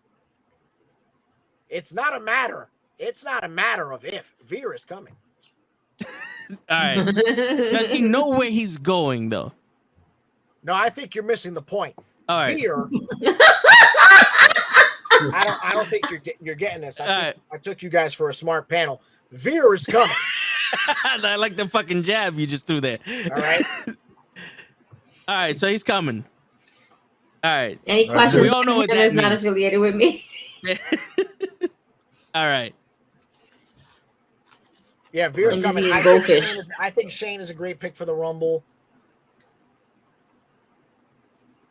That would be Triple funny H, to hear. I his know money. I'm hearing some Triple H stuff. I was wondering about that. I Is this was hard? like, maybe I wouldn't rule Triple it off H? the table. Is his heart able to take that? I mean, if Doesn't he Jerry have? Lawler could wrestle every weekend, like that shouldn't even be. This is true. He had a Remember casket something. match, which is Remember something real quick. Jerry Lawler, there's a reason that, again, he's a liability. WWE doesn't want him to die on national television, but he wrestles every weekend. Yeah.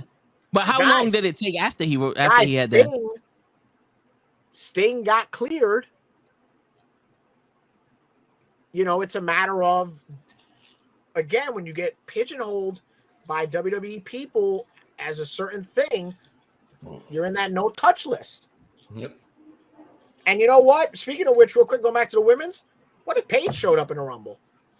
Yeah, Gigi was mentioning that earlier. You know, that's a real safe environment to be in too, you know. I know we're talking about like Corey Graves. I think Corey Graves doing the Lawler spot, popping up from the commentators table would be awesome. Do I think see him so. wrestling full time again? No. Do I see him in the Rumble for a little bit? Yeah, I do. Not the quick, I'm in, I'm out. I think he'll be in there for a little bit if he does show up.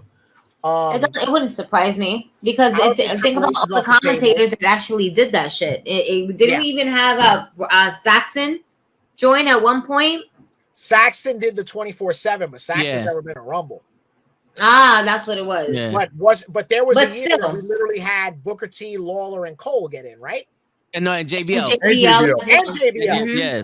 Right, but JBL, he Came was in and out. Yeah, he was in and out. I think Booker, Lawler, and Cole all put gear on. Yeah. They had the gear underneath their stuff. Cole definitely did. Yeah. And I know Cole, they were busting his balls because he was taking too long to get the suit off. I remember that.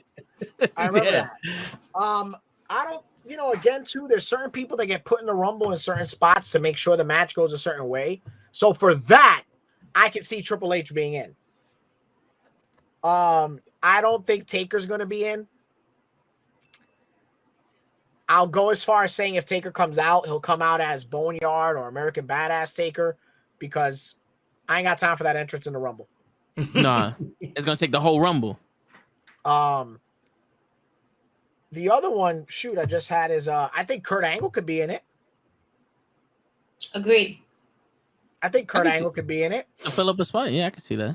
I think Kurt Angle. I've seen some news about it. What about maybe Goldberg? That was a talk. In the Rumble? Yeah. Why and not? we all know Gigi loves Goldberg. Why not? It's not off the table. It counts as a surprise. It's not off the WWE radar. And because there's 9 spots left, right? Or 11? I think it's 9. Last time I checked, I think it was 9 in the spots. men's. Yeah. I mean, you could, but also, won't they bring up somebody from NXT like Gunther or Breaker? I wouldn't say Breaker. I think I'm the other way. I think those are the 2 most logical picks. Yeah, Gunther and Breaker, yeah. But not a lot of people know Gunther. I don't think Breaker. I think they're gonna send Tommaso Ciampa. It's not gonna happen, but it would be epic, right? It's not gonna happen. Sammy You got to be a fan for that. But if Scott Steiner showed up in the Rumble, right? Shit. Right? It's not gonna fucking happen. Yo, that would be crazy. And you're not getting with Steiner. But I'm not gonna lie, I would pop for that. Oh shit! Yeah, the Sirens on the go. Oh my god! Yeah, holla if you hear me. St. Louis. I never rule out Kevin Nash in a Rumble. True. But can his knees hold up to it? He had like 42 operations on both knees. I know he just did. He's doing like stem cell treatments now. Yeah, and he's in awesome shape. He's probably in better shape now than when he was wrestling. You got to remember too, like when you're on the road, when you're a big guy, another thing that besides the wear and tear and the travel is the actual sitting in those conformed seats. Imagine being 7 feet sitting in that little ass airplane chair. Nah, yeah. And then most of the time it wasn't even an airplane, it's them driving. That does take its toll. There's a reason that we have to constantly be in fluid motion. That's a great point too. The video game, I think X-Pac is on the table. He said that he's ready to wrestle. He's ready to wrestle. I do think that if WWE doesn't give it to him, somebody else will, because he wants to finish off also. He's another guy that it's tough when you get told by somebody else, no more. Yeah. That ain't your wife or your kids or your parents. That's tough. It's funny because I was telling somebody the absolute worst people to ever retire are combat athletes, has been proven many times in pro wrestlers. Yeah. Those dudes will go until they literally cannot walk. Right. And the sad thing is there's someone who would... My kid, is like, son, if I can't walk to that ring, I'm never doing it again. Right. But if I can, I'm in. And the sad thing is there's somebody that'll pay him to do it. Absolutely. Right. Mm-hmm. And considering what happened last week, and I got a lot of love for him, this is more of an indie pure wrestling fan pick too. Why the hell aren't the Rock and Roll Express considered for the Rumble this weekend? Rock and Roll Express? Why not? I don't think they've been in it since like 97. Were they in the one in Texas at the Dome, at the Alamo Dome? Were they in that? They could have been. Is that the one with when they had the AAA guys as well? Yeah, they were either if they were in a Rumble, it was either that one or maybe the one that Shawn won, that it was like 40 minutes. I think it's the one that Shawn won. If they were in one. But like that's another pick too. Like the Forbidden Door also doesn't have to be somebody at another company. It could be an indie sensation. Mm-hmm. Like, why can't Effie be in the Rumble? I love Effie. Oh man, that shit was funny. I mean, I certainly don't think Vince McMahon would invite Nick Gage, but why can't Effie be in the Rumble? This is true. It's true. You know, why can't, you know, some of these other kids, you know, as long as you have enough of a following, so it's in the conversation. Nick Gage would have definitely been in the Attitude Era. Definitely would have been in that one. They would have been like, He would have been in a lot of things. Especially with the hardcore he wouldn't title. be in WWE. He would be in ECW first, if anything. Yeah. And then transition to WWE when they brought them over. That might have been worse. Nick Gage in ECW, he might not have been out of prison yet. That's true. Shit. Him and New Jack share a cell. I don't know, man. That's for me. That's pretty dangerous. I did hear Gigi's comments earlier. I'm excited for the Rumble, the whole show.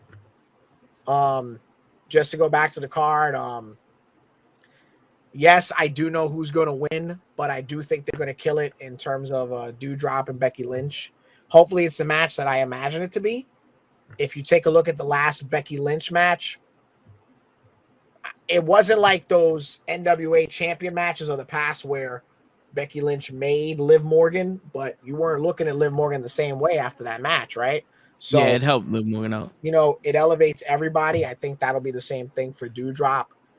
I'm excited for Lashley and Brock. Going to your point, do I think it's going to be, if it's a mix between the Brock and Roman matches and the Brock and Goldberg matches, we'll be satisfied.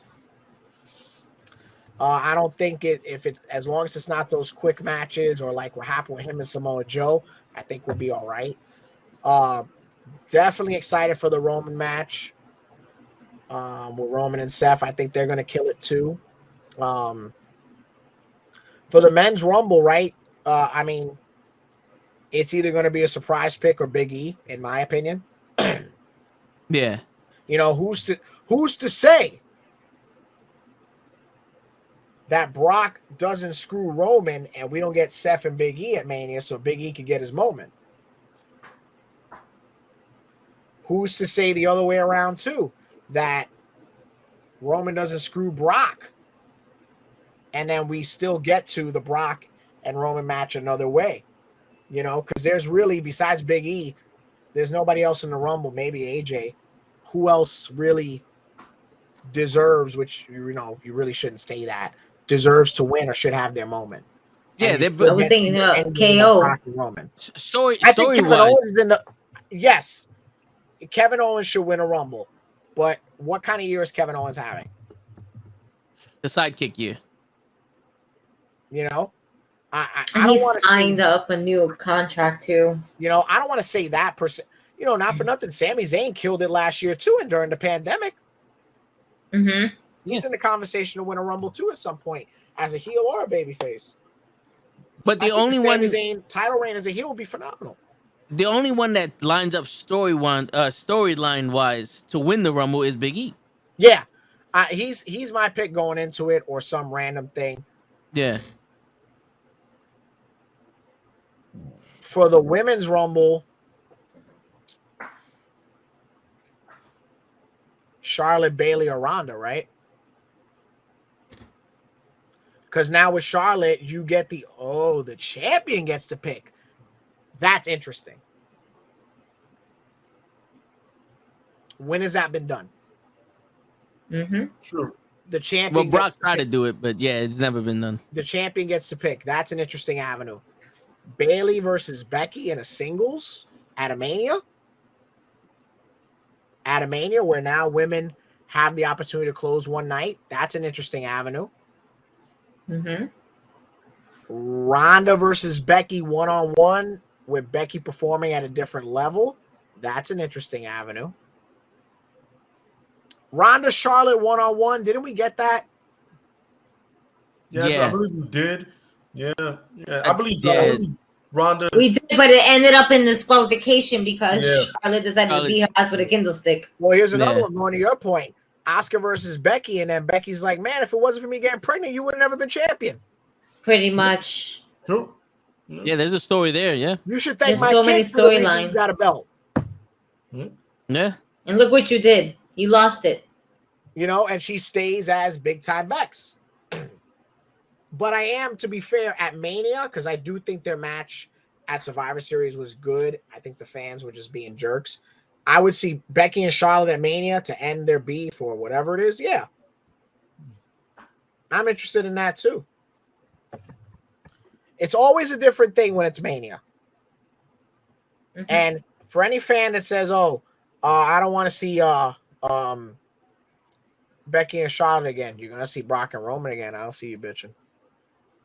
No, believe me, I Oh, am, no, I am, yeah. I am not a fan of that continue, Yeah. whatever that is. You know what I'm saying? And You know, what it is. I like that it's a The different same old turn shit. That's what it is. Yeah, with I Brock. mean, to have Paul Heyman as their tug of rope kind of thing. Yeah, the Mega Powers angle. This is very I'm a fan interesting. of it. Yeah. But you know what it is? When you have Roman, the run that he had, and then the moment Brock shows up, he kind of defers to being a bitch ass. Throws me completely off. You know what I mean? It's like Roman was doing a dominant run, and all of a sudden, Right. I'm going to say it like this, the Great White Hope comes back. And it's like, there's nobody. But that now can let's do be it. fair. Let's be fair. That is the one demon that has always loomed over Roman. Yeah, so, but the fact that he's changed now and he's different, he's not the Roman that we're trying to force down our throats. He can't compare to that now. And he's had the Well, run no, I that think he's it's the concept of Roman is here, right? And he's at a level, but Roman is like, "Oh man, but that's the one guy. That's the one guy that's always ruined it." Roman knows he's at a level. Roman knows he can take anybody on the roster on any day of the week. But that's Brock Lesnar. That's what I'm saying. It has to be to the point where even I Roman think it's goes, "Yo, more. I think it's I'm- more as we get to it. If Roman does the promos where it's like, "Man, Brock, you don't get it. I gotta beat you. I gotta put you down. Mhm. You don't get it. I'm not avoiding you. I'm doing you a favor. I'm doing you a favor, man. I'm on God mode now. Yeah. I won't just slay the beast. I'll break down the kingdom." Again, it's all Yep. how you sell it. And that's the way I've always seen it is if that's the way he's running now, it's like, "Yo, listen, man, I told your boy to keep you from me for a reason. Right. You think he was telling you because you're gonna man, that's the way it works, brother. I put my cousins in front of me for you. Right. I sacrificed them to you for you. So you have no idea what's going on this side of the cage, this side of the fence anymore, son. You were away, Mhm. did whatever you did. Things changed now, brother. I came back a completely different human being, bro. You see no blue contacts, do you? Yeah. You know what I'm saying? This is all me, brother. So No, I hear that. No, that's. yeah, But yeah. again, it's all the promos. Yeah, I get it. Yeah, it's like what You it's know? like I was telling them when it came to the Edge and Miz thing. I'm not a fan of either one of those dudes, but I know they can cut better promos that I've been hearing on Raw. Like the promos I've been hearing, I'm like, What's your I've deal heard better with from why Trophy aren't you a fan of them? I'm curious. I just don't like. I've never liked the Miz. I've never liked his WrestleMania spot. I don't like the way the man works. And don't get me wrong, I'm just not. And Edge, I've never been a fan of Edge since he started. I never bought into whatever everybody else did. Wow. Yeah, I've never have. Yo, listen, him and Christian and Kurt Angle, I thought they were hilarious. I love that. That was for like 3 days. That wasn't a real thing. Doesn't matter. But I've also liked Edge and Christian as a tag team. You know what I'm saying? What they did, that work they did, I'm a huge fan. Edge by himself, I have never bought him. Did you prefer Christian by himself or neither? No, Christian I was a fan of to an extent, but I knew there was always a ceiling to him. You know what I mean? Because of the way everything was going with him. I was a fan of Christian simply because I thought he was better. He had the better charisma to me. I felt like when he was a heel, it was more natural. You know what I mean? He came off really douchey, really fast. Edge, I was just like, dude, you know how some guys you just like, I don't buy it. You know what I mean? And I respect everything the Miz has done, as the Edge has accomplished, but neither one of those dudes, I can do without. Gotcha. And if neither one of those dudes at any point were any WWE, I'll be fine. Doesn't bother me. That's the one of the Facebook memes that if you had to erase one, you might erase two of them. If they're no problem. And I'd have two other. It'd be the point that Eddie would be rising that much more, and Benoit had he not done what he done. But the point is, I'm just like, them not being there doesn't bother me. But I know for a fact that they're both good at what they do. Oh, without question. Yeah, like, I can easily not like Edge because of his promo work. The ultimate opportunist, and then Miz because of his promo work and being annoying and, just being all hyped up when you. Yeah, but Miz is so good at being the Miz, man. You can't hate on that. Oh, I can easily do it, but I respect everything he's accomplished. I can easily not like that. That's true. I respect everything he's accomplished from where he came from. Kudos. I just don't like the dude. There's nothing about him that I'm like, yes, he's awesome. No, not in my book. You know what I mean? But that's just me. That's my thing. You know what I mean? Everybody has one or two people that you're like, I don't get it. I don't. I'm just curious now because I know, I think I know something. I might not even know this about Gigi. What pay-per-views have you guys been to before? I always ask fans that because that fascinates me. I've been to house shows and North Ash Grand Slam. That's about it. I haven't been to any pay-per-views yet. Yeah, I've been a couple of ROH shows, you know what I mean? Some indie stuff, and never like the big shows like that. Gigi, have you done a pay-per-view? I have done Survivor Series when the world premiere of Rocky Maivia. Oh, you were there for that? Yes, sir. I sure was. With my cousin Eric and my godmother Titi Sonia and her man Sammy. May God rest his soul. That man bought us tickets to Survivor Series, and I lost my shit. But you were a fan before that. Yeah, big time. We went to a house MSG show like earlier on that year, prior to going to Survivor Series. Wow. And that house show event, they almost lost their shit because young Gigi here decided to run all the way down to the very barricade, all right, and there was no security to stop me. Okay, there was no security like that at the time. Yeah. And all I remember was touching Bret Hart. He was walking by. I was like, "Oh my God, Bret Hart!" And I was able to touch him. And I was like, "I'm never washing this hand again." Yeah, totally. COVID had to stop that. I had to wash my hands. It's funny. So you're there November of '96. My first show is September of '96.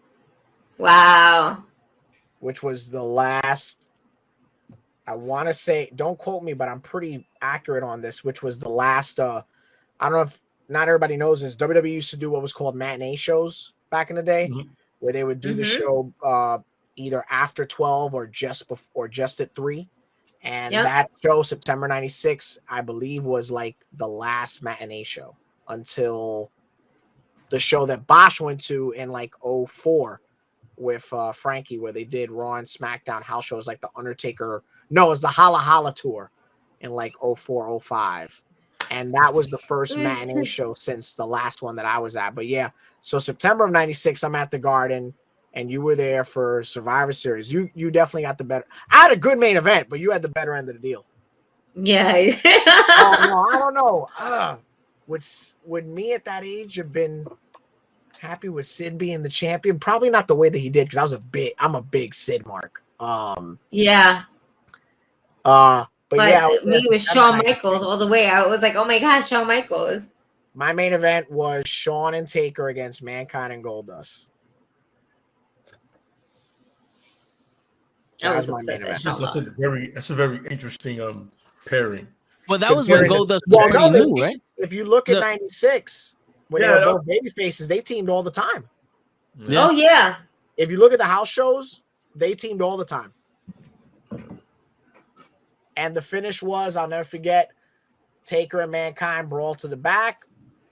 Goldust and Michaels go at it. Super kick. Michaels does the dance and the poses, and everybody goes home happy. Shit, but yo, that Survivor Series 1996 when The Rock debuted, my brother always says that's the day wrestling died. What? Yeah, my brother did not like The Rock when he first came out. Is your brother an atheist? No, he was born in September. What's that got to do with anything? I don't know. That was that a Virgo? He could be a Libra. If he's a Libra, then I got a problem with you and not your brother now. You're talking shit. I don't know what month of the atheist is born. Them first 2 week Virgo September people, I don't like them either. You talking shit about Libras? I'll go to your house right now. Shit. Yo, bring some fucking pizza. I'm hungry though. Yeah. You know what? I might actually take you up on that pizza and beer. I'm good for it. Now I don't know if you guys have any indie questions for me, but I feel as if for being late, I have to deliver, and I'm getting ready to tell you guys a story that I've never told before. All right, let's hear it. Again, now I can't. Where the hell Gigi go? I think she's doing mommy duties. Okay, that's fine. I kind of want to see. No, I had to go okay. get me a cup of water. That's all. Okay. Well, no, I want your My reaction. mom duties ended hours ago. Okay. I want your reaction as Voice much start. You as drink anybody's water? for this. Now, again, I want to point I out do. I can't say names because I'm trying to get a job. Okay. So I'm going to try to tell this story as best I can. It was an indie show that had a seminar for a very prominent wrestler who I will go as far as saying is currently on television every week. Okay. So I went to this indie show to attend this seminar, and awesome seminar. If I could reveal the name, deep appreciation for his mind for the business, because considering where he was at the time, you wouldn't think that. He was leaps and bounds ahead of his mind was pretty undisputed in a way at that time. Okay. I get So you. I do this seminar, and then they have us doing, I was there as a commentator, so they had me calling some of the different matches. There was about 20 guys there. Each guy had to have either a singles or a tag match ranging between 3 and 5 minutes long, so that way everybody could get their burn. And I think I called maybe 4 matches. This particular promotion had brought in other wrestlers from a famous organization. And the list included a giant. He was about a legitimate 7 feet tall.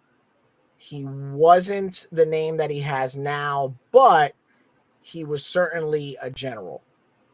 Okay. So that talent was there. There was a few. And then there, of course, was a female talent. So there's a female talent there. And seminar and training's over. And now we're getting ready for the meet and greets. They're going to do the meet and greets, and then they're going to do the show. And I got assigned to do another prominent star's table next door to the female talent. So here's me with the prominent star, and here's the female talent, and we're here. And this is going to sound funny me saying it, but I was basically handling the table for Daddy. And so I'm handling Daddy's table. And right next door is this very attractive female talent. And her handler starts talking to her about food. And so they started talking about tamales. So they were having this debate about, how to make a tamale, what filling to use, the protein, and this and that and the fifth. So I was buddies with her handler. So I'm working Daddy's table. It kind of dies out, and I get pulled into the conversation. So me being Puerto Rican now, I kind of said, yeah, but have you ever had a pastele? So she's like, what's that? So I said, it's kind of like a Puerto Rican tamale, except it's, plantain and this and that and the fifth, and we're going back and forth. So I'm starting to notice that as I'm looking forward to handling talent, somebody's looking at me. And it was the gimmick where when I look over, the girl's not looking. When I look straight, the girl's looking. When I look over, the girl's not looking. And on the third head turn, I catch her, and I was like, I knew you were watching me, so now we start flirting.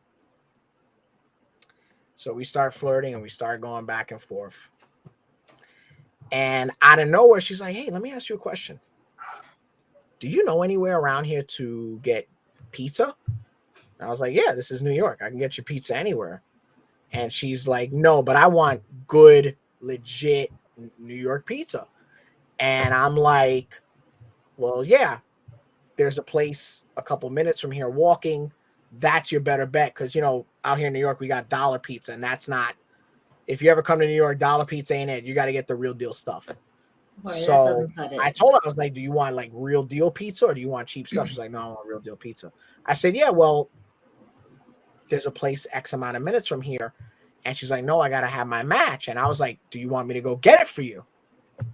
I'll get whatever you want. Just tell me. And once we're done with the signings, because I'm not on the show, I'm just staying to watch. And she's like, no. I don't want to do that. I was like, no, it's my pleasure. I'm not flirting. I'm just being nice at this point. And she's like, no, but if anything, when the show's over, we can go get it. And I was like, and now I'm like, she spoke French. So I'm like, I was like, she ain't French. I don't know. So she's like, yeah, we can go after this if anything, because I don't think my flight is until the morning, and I don't think I have to go right back to the hotel. And I'm like, yeah, pizza, hotel, you're doing pretty good so far. So now she's like rounding up the guys. She's talking to the general. She's like, yo, you want to get pizza after that? This guy knows the spot. And yeah, you know, pizza sounds dope. So now it's me, the girl, the guy. Daddy is on this super strict diet. He's like, nah, I'm not doing pizza. But there's like a handful of us now. And so like now she's making fun of those people who don't want to go. She's like, yeah, and if anything, me and you could just go. You said it's close by from here, right? I was like, yeah, it's close by. And if anything, I'll send you back you know, on a cab or whatever. So whatever. So now we're like doing real goofy shit. Like I had one of those big, thick Sharpie markers for the 8x10 that I'm like pretending I'm going to like poke her in the arm with it. And she's like, no, stop. You know, it's permanent. Whatever. She does her match. We hang out during the show. Show finishes. Now I'm like, oh, fuck, it's pizza time. So we talking, hey, listen, do you know who's coming for pizza? She's like, I don't know. I don't think the guys are going to come. And I was like, well, listen, tell me what you want to do and we'll go. And then I'll just send you to the hotel back in a cab. It's like, okay. I was like, listen, this is what you're going to do. Find out what you're going to go do. And you see that door over there. Cause I'd been in this building before because of indie shows. I was like, if you go over there through that door, it's going to take you to the front of the building. But it's after hours. Fans are gone. Nobody's going to see you. You go that way. I'm going to take another door and go around and get you. And we're straight. It's like, okay, cool. Let me go talk to the handler person that's responsible for this big company talent. Okay, great. So now Gigi knows I'm like full blown, like, holy crap, I'm going to go on a date with somebody who's on TV. Like this is next level. Right. And, so I'm there, I'm waiting, I'm bullshitting. And from across the room, I get that look so I talked to this person in Spanish. I was like, ¿Qué pasa? What happened? So she's like, oh man, you know, they're taking us all back to the hotel. I got to ride with everybody because we all got the same flight. And I was like, oh, bummer. So I didn't get a phone number. But I got a kiss on the cheek. And it's a kind of story that I'm sure the person will deny, but I almost had a pizza date with a certain female superstar, believe it or not. Oh, shit. Okay. Dope. Nice. And I'm watering down the story so that nobody says the wrong thing about me 10, 20 years from now, but it almost happened. My man had the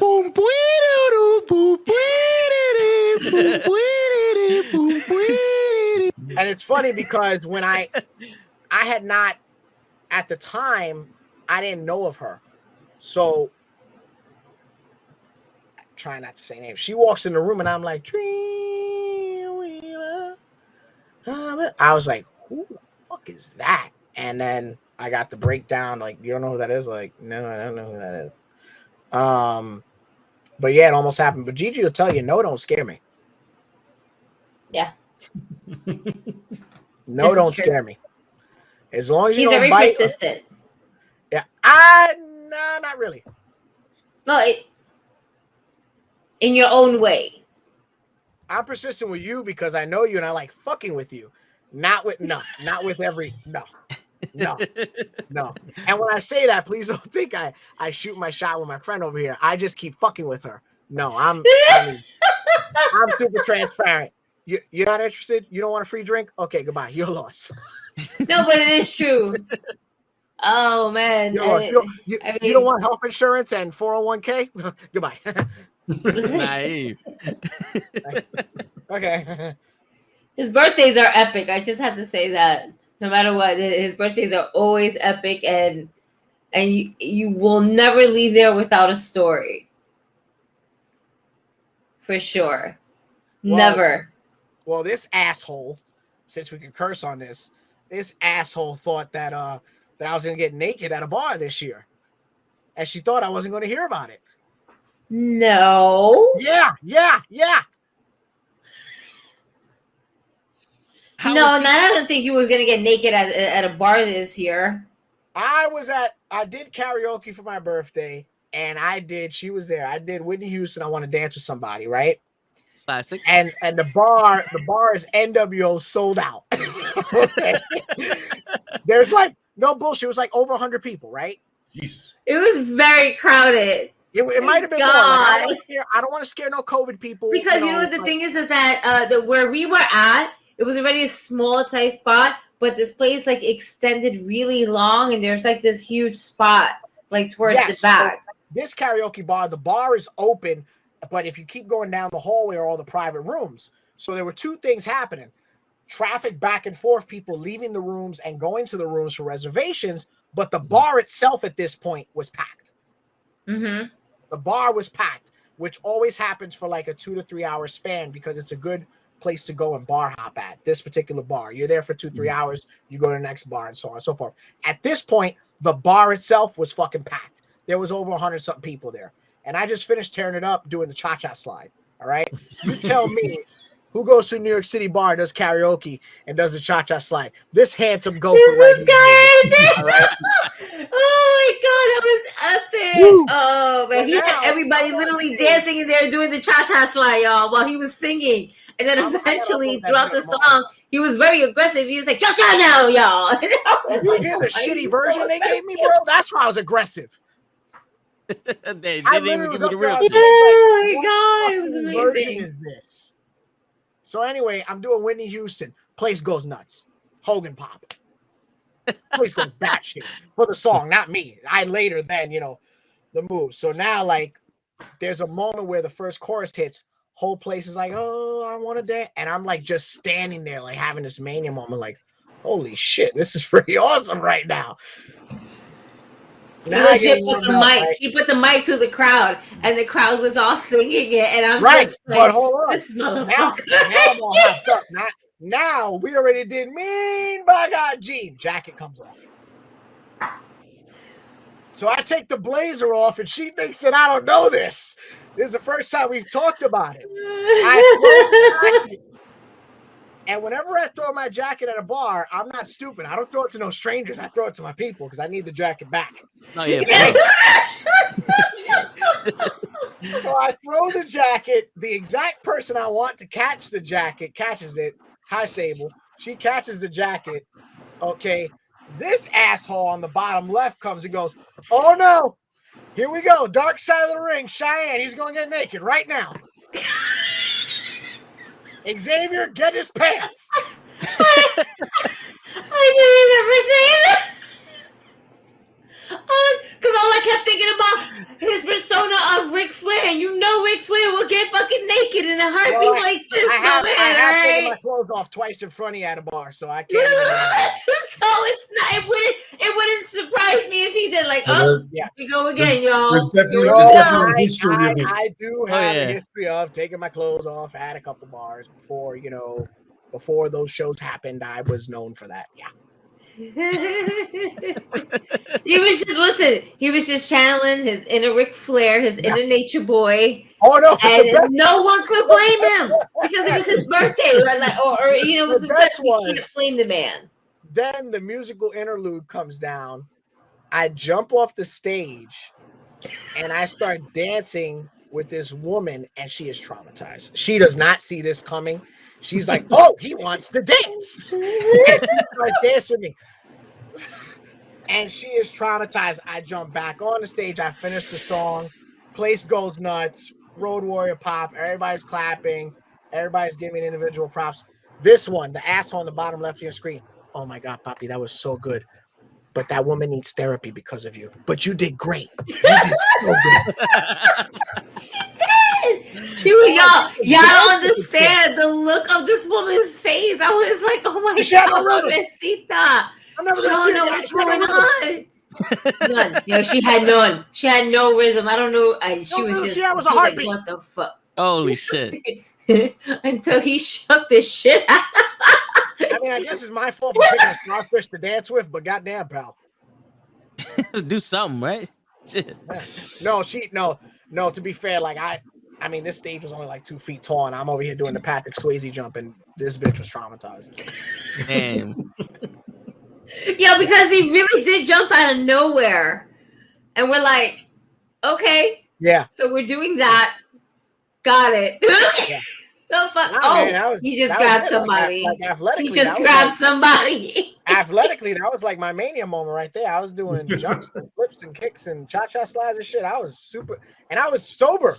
I was sober that night. All I had was beer. Whack. You definitely would have took your shit off if he was drunk. To be fair, when I heard that Gigi was coming, I was like, oh, time to get my shit together, and I started drinking beer. I was like, oh, no more whiskey. That was it. I was so bloated. But I don't understand why they don't serve whiskey. There's a lot of things at that bar that they don't have. They don't serve. They only serve beer, and I was like, they don't only. They do sell liquor, but it's house liquor. Well, that's why. Somebody wants that. That's why. Well, I went in there super pre-gamed, and another thing you don't know is that I, for the first time in my life, I had a flask on me. See, and I knew you know what's so funny? I was thinking about. I was like, damn, I should bring a flask with me. Because I know that this place doesn't serve alcohol like that. But so, I don't have one on me. Fuck it. I'm going to just go there mad high. And I stood outside of that place for about 15 minutes smoking. I was like, all right, now I'm going to go inside. Yeah. So, and I was smoked out. But what you don't know is that, because I didn't say it to you, I said it to Xavier before he left. I probably drank, for a little guy don't sleep. I kid you not, from when we got there to when I tapped out, 25, 26 beers. Shit. And I had my Tom Jones pants on, so that 27th beer button would have popped off like Nutty Professor. So there's a moment I'm singing some song and I'm on the microphone. I'm like, man, my pants are so fucking tight. like that. Because I was super, super bloated. I had the uncle gut for like 2 weeks. I had to bike to work for all of October to burn that shit off. Jesus. That's tough. Yeah. Yeah. No, I drank. I was sober, but I drank a lot. You know. But at least you had fun. Word. Most times out of 10. Well, you had fun. That lady did it. Oh, yeah. She'll be all right. She'll be all right. If she got health insurance, she'll be all right. Everybody get a therapist. She'll be all right. I'm waiting for one in the comments to say, that was me, motherfucker. Imagine. Yeah. I have, however, gone back to bars X amount of days later, and I have had women, strangers, ultimately say, you don't remember what happened last time? Yes. Yeah. Because I either got naked or danced on the bar top. That was it. Yeah. I was. Turn around and be like, which incident was this? Oh. Yeah. Yeah. But it's I never remember now. it's never a thing of being inappropriate or rude or touching or just it's a matter of, do you not remember what you did to yourself the last time? Okay. Yeah. And I'm like, everybody got cable after 11. Somebody's ass is on TV. You can see mine too. It's a Word. nice looking ass. And Well, that's for the at OnlyFans, least they can take comfort in that part. right? Yeah, so They take comfort in that part. It was a nice looking one. you know. Can't get mad at that. He clearly Turn works around. out. He's like, you're welcome. Yeah, like, I do a couple push-ups. That, you won't throw up when my shirt comes off. You're welcome. Like, I do my part. Yeah. I don't come in I here do to my disrespect when I get naked. I get it. Yeah, but yeah, anytime you guys want to come up and see the nonsense that is when I'm out, and anytime. Now, what you're also from the Bronx, or? No, I'm from Manhattan. I've been in the Lower East Side my whole life. It's my home, and a lot of guys that wrestle on the indies and that are on TV today, I actually grew up with. I'm the only person that can say that I have called a backyard match and an indie match of Santana and Ortiz. Nice. Oh, nice. So now I got to call an AEW match. This is true. For real. This is true. So Get the yeah, trifecta going. Joey Ace, who was recently on AEW Dark. I've known Joey Ace since I'm 5 years old. Wow. Shit.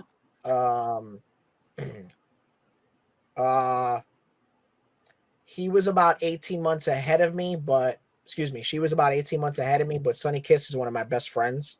Yeah. MJF was after me.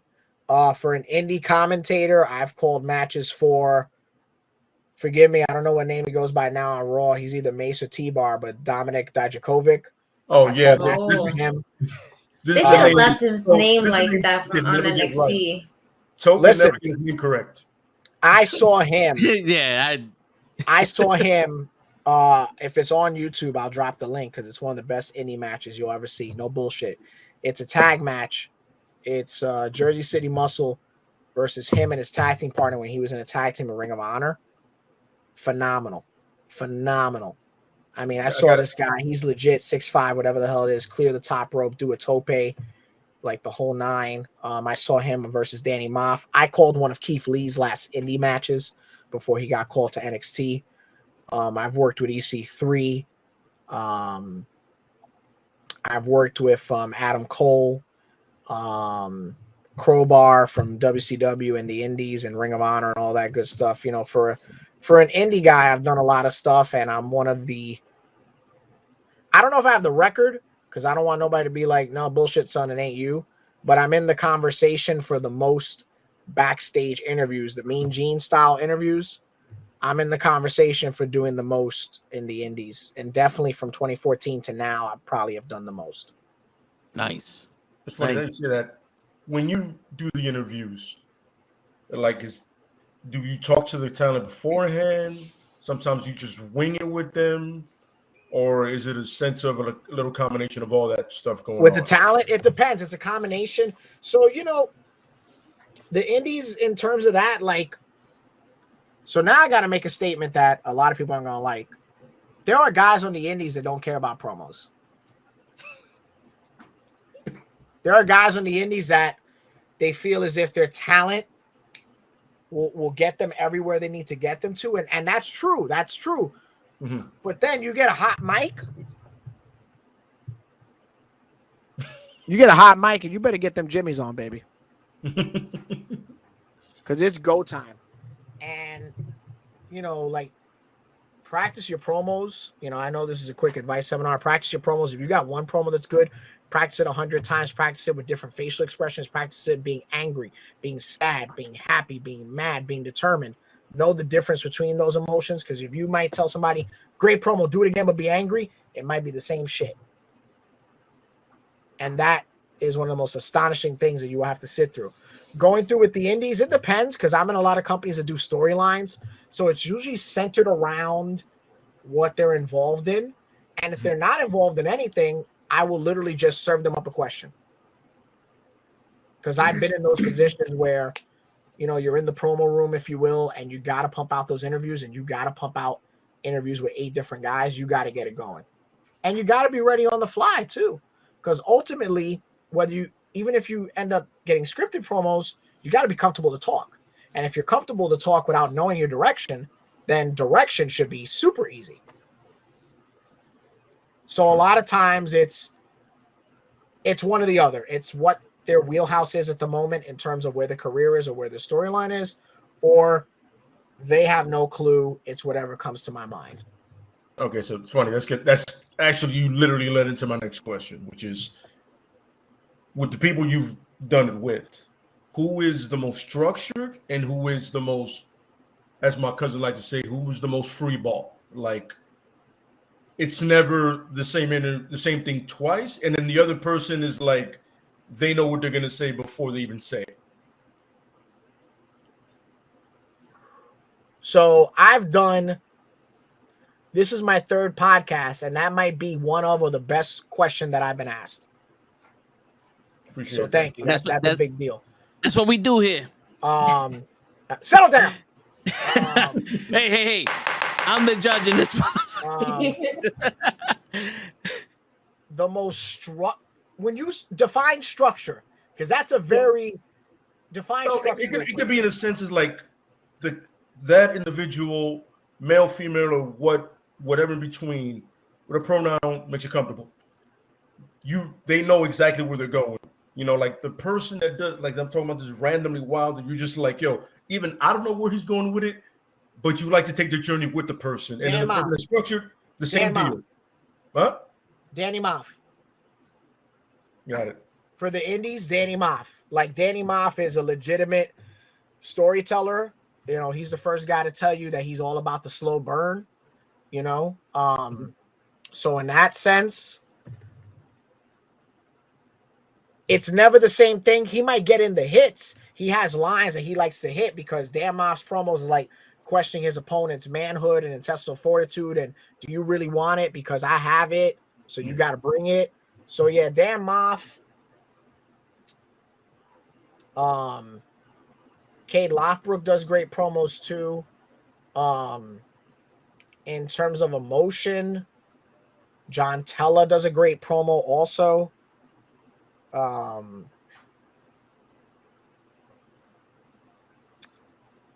Buddy Thomas does good promos. Prince Akhenaten is one of the most entertaining promos out there right now in the indies in the state of New Jersey.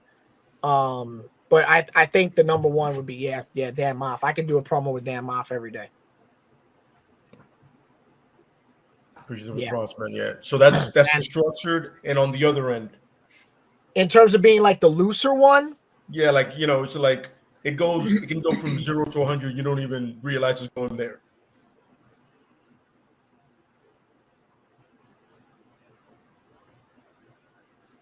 That would either be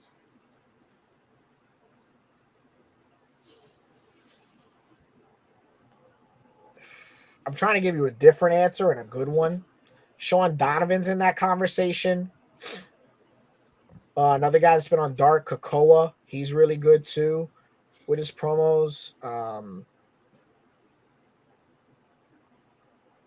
haven't done a promo. You know who impressed the shit out of me? A woman's talent. Megan Mason. Considering she's only a year in, she cut a hell of a dark ass emotional, like, whoa, you need therapy promo. Like, that caught me. Like, she took me on a ride. Like, wow, can I hug you? You know, like, type of situation. So yeah, she's a hug. Yeah. Yeah, you know, you see, when you're in the indies, you see a lot. And I've called, you know, do the math. Even if, I mean, last year was actually the most I've worked in my whole career. Do the math. I'm doing 10 matches a month for 6 years, and then on year 7, I went the whole summer every weekend doing one wrestling show. Wow. Yeah, that is, damn.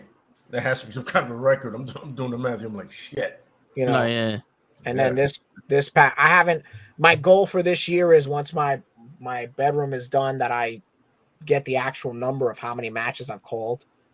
Not including when I started doing backyard stuff, because not that it doesn't count, but it was more of a warm up, and I was already comfortable with commentary by then because I've loved commentary since I was a kid. I didn't want to be, not that I didn't want to be a wrestler. It migrated from wrestler to commentator. But yeah, I mean, I've been pretty lucky. I've called wrestling shows at baseball fields, like not some rinky dink, like full blown, full size pro baseball fields, soccer fields. I just did a show. I literally did the show for this reason. I did one at a beach. I did a wrestling show on a beach in Keensburg Beach, New Jersey, where the background was Staten Island. And like the other side of like Brooklyn in the background, there's this awesome picture on my Instagram where I'm in the center of the ring on a beach, and like you briefly see like this outline of New York in the background. And I did not stop calling the show Bash at the Beach until the show went on the air. I refused to call it anything else but Bash at the Beach. And then somebody goes, "What about Beach Blast?" Nope, it's Bash at the Beach. But, I mean, that's all right. No. Yeah. I mean, so you're telling me it wasn't somewhere tropical like Ohio, where it's like 60 degrees? No, I haven't. That's another goal of mine for this year, is to say that I had done a show outside of I've done shows New York, New Jersey, Pennsylvania.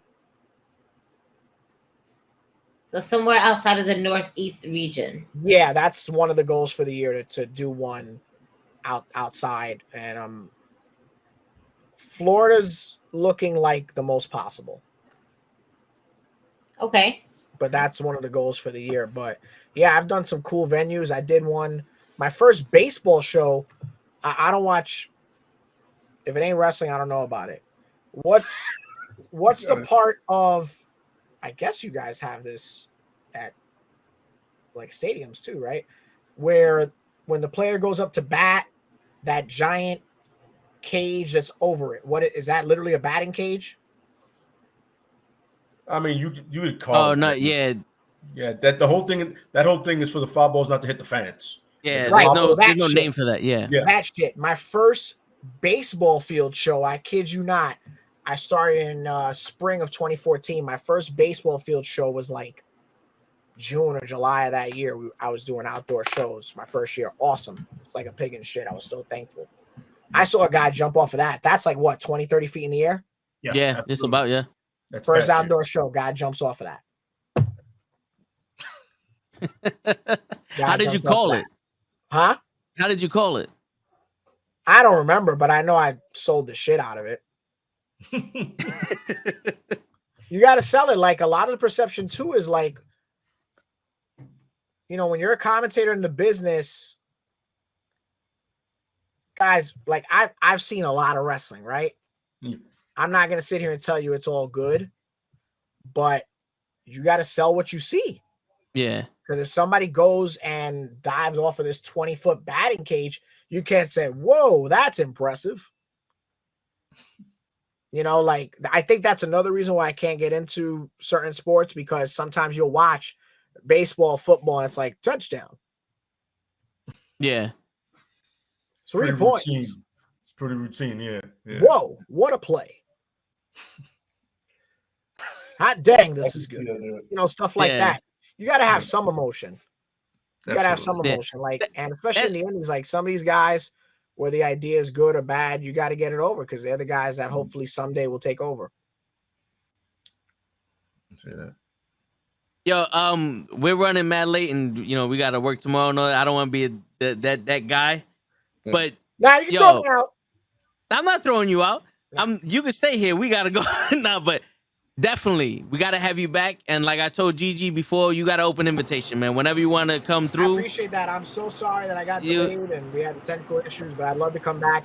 And if you guys want, I mean, it's far. It's in New Jersey, even though it's 48 minutes from Times Square. If you guys want to come to my next show on February 12th, tickets are on me. All right. I mean, awesome. That can offer. There's no way you can't say yes. Yeah, right. Oh, fucking Kenny over here. He's like, I'm still love. Man, Kenny. Well, Kenny's at work right now. first and foremost, yeah, because Kenny works overnight. First and foremost, we had a moment, all right, and Kenny, you just did something wrong. Yeah, Word. you just fucked it up, Kenny. We were having a moment, and then you came in and we kind of were. You're about Yeah. to get fucking. What's the moment happening here? You're about to get that John Moxley treatment right now. Right. And listen, Get hold this on. fucking guy out of here. And if this doesn't sell it, it's Saturday. It's February 12th. It's 40 minutes from either Times Square or the GW bus station. Not only does the facility have bathrooms, okay, the concession stand has empanadas. Oh shit! Oh, And those fucking empanadas, those alone are worth the price of admission, plus the wrestling. I fancy over there, huh? Empanadas. And they're made by Puerto Ricans, so they're made with love. Oh, nice. That's a special ingredient that you need. Yep. Absolutely, Yeah. Yeah, but definitely thank you guys again for having me. I hope you guys check out the Rumble. Yeah, I hope you guys check out the live stream. You got to play it for 5 seconds so I can get the view. So at least turn it off for 5 seconds. And then That's the one thing we know is views. It's about the views. We're about the views somewhere. You know. Let me put your link up before we go, so that way people could. And then get me on linktree.com/Cheyenne the Voice. I think I got that right. Gigi, did I get that right? You sure did. Okay. There you go. Gigi, what's my Twitter? The Voice Cheyenne. Oh, that's why I Cheyenne got the Voice? link tree, 'cause I never know what the hell my Twitter is. So, Oh fuck! and I never use I it. don't know. So I ain't no I better. think it is. I think it's just Cheyenne something. Give me a second, because I just changed mine. So I'm just. I'm gonna put your link tree up right now. Give me a put second. the link tree. Oh, yeah, right. Everybody Cheyenne including Ortiz me can know what my Twitter underscore. is. What is it? Cheyenne Ortiz underscore. Oh, that's whack. So change it. I should put it as like Big Daddy 46 or something cool. Oh Yeah. my god. The link tree. You're gonna get some other hits up if you put it like that. Yeah, that's true. You're The gonna link get tree and the Jumper YouTube is up 29. on There the you chat. go. But yeah, man, yo, like I said, bro, you got to open invitation. We Please. do plenty of other shows like comic books, movies. We have, the Tone the Show. Whenever you want to come on, any show, anytime, you let us know, man. You're always welcome. You guys do the comic book thing, so if you guys want to have me on for the Batman movie drop, I'm all about it. Yo, you're welcome to come on, bro. You're welcome to put on. You're welcome to come on, man. You have been a part of the family because you had the technical difficulties and you got here. You didn't quit on us. You are officially a part of the family, bro. Love you for that. I do or I don't do, and I love you guys for having me and letting me do. Appreciate you, brother. Appreciate it, man. Same. And on that note, it's your friendly neighborhood knuckleheads and Cheyenne the Voice in the building. Signing out. Peace, everybody. Have a good night. Good night, y'all.